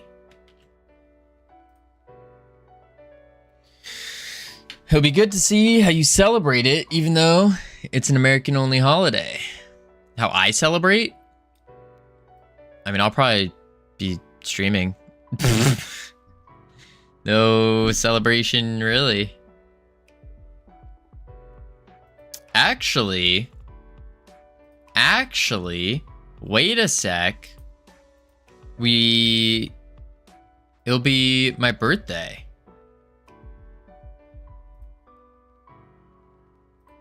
Might be doing another birthday party stream. Might be doing another birthday party. Ah, it did. No, it printed the peer. Is your birthday the 4th? No, it's the 3rd. The 3rd, Camilos. The 3rd. And I don't know how we're gonna do it. On our current trajectory, the original plan of having potentially, because I always said potentially, of potentially having a bouncy house is looking less possible. Less possible. Anyway, I'm gonna lurk. Sounds good, Coolio. Appreciate the lurk. We blow up the sky and make glow necklaces. It's quite fun, true. Bouncy house, I'm coming to yours. Cam, it depends. Our current trajectory is not going to allow for us to afford a bouncy house. Unfortunately. But we got the gear to do an IRL stream. So we could go somewhere.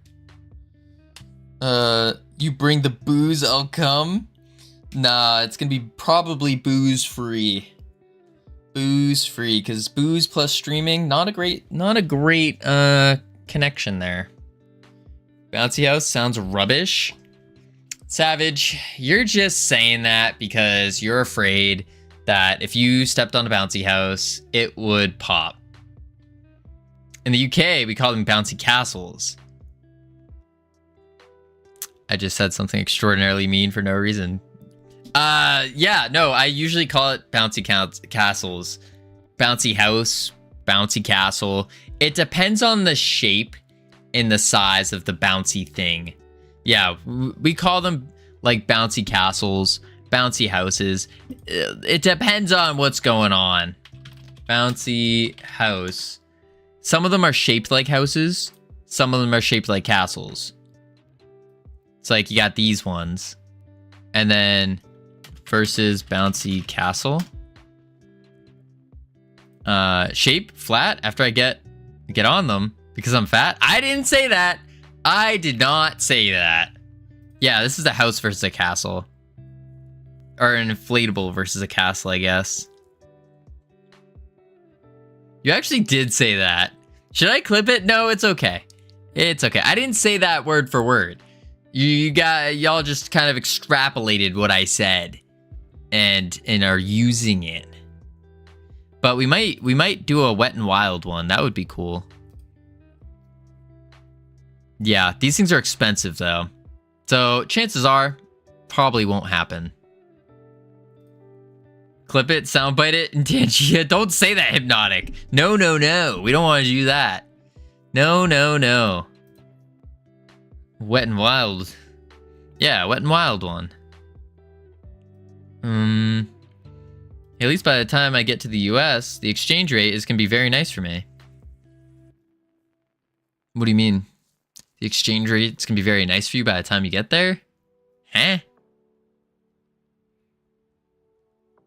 It's the soundbite of Covino calling me a gross big fat fatty. I did not say that. No, no, no. I mean the dollar is getting lower and lower? Oh, maybe. Potentially. You'll see. We'll see. We will see. Error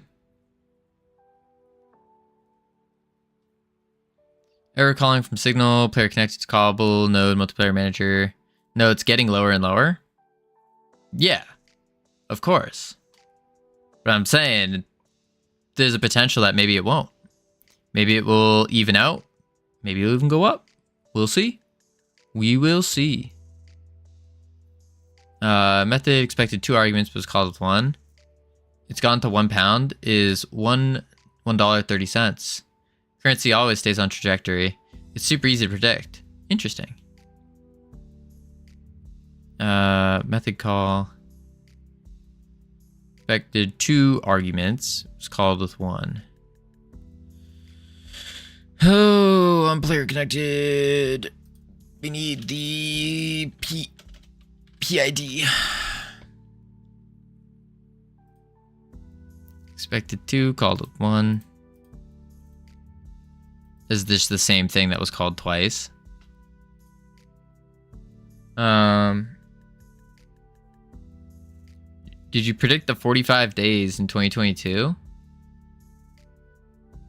Sarcasm? Oh, I know it was sarcasm. What is the 45 days? What 45 days?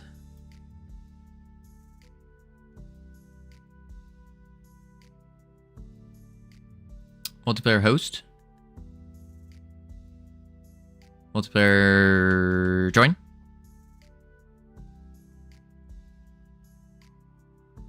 The shortest ever prime minister who tanked the British economy in 45 days. Yikes. Yikes. Why are you not being set? PID? The client's PID is supposedly not being set.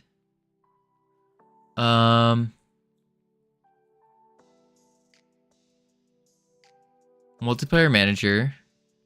These connections are in the lobby.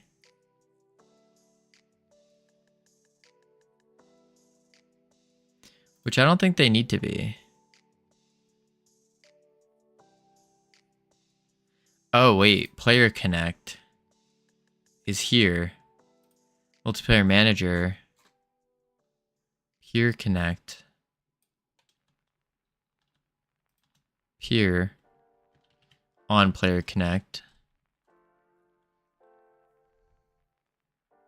And now we have a PID.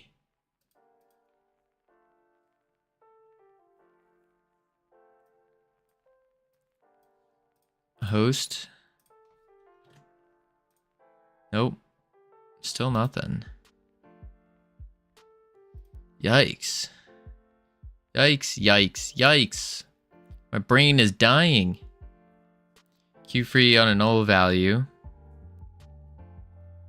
And then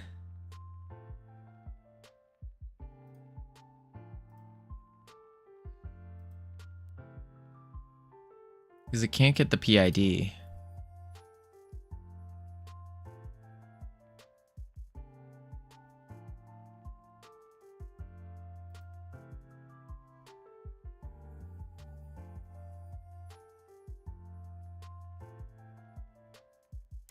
Ooh, what if we do that? Manager, player, on connect button pressed, multiplayer.join game. Then we wait for the peer to connect. We say it's loaded equals true.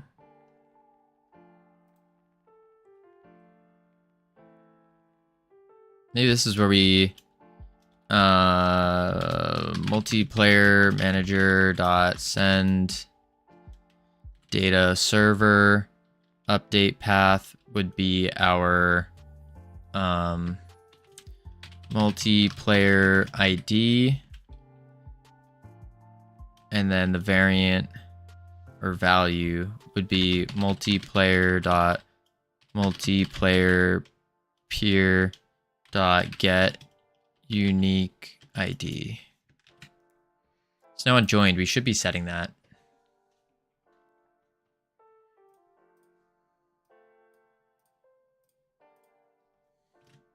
Connect nuts. Still nothing. Because multiplayer ID is not getting it. Update. Wait, what? That was passed with the value.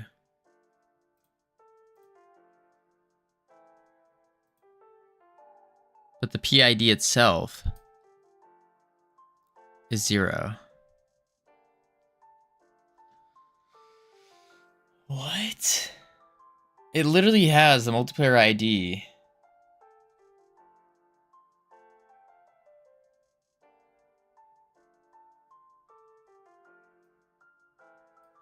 Multiplayer peer dot get unique ID. Comment in code. Relax the finger ringy. Oh my nerk. Where do you want this, good sir? Where would you like this in the code? Right there. Got you. Boom. What's today's date?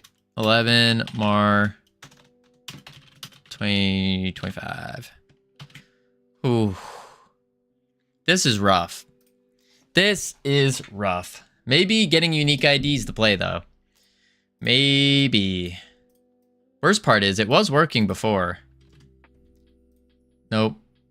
Oh, wait. We got the PID. Stop. Why did you delete yourself? We had the PID right here. We got it right there. There it is. PID. But it's saying it doesn't exist in our dictionary. So we have to go to the host. Remote. Multiplayer manager. This is not the host. This is the host. Okay. Dictionary size. It only has a 1. The host only has itself.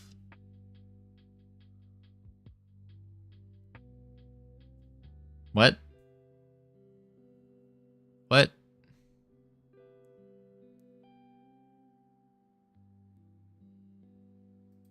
Now, was that a thing? And we're passing through multiplayer ID, but that's for the node. You don't exist anymore.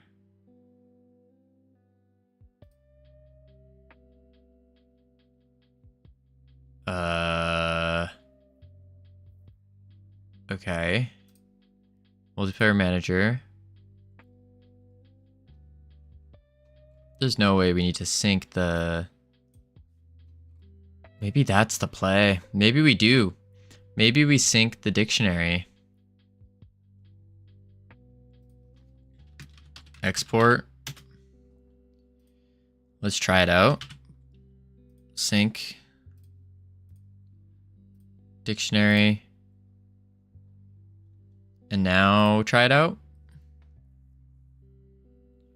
Man, once we get this, then we can get to the fun stuff. Nuts. Invalid, out of bounds index on base dictionary int.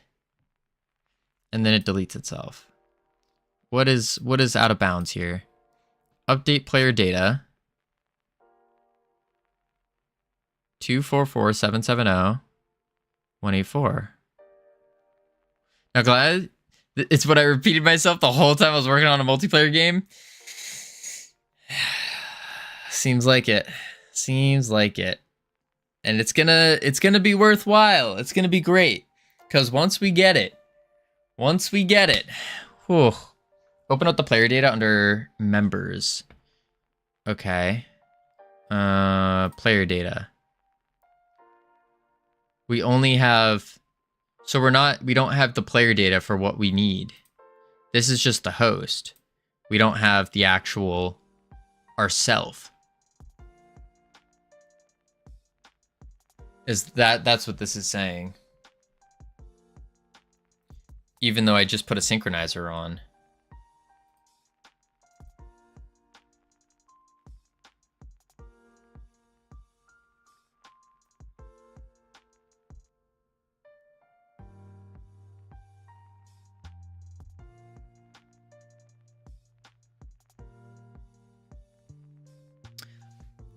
Oh, wait. Wait. We need to do player data with a PID and then set that equal to player info. This, on connected OK.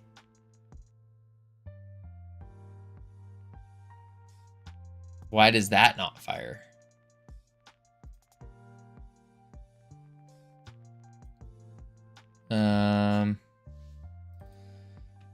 Find. Connected to server. Is this not firing?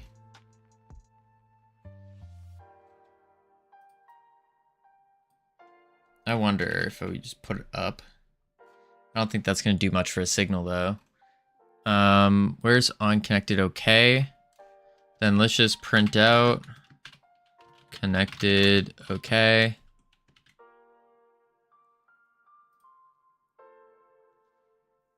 Bow, bow. Bow. Multiplayer host. Join. All right. Close it out. Output connected OK. You guys heard of the best browser to ever exist? Maybe? What's the browser?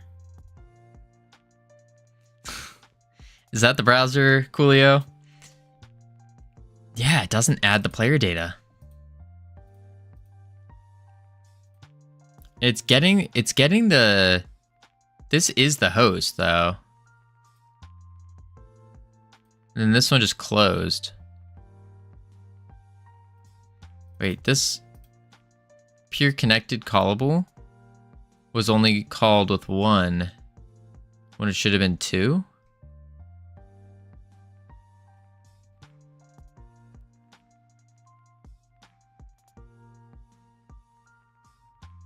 Peer connected. Right here. On peer connected.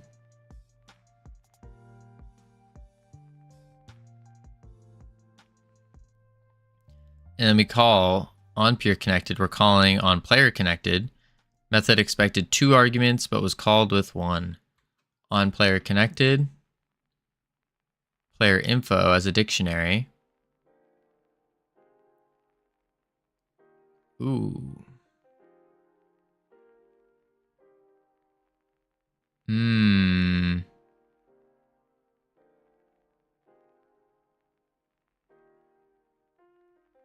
So what if we don't have that as the argument? Multiplayer peer connected because it doesn't have a dictionary to give it in the first place. And so that's why it's searching through a dictionary that doesn't exist. Or doesn't have itself in it yet.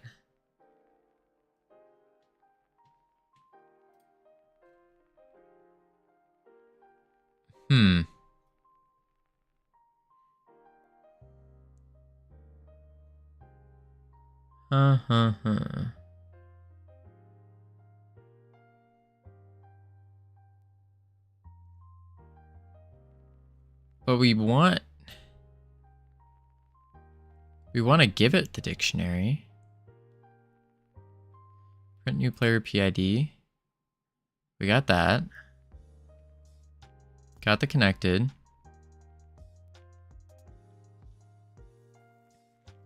And then we register it with the PID and equal new player info. Register peer. And we call on player connected with player info. I think we removed this though.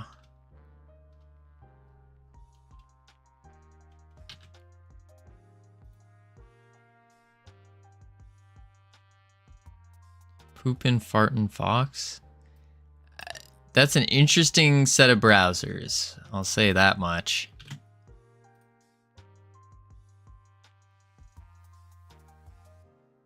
Did we do it? I think we fixed it.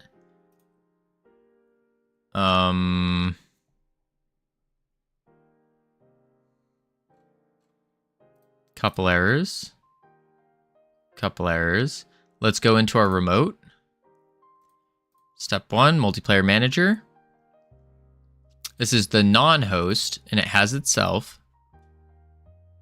And now if we go to the host, it should have both. Dictionary size 2 with 1 and 18 something. And it has the color. Doesn't have our color yet, but that's fine. Go here, set the model, set client name, and then host name, pick a model. Ah, that's right, they all update because I didn't connect that yet. Okay, so now client name should be red. Perfect. Client name, red. Alligator. What about the node? Client name, red alligator. Nice. All right, coolio indeed. We're getting there. So now that we have that, we got to set up the color buttons, specifically the selectable colors.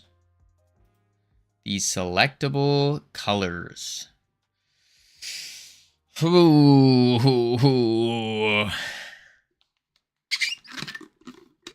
All right.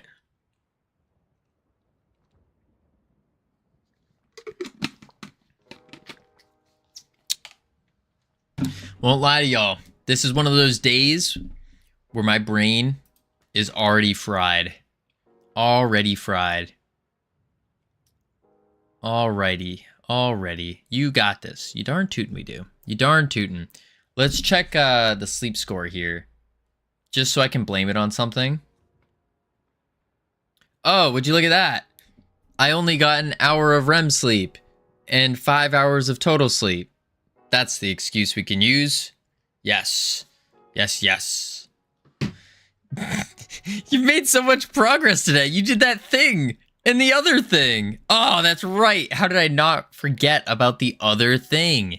Oh, thank you, Sammy. Now I feel reinvigorated. Guys, Cool.io costs $95,000 on GoDaddy. Oh my. I don't think that's worth it. I'm gonna say it. All right, this is it. Button stuff.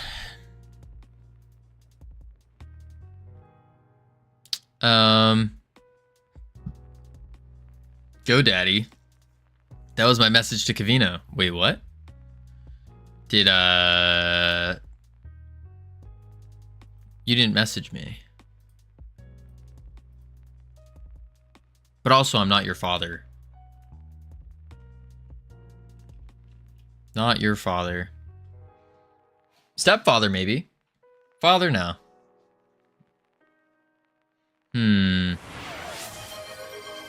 Who is a good boy? Camillus, I'm not even going to read that. Not even going to read it. No. Control copy. Probably a bad time to tell you that I took my pants off. 9, 7, 5, 3, 1. Boom. Aren't you the father of FFS? I guess in theory. Yeah, you could say that. Lupo, thank you for destroying my brain even more with 15 push-ups. That's really what I needed today. 100%. What I needed. Oh, my cat just took a big ew. Ew, gross. Cats are evil. Cats are evil. All right. Ugh. Do this. Do this. Let's see if I can even do it. 1, 2, 3, 4, 5, 6, 7, 8, 9, 10, 11, 12, 13, 14, 15. Whew. Whew. Blurry. Blurry indeed. Ugh. The GameDev chatting community is very good at giving GameDev streamers PTSD. Whew. That was pretty good. That was pretty good. Ooh, I'm gonna try that today. Lupa, you doing diamond push-ups? Doing some diamond push-ups? Honestly, they felt... Doing standard push-ups for so long, the diamonds are actually feeling really good. Really good. I gotta start incorporating them more because my chest is actually starting to grow from these push-ups. Like, I've noticed a difference. And it's getting to the point where my upper pec is starting to get too big. And so I gotta work on the lower pec. Whew. Bam. Whew. All right, so now we need to do the buttons. Ow, my wrist. Wrist. Diamond on my wrist. Something, something, something, something. Down. Multiplayer server. Sounds like a skill issue, TBH. What's a skill issue? Also, Coolio, never. Never. Never say never, actually.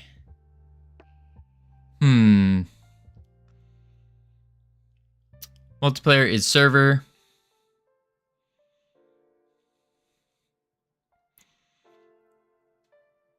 Waiting label. Visible. Okay, this is what we need. Just updates the icon. But it's an RPC. Do you do dips? No, I don't. Not really. Because I already get the tricep workout. Because I think dips are really good for triceps. But I already get the tricep workout from the push-ups. So it's like, I don't want to overinflate my tries. Which they're already getting overinflated compared to my biceps. And so I need to offset by doing curls. That's the big thing. Or some other bicep exercise. Covino skinny dipping when? Never. Not on stream, no way.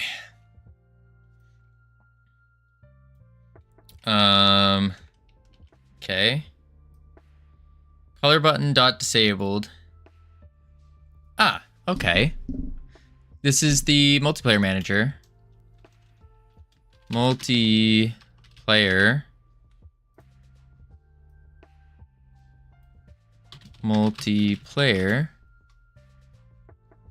manager. There we go. And then multiplayer. Triceps are the real deal.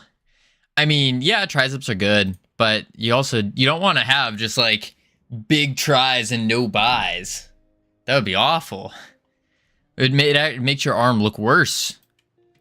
Gotta have some good biceps. Really, the goal is getting that arm definition. So like you have an arm, and then you have that like, well, let's say this is your shoulder. You have the definition there. Then you got the tricep definition, and just the bi definition. That's some good sculpting. All right, we got ads coming up. We're gonna chuck on the words. Heading to level 4. Level 4. Woo! Boom, boom. Ooh, also, I just noticed we are at 962 followers.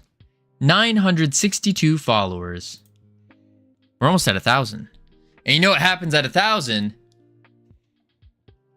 Absolutely nothing. We keep working. We keep working.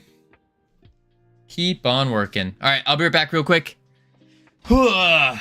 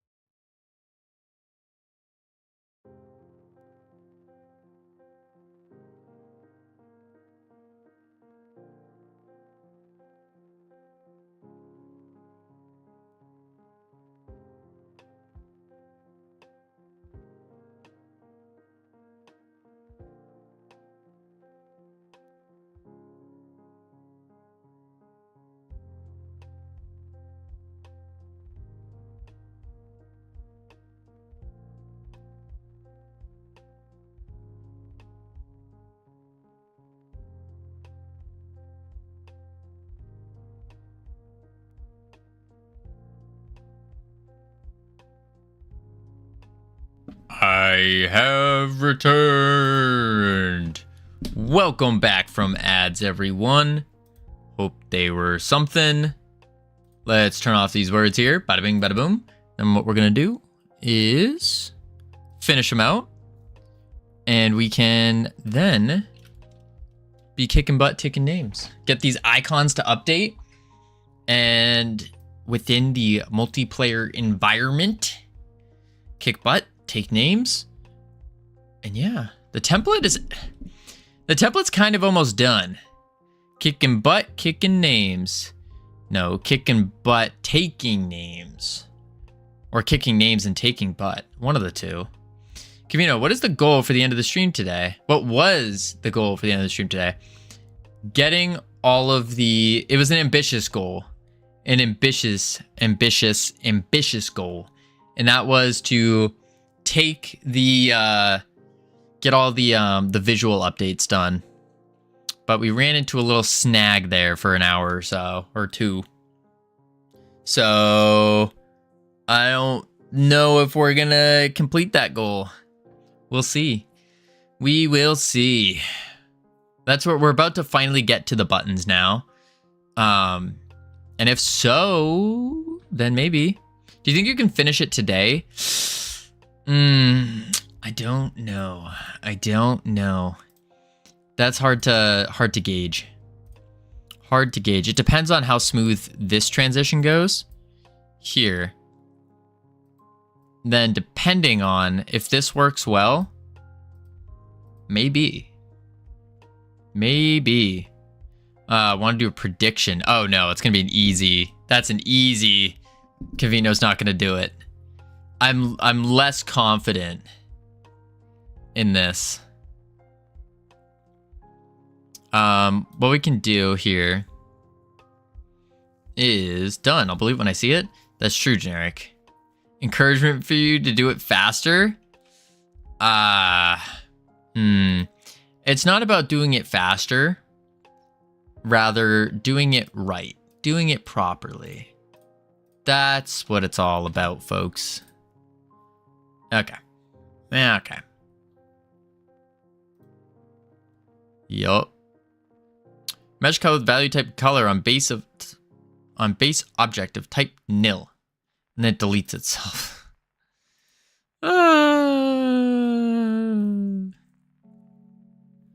Node name not found. This is the issue. I may send it in 15. Wait, what? I may just send in 15 push-ups instead. Kim, why would you do that when we're trying to work? What? How does that make sense? Trick question, it doesn't. Add. I think we have to bring back the add child. It was breaking before, though. It makes sense to me. I don't think it does. Don't think it does. Here it is. And then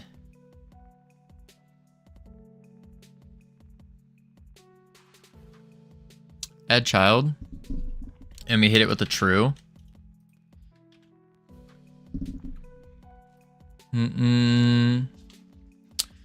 But the thing that's pushing me through this multiplayer template is that once it's done, we're gonna be able to start working on the super fun stuff, being the mini games. Okay, that one selected a color.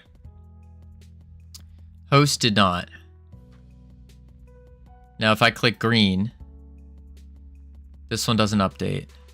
Is it available? It is. Let's pick yellow. Let's go into our remote multiplayer manager, selectable colors. Okay, that's not getting updated.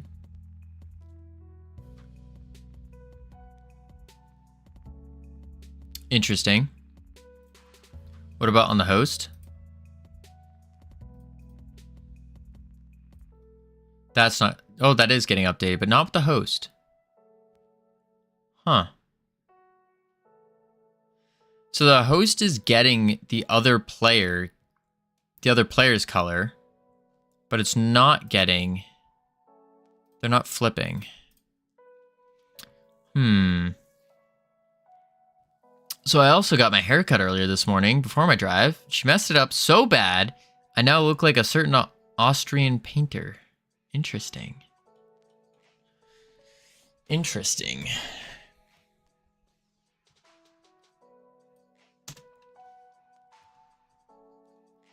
All right, add to player data. Where is our...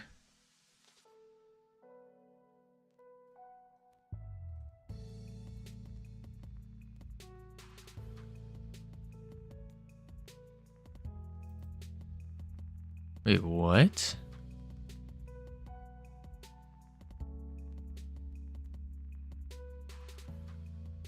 What?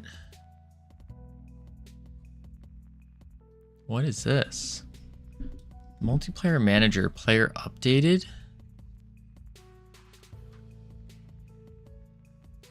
Update player node.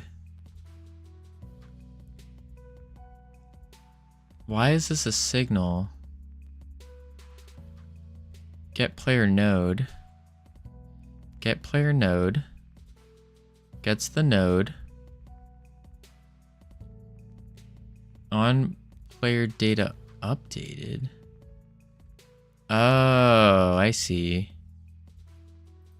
On player node updated.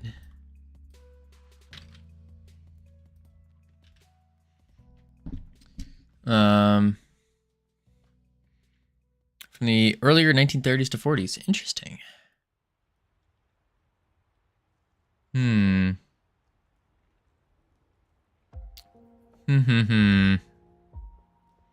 Okay.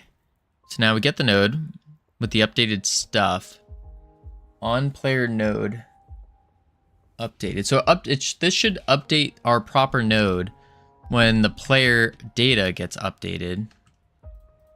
Here. This is only called once, or only emits once when the player data updates. That's fine. Okay.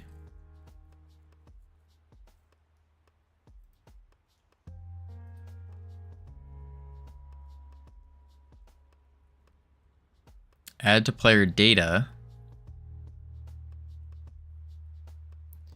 Where are you getting called? On player connected.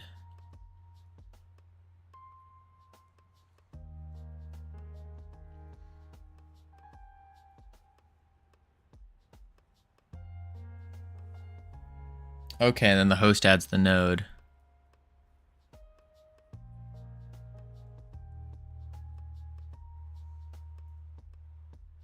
Weird. Not really. Update node, remove. Errors 5. Multiplayer manager send data to server. RPC update player data on yourself was not allowed by selected node. Okay.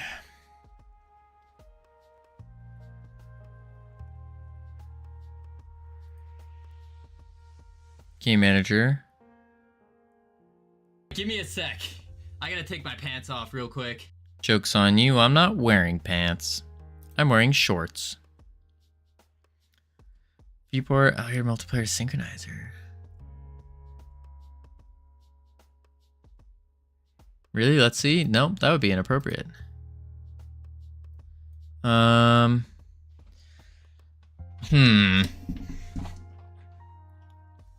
Node loaded. OID button visible is false. Mode start button ready. Let's go into... This is the game where we add the node. We have a multiplayer spawner to spawn the node. On the node, we have a synchronizer for the name, the ID, and the color.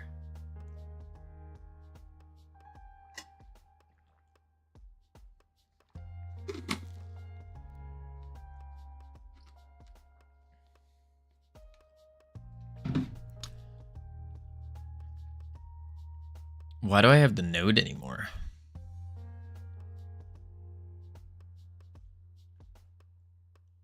Oh, I have the node so I can loop through it. That's right. Now the lobby.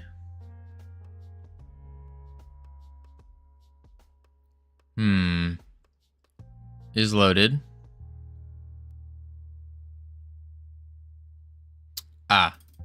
Is loaded. And we need to say main menu. Go to the connection. On connection button, host button, we can await get welded. Get welded. Await multiplayer dot server connected to server.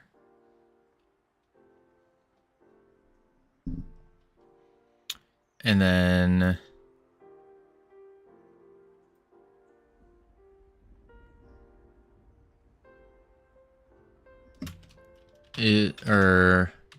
multiplayer mode dot is loaded equals true. That's pretty good. Cooking stream when? 1K followers. Indeed, CSLR and Cam. 1K followers is when we'll do it. That makes sense. It's a good opportunity. Gives me time to focus up and to prepare because I've still yet to get to that. I need to set what I need to do. And I wanted to reset the computer before doing this, but I need to set up a server on the computer so then I can connect to Twitch. Or sorry, connect to OBS to connect to Twitch. Definitely wasn't for my birthday anyway. Well, it was going. Well, it was. We were gonna use your birthday, for as like the excuse for doing a cooking stream. What is the trade war? In a galaxy not so far away, the trade war is a conflict fueled by intergalactic tariffs and economic skirmishes. Planets battle for supremacy with economies clashing like lightsabers. Corporations and governments engage in a strategic dance of import, taxes, and export restrictions, all while the galaxy holds its breath to see who will come out on top. What? Who will emerge victorious in this fiscal showdown? Tune in to find out. That's basically all of what Clone Wars was? That makes sense. Deng Xiaoping! Did I say that right? Welcome. Thank you for the follow. Welcome to the team. You now have access to the beautiful, the immaculate team emotes that you can use to welcome people to the team. Boom, boom, boom, boom, boom. Rogue, how you doing? Howdy, howdy. Deng Xiaoping, I did it good. Woo. Woo. What's up? Been a while since I've been in stream. How you getting on with the new game? It's going. Slow and steady. Slow and steady. We're getting there. Pretty sure canonically the Clone Wars was started by a trade war. Was it? I don't remember. I didn't get to watch the actual, the Clone Wars series. Some good food. Is this good food? Slow and steady's the key? Yeah. Ah, shoot. And it updates based on the host's color. Why is it syncing the host's color? What are you doing? Selectable colors? Let's remove that. I meant wins the race, but my brain just didn't want to work. Oh, I feel that. My brain does not want to work either. Really does not want to right now. But we push on. How to see the game premise? So the game... Boom. Game. Bloop. Basically, it is Mario Party, but themed around lifeguards. So... Stono asked me, why is just Covino so old and slow and smelly? I took a shower this morning. The vast tapestry of life age brings wisdom. I smell good. I smell good. A hint of nostalgia. Just Covino may appear slow to the hurried eye, but remember the journey is more important than the destination. As for the scent, perhaps it is the aroma of creativity and dedication. These so long. Embrace the unique essence and Well, it was learn in from what the they have prequels. to offer. That was a little long. That was a little. I might need to lower that text allowance. It's a little crazy long. A lot of it was in the prequels. I'm pretty sure CIS wanted to be free from the Republic's reign. Trade restrictions and kind of turned into a full-blown war. Oh, maybe. I don't know. No idea. I don't remember. But yes, Mario Party. A Mario Party-like game revolving around lifeguards. A little silly, wacky, where you have inflatable pool animals that you run around as. And yeah, it's kind of the idea here. Boom, boom. Okay, it was that synchronizer.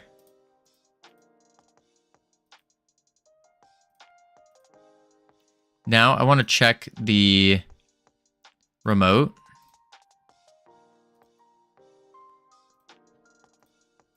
Remote, selectable colors. That didn't update. Let's check the other one. That didn't update for the play. Updated once, but not for everyone else. You have 2 minutes to do 15 push-ups. Or else, I will catch a flight very fast to your little basement at your parents' house. I don't negotiate with terrorists. CSLR. CSLR. We have a new rule in stated CSLR you might have missed. Every time you redeem push-ups, you have to do them as well. So I hope you're doing your push-ups too. I hope you're doing them as well. Ugh. Ugh. Ugh. Oh, really? Yes, really. Yes, really. Wait, that's a new rule? Yeah, with video proof? You don't have to do video proof. I thought that was from day one. Oh, no, it is a day one, but nobody ignores it now. Everybody follows through with it, actually. No longer ignored. Ow. Alright, we're gonna do diamonds.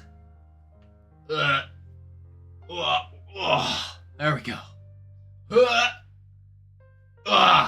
1, 2, 3, 4, 5, 6, 7, 8, 9, 10, 11, 12, 13, 14. Definitely doing something wrong. What if I do this? Whoop. Oh, that doesn't work. Bring it down lower. Yeah. Only one more. That didn't work. What's Godot good for? So many things. So many things. Godot is the, hands down, the best game engine for learning game development. Hands down. Whew. It has a relatively simple language to learn from. And then on top of that, it has socks on. There's no chance of him ending up on WikiFeet. I'm smart. I know what I'm doing. But yeah, Godot's really good. You can do just about anything you want. The only, the biggest pitfall I would say is it might struggle a little bit with more realistic graphics. But yeah. Everyone says Godot isn't capable a lot with 3D. That's not true. It's using basically the same render as everything else. Yeah. It does. I've heard, or at least I haven't seen many great examples of realistic graphics in Godot.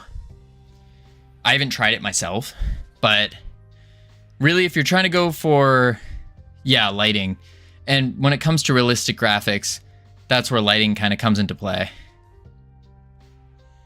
But yeah, it's really good, really good. And if you're trying to do any kind of if you're doing stylized art and stylized models and stuff, then it's prime. Now you can't easily manipulate 3D shadow generation yet, right? Zoomer Boomer Timbercat, right?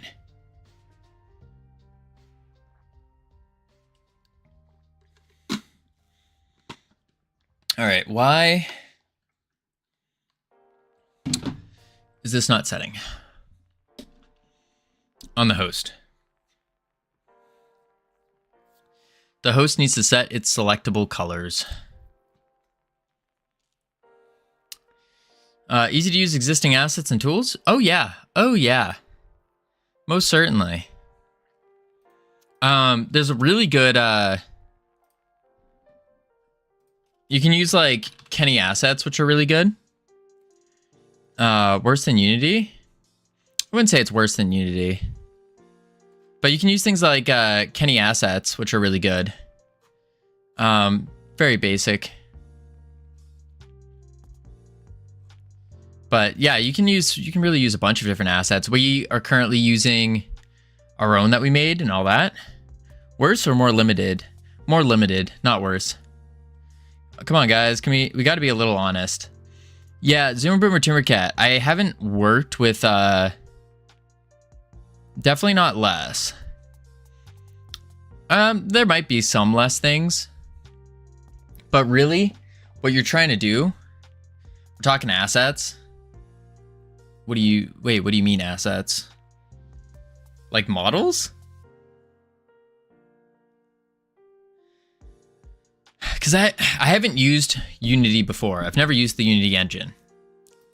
I think I opened it, and that's about it. Do I have Unity here? Yeah, no, I don't. Oh, wait. I might. But yeah, Godot can use all the other ones. I still poke at GD for its FBX importer. I thought they fixed that in 4.4.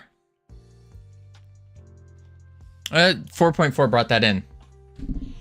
Are you switching game engine? Absolutely not, North Pole. No way. What kind of nonsense are you speaking right now, miss? No, no, no. 4.3 has native FBX support. Yeah, yeah. Cam, I just did 15. What? Why? Why? Oh, man. Can't stop me. I'm not stopping you. I'm just questioning your choices. Mr. I want to save my points.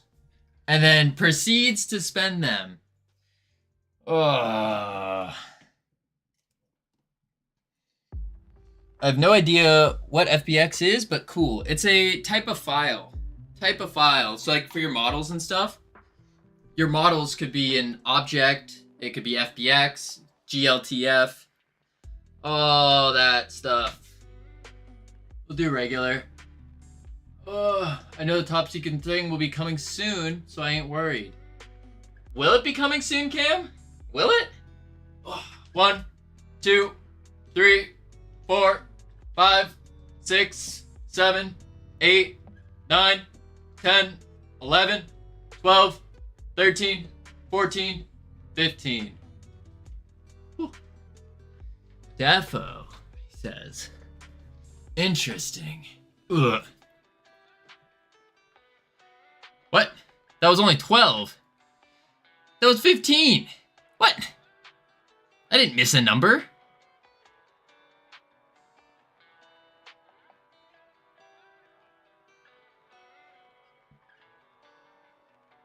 How is that 12? How did I... What? How did I count to 12?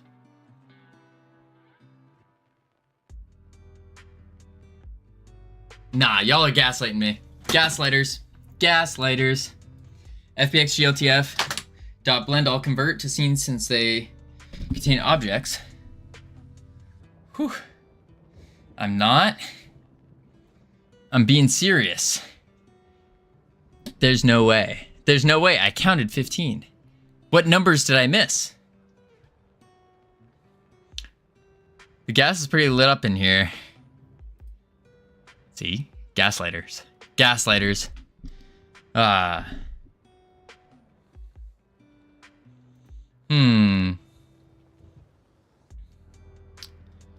all other engines can. Can what? Alright, so... Crap, now I forgot what I was fixing. Oh, putting the color in the selectable colors. That's right. You know, Shadows, I haven't seen anyone complain about that. I'm pretty sure it's just a you problem. I don't know who's using other file types. They just don't make sense. I don't know, I like using .blend. It's just been really nice. Then again, we haven't done any crazy models, so not sure. Colors update. Update selectable colors.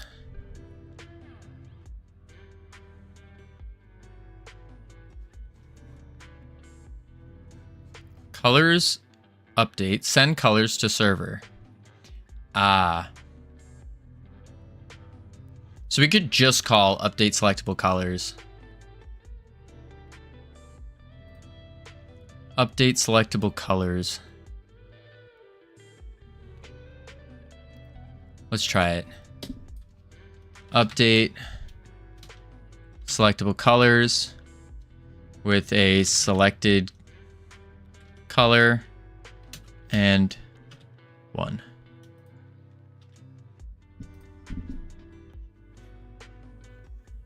It wasn't built to tie a bunch of things into a mesh.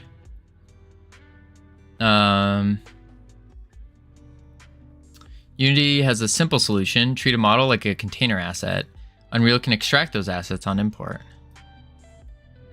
But like, what's the use case and the benefits? Because I'm not familiar.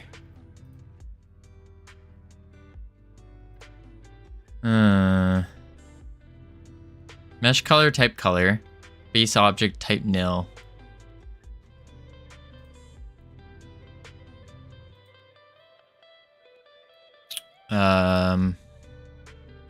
This one.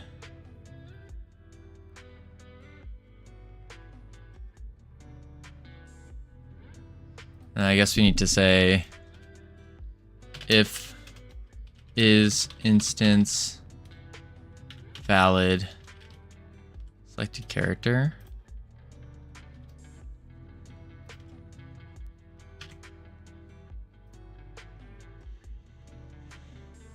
Everyone has different ways of doing it. Makes sense. Makes sense. Boom, boom, pow, pop, bing, pow, connect. Womp, pow, bang, dow. Okay. Now we go to the remote. This is the host. That still didn't set. Why? Why didn't selectable colors set? Multiplayer is server.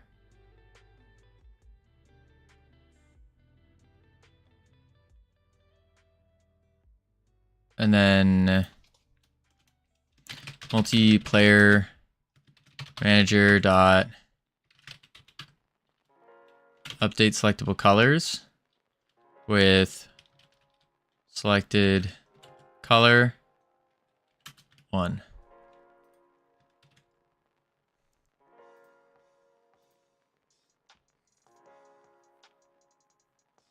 Feature has if a feature as mundane as that is a deal breaker, then I don't know what to say.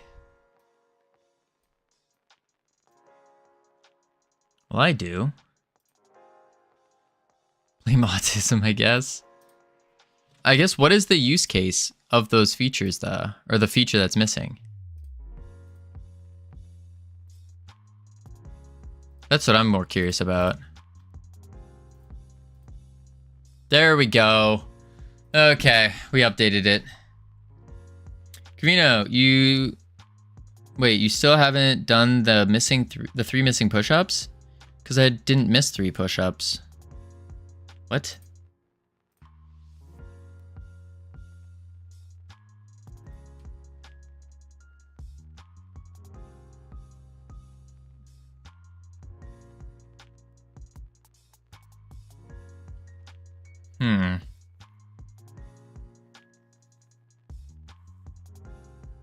You did though? Cam, are you really gonna make me get out of my workflow just to prove that you're lying? There's no way. Pop open here. Go to the stream. And then... Oh, I can't go back. We're gonna have to go... Twitch. Channel. Boom. I'm back here. Here we are. I don't know. We go here.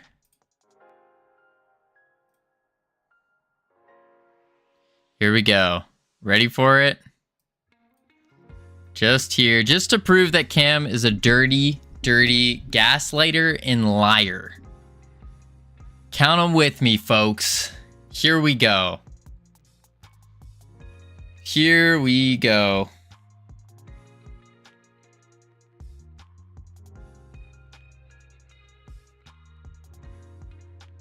Wait for it. 1, 2, 3, 4, 5, 6, 7, 8, 9, 10, 11, 12, 13, 14, 15.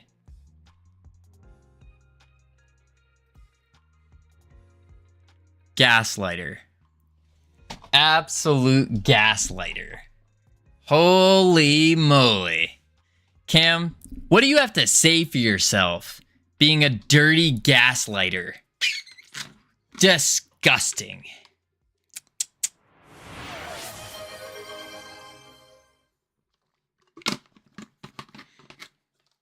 You don't need money.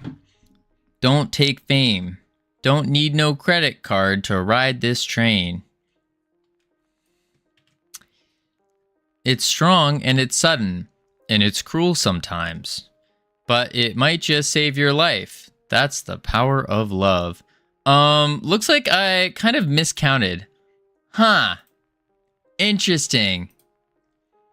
Miscounted. So, Cam, are you telling me you don't know how to count now? Is that what's going on? And then immediately blame others? Especially when I was counting out loud? How are you counting that? Because I counted 14. CSLR. Don't tell me you don't know how to count either. Oh my lord. I counted every up. So every time I went up, that's a 1. So down 1, 2, 3. I'm pretty sure I counted 14. I literally counted on my fingers for everyone and went 1, 2, 3, 4, 5. I can't. This is ridiculous. 1, 2, 3. No, I definitely counted 14. You're definitely gaslighting as well. Definitely gaslighting. Let's see. I don't gaslight, I misinform.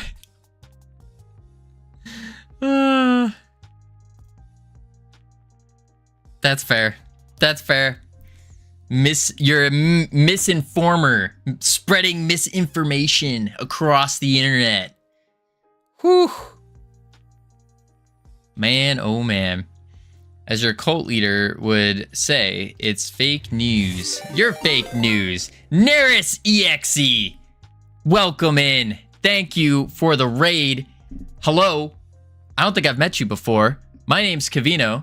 What were you working on? We are working on our second ever game. Second ever game. And this second ever game, have you ever sat back and thought to yourself, hey, I wonder what it's like to be a lifeguard?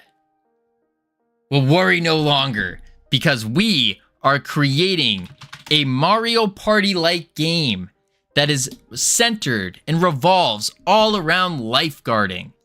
So basically, it's like a board game for those of you who don't know Mario Party. And Neris, I don't know if you heard me, but what were you working on? Hello. I don't think I've met you before.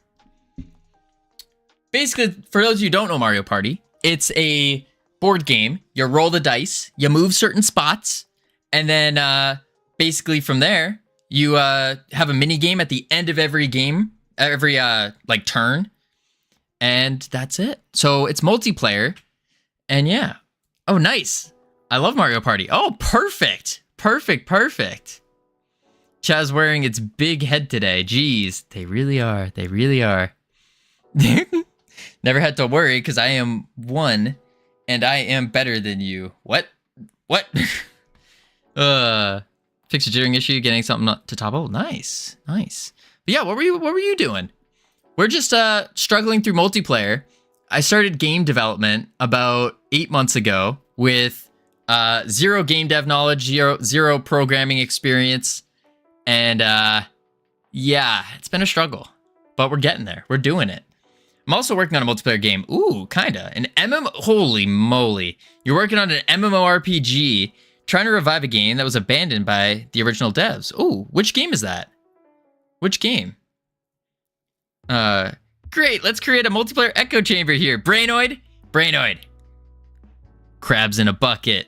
Crabs in a bucket. Listen, we can do it. Easy. Ragnarok Online 2. Ooh, I have heard of Ragnarok Online. I haven't actually played it before, but I have heard of it. I was big on, I guess technically still am, big into World of Warcraft. Big into it. Making an MMORPG, whoo, how long have you been working on it so far? My last message was in response to you if you were asking if you ever wanted to know what it's like to be a lifeguard. Oh. Gotcha, Cam. Covino, we get it. You're a WoW nerd. Listen, I was just telling Neris that I have a love for the MMORPG genre. About 14 years. Whoo! Holy moly. Holy moly. That's wild. 14 years. On and off as a hobby, though. Oh my Lanta. Miker, how you doing? Do you love MMORPGs or do you love WoW? I love MMORPGs. I think they're really fun. I think they're fun. I like most... I really, my love is for multiplayer games. I just like multiplayer games a lot. Doesn't matter what it is for the most part. And that's kind of what's leading to us doing this. I haven't seen you play multiplayer MMORPGs. CSLR, we actually, back when we were doing Freedom Forge Fridays, I used to hop on WoW every now and then, and I'd play it. Just the problem with MMORPGs is that they're not great for streaming. They're really not. Unfortunately, because they're far more complex. There's lots of systems that go into play, and for someone who doesn't know what's going on, it's kind of a little confusing. Neris, thank you for the follow. Welcome to the team. You now have access to the beautiful, the immaculate team emotes they can use to welcome people to the team. Did we? Oh my lord, mods are slacking. Cam is slacking. Boom. If anyone's interested in checking out an MMORPG and some creation of an MMORPG, be sure to check out Neris. That sounds cool. Hopefully I can check in at some point. That would be awesome to see. Awesome to see. Oh, Oi, I'm not slacking. Yeah, not slacking, he says, but misses the shout out. Misses the shout out. Ooh. All right, let's see here. So what we're doing, I should probably show what we got so far. Basically, the way this is working, and I hope it's I think we're doing it in a good way, but we have a couple goals. So the first goal is Steam ready. So for Steam ready, we need to have one board, 5 scenarios, which are basically mini games, and then all the spot functionality. So to make these 5 scenarios to be Steam ready, and then finally shippable ready, so the game's completely like done, in quotes, we're going for 15 mini games. So to make this process easier, because we already made one mini game, and it took us about a week and a half, but most of that time was really spent doing what we're doing right now, which is this UI and getting multiplayer functionality connected. So instead, we are making a template for the mini games because, well, one, we need to test the mini games, but also we're working off of the theory that a mini game is not a good mini game unless it can be its own standalone game. And so what we need to do is we, of course, need the hosting and joining function going. And then we also need player customization. So being able to create your character and pick a color, kind of like Among Us in a way where you just pick the color. We're going to go into more depth with customization in like the actual game, but this is just template for the mini games and also a template we could probably use in the future as well. Probably. Today's plan is to reconstruct a GDD for my puzzler game. Ooh, sounds cool. Sounds cool. How's it going? It's going. Good doing, Bear Like Lion. Good doing. But it's been rough. It has been rough. But this is basically what happens. And then right now we have the remote now gets that data that I just implemented, which is fancy. in here in the manager. Oh, nope, this is the wrong. That's not the host. This is the host. And yeah, we're just trying to get the UI going and kind of function out. So here's the host being orange, and then this one's like the blue for the other character. And then of course we have the player data with the name, the color, the model, and yeah, name, color, model. Beautiful. So that all works. Now we're working on the button functionality. Show a mini game. I don't want to show that one. No. That one has to be reworked.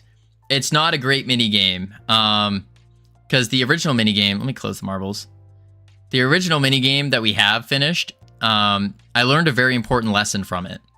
And that lesson is that I've spent so much time trying to learn game dev that I kind of forgot about the most important factor of game dev, being making the game fun. So we looked at it from like a mechanics standpoint, and we're like, oh, okay, this is pretty cool. It's nifty. It works. But playing the game, it's not great. It's kind of on the boring side, if you will. On the boring side. So we need to spice it up. And of course, it's the older UI model. We decided to go with buttons instead. But you can do difficulties, hit start. And the idea is it's all about lifeguarding. So this one in particular is you're performing CPR. And for anyone that doesn't know, you need to perform CPR at the beat of 120 beats per minute. And so about there. And so you press the space bar, kind of like a rhythm game. And you just push the little water spout all the way to the top. And then you win. Easy peasy. And then boom, first place. Yeah, that's the idea. Very basic right now. Very basic. And we can return, quit, all that stuff. Boom. Whew. All right, so let's get back to figuring out how this is gonna work. We have update player data. Cool, I appreciate it. Yeah, but our first game is in the process of being released on the Apple App Store and Google Play. That's Realm Rapture, and it just so happens to be the #1 free 3D mobile game with complex mechanics developed in Godot in 2024/2025. That took us about 7 months to do. Completely free game, like losing money on it. There are no ads, literally nothing in it. It's just free. So it's pretty cool. It's nifty. But yeah, we're waiting on Apple and Google to kind of approve the whole game here. And then yeah, it's just a casual game where you run around and you can kill enemies, collect resources, upgrade your stats, get little companions to follow you around, take on boss fights. Okay, that sounded a lot bigger than it's kind of a bigger game, I guess. It's like a medium-sized game. I like doing medium-sized games for learning. I know the typical advice is, hey, you should do small games to learn, but I don't know. Something about medium-sized feels better. Feels a lot better. All right, let's see. So we are now doing let's see what crashes again.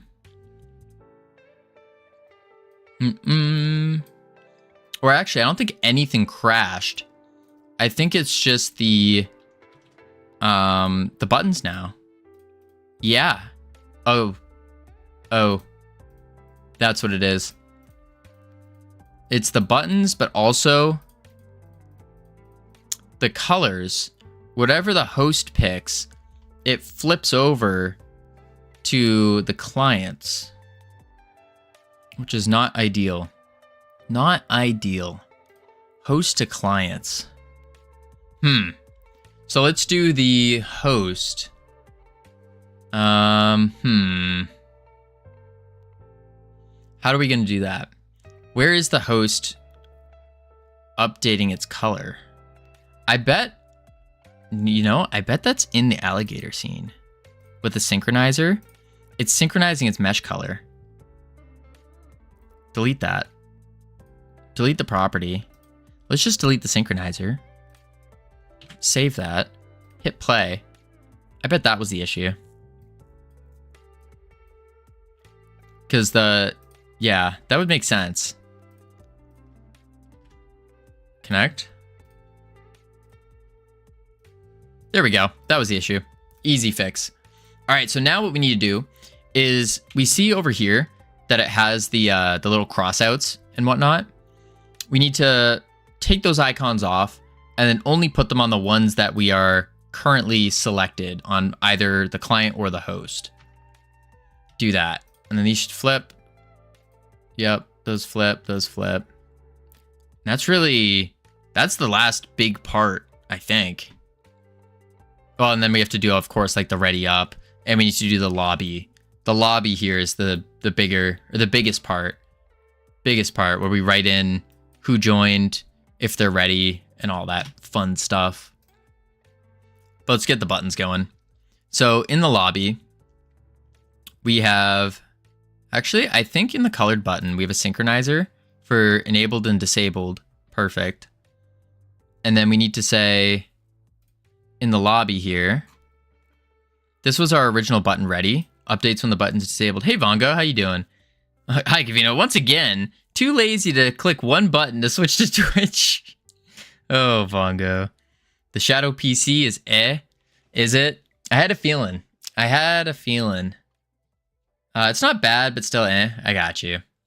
Yeah, that's rough. All right, let's see here. Function button ready. And what is this doing? If it's a server, then we set the button to disabled. This is for the ready button. Okay. Well, you done me in. You bet I felt it. I tried to be chill, but you're so hot that I melted. What? What? What is this commit cam? What is this song?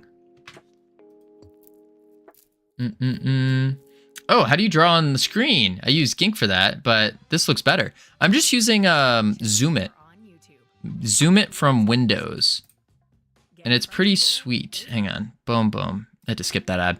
Yeah, Zoom It on Windows. Basically, who said it was a song? Oh boy.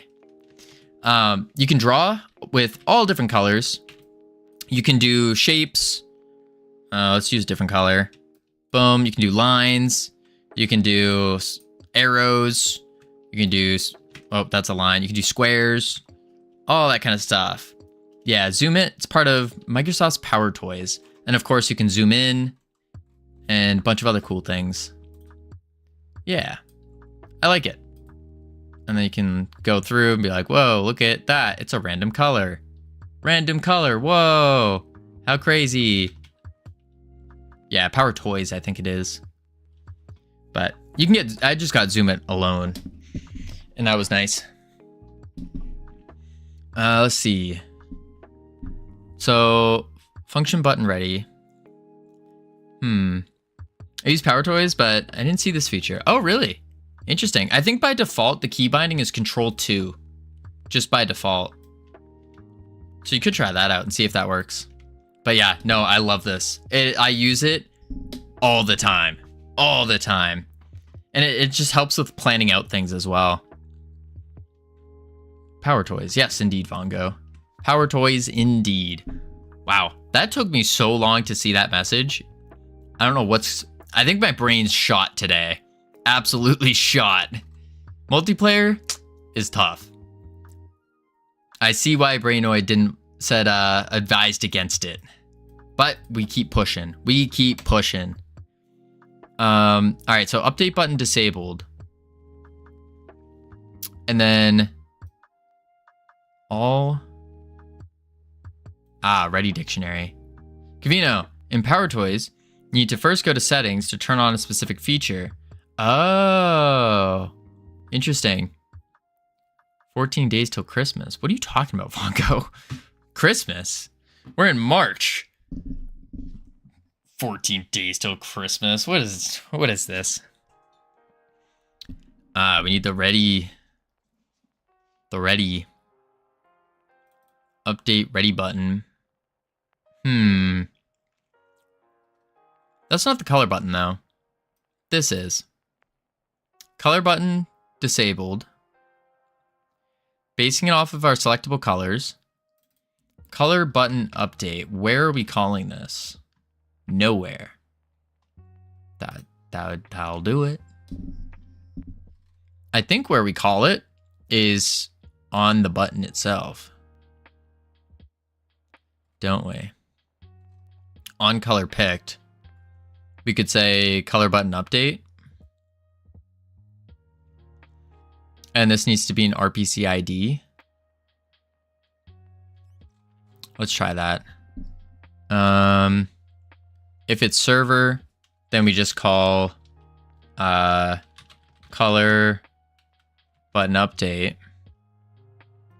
Otherwise, we call color button update dot RPC ID 1. That's it. Or we do .rpc to call it to everyone. Maybe that's the play. Let's try that.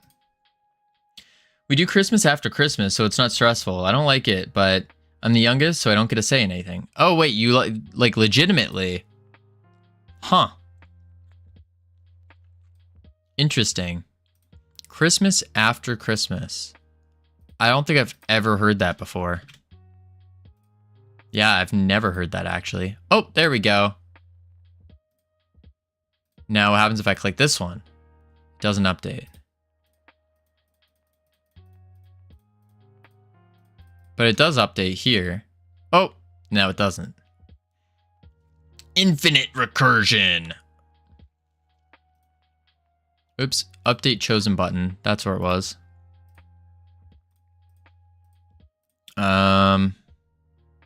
Where the heck was that though? Was it in the button? Yep, toggled. Update chosen button RPC. Okay. And then on the button group changed connect function, we would say this. Instead of data manager, we want to go and say 1, 2, 3, 4 multiplayer manager with the selectable colors. And then what is this? An RPC for chosen button update. When player selects a color, no one else can. So we can do this again. And then call multiplayer selectable. And then update chosen button. Taking in an ID. But I feel like we need to do maybe we do in a regular RPC. I would think it would be an RPC ID 1 though. To call it just on the host. Well, no, because RPC you want to call it on everyone. We shall see. Boom. Boom. Okay, they're all click red. Oh, there we go. Now it updated. That's weird. So it's oh. Who has purple? There's 3. We're almost there. Almost got it going. And then when we disconnect, it doesn't disconnect. Gotcha. Covino, oh, I read that. Shoot. I was like, oh, catch up on my reading skills. Color picked emit.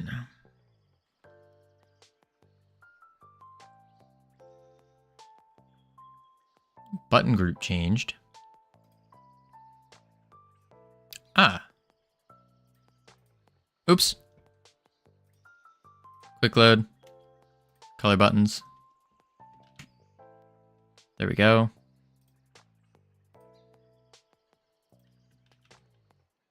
And then set or disable, enable here.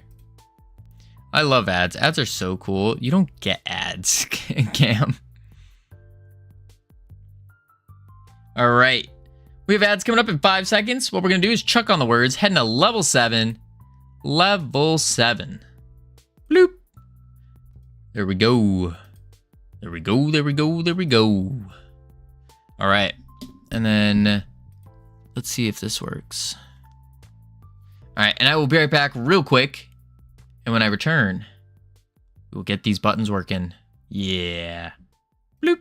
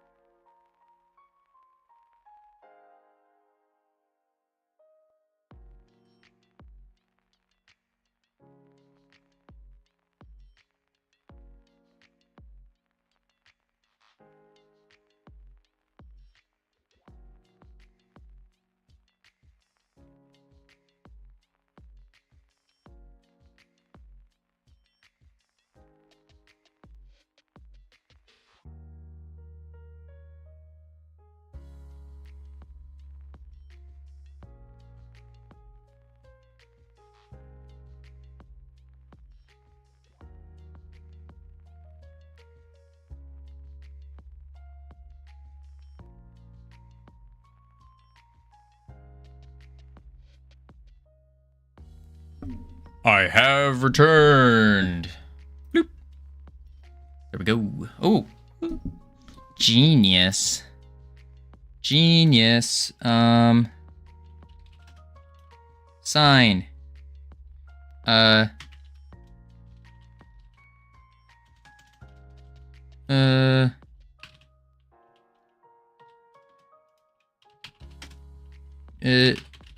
Gine. So, yikes. Yikes. Yikes, yikes, yikes.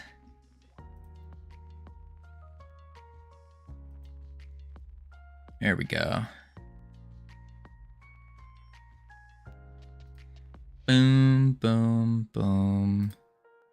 Even brighter than the moon. Come on, I carried. Weird level. It was indeed. Was indeed. One vodka martini, please. Shaken, never stirred. One vodka martini, please. Shaken, never. I think he says never stirred.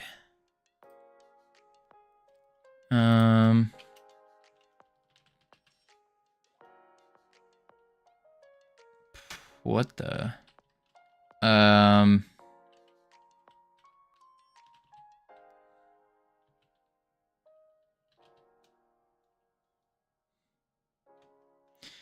Huh, weird.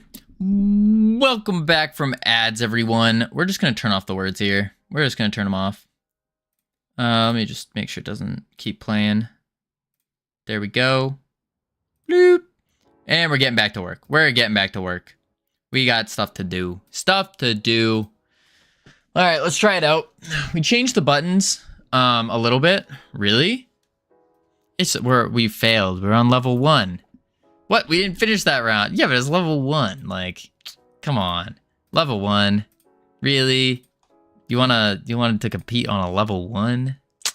Nah, dog. Nah. Orange. Okay, that worked. Nuts, that didn't. Rigged. Yes, level 1. I love level 1. Man. It's almost over. It's almost over though. I'll let it finish. I'll let it finish. It's because it was level 1. You didn't know any words? I know the words.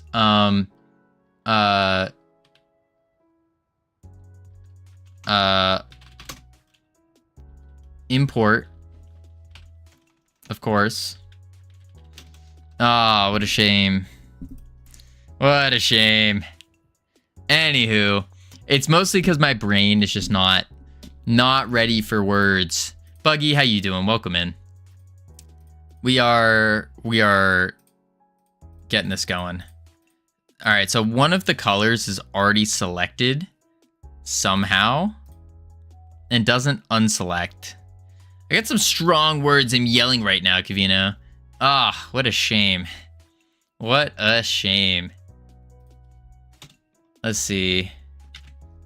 Let's see. Why are you... Okay, no, you're right. What are you synchronizing? The disabled and enabled. Okay. In the ready, we set the boxes. Disabled icon is here. There is no icon on it. So what is giving it a disabled immediately?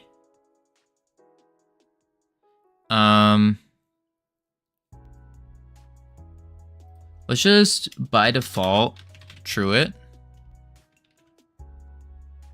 I wonder if that will work.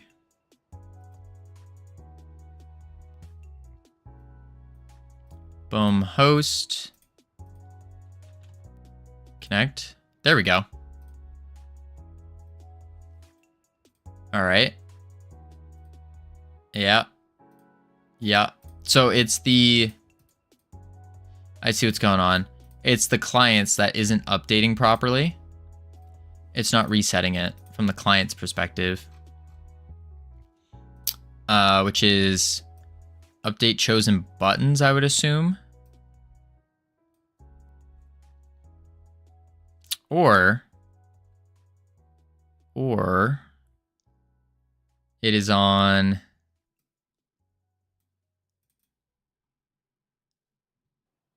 No, that needs to be a regular RPC. Oh. Oh, wait.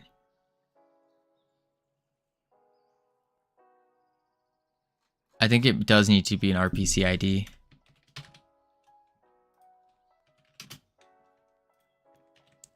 So now it will send a signal to the host.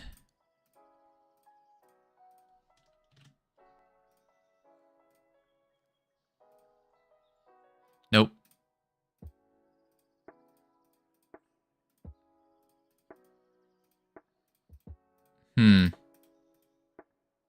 Weird. Magic colored buttons. Let's look at the errors. So manager host game could not create eNet. Oh. Wow, Covino is locked in today. No funny business. No. It's more so that my brain has completely melted today. Like, I have a pounding headache. I'm hungry. I'm dying. I am dying. But I want to get these buttons done. Good night, darlings. Good night, North Pole. Sleep well. Thank you for being here. Colored button.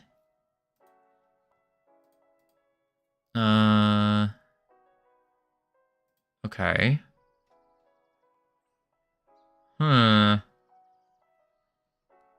Button group changed. So whenever the button changes, we're updating the selectable colors to remove it. Ah. Every time the button changes, we are changing the selectable colors. But this needs to be an RPC, doesn't it?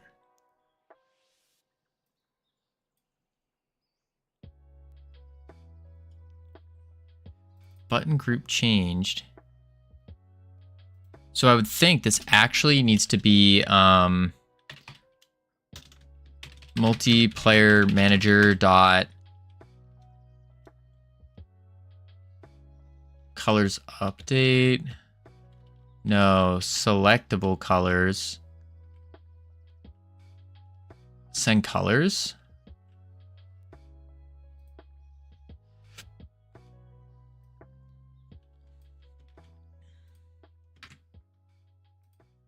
And then equals opposite of, well, we don't want to send it though. Don't want to send it though. No.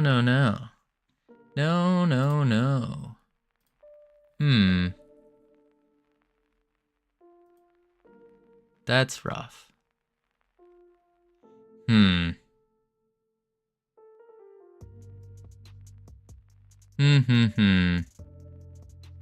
I think I have an idea. I'm not gonna like it, but could. Yeah, I think this will do.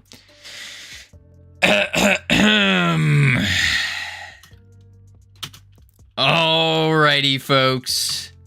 We are calling it here today. My brain is so fried right now. Wow, so early now. Not even 10 p.m. Well, because of the hour difference. We've been streaming for over 6 hours, Savage. Over 6 hours. Oh, I'm starving. It is past my dinner time. Look at that. 1700. 1700. We're heading out to Tuna Nerds. It's their affiliate anniversary. Affiliate anniversary. I think this is 3 times. 3 years now, if I remember right. So be sure to spam the emotes and hit them with a happy affiliate anniversary. Like that. Like that. There we go. Thank you all for being here. Whew. I appreciate each and every one of you. I will catch you all tomorrow, because for those who don't know, we stream every single day. Every single day. Getting this multiplayer done. We're going to make Brainoid proud. Brainoid's like, hey, I don't think you can do it. I don't think you're going to. But we're going to. We are going to. Tomorrow we're going to do the colored buttons. Get the colored buttons going. And then our template is just about done. I'll catch you all tomorrow. Boop. One sec, YouTube. One sec. One sec. Oh my. There we go.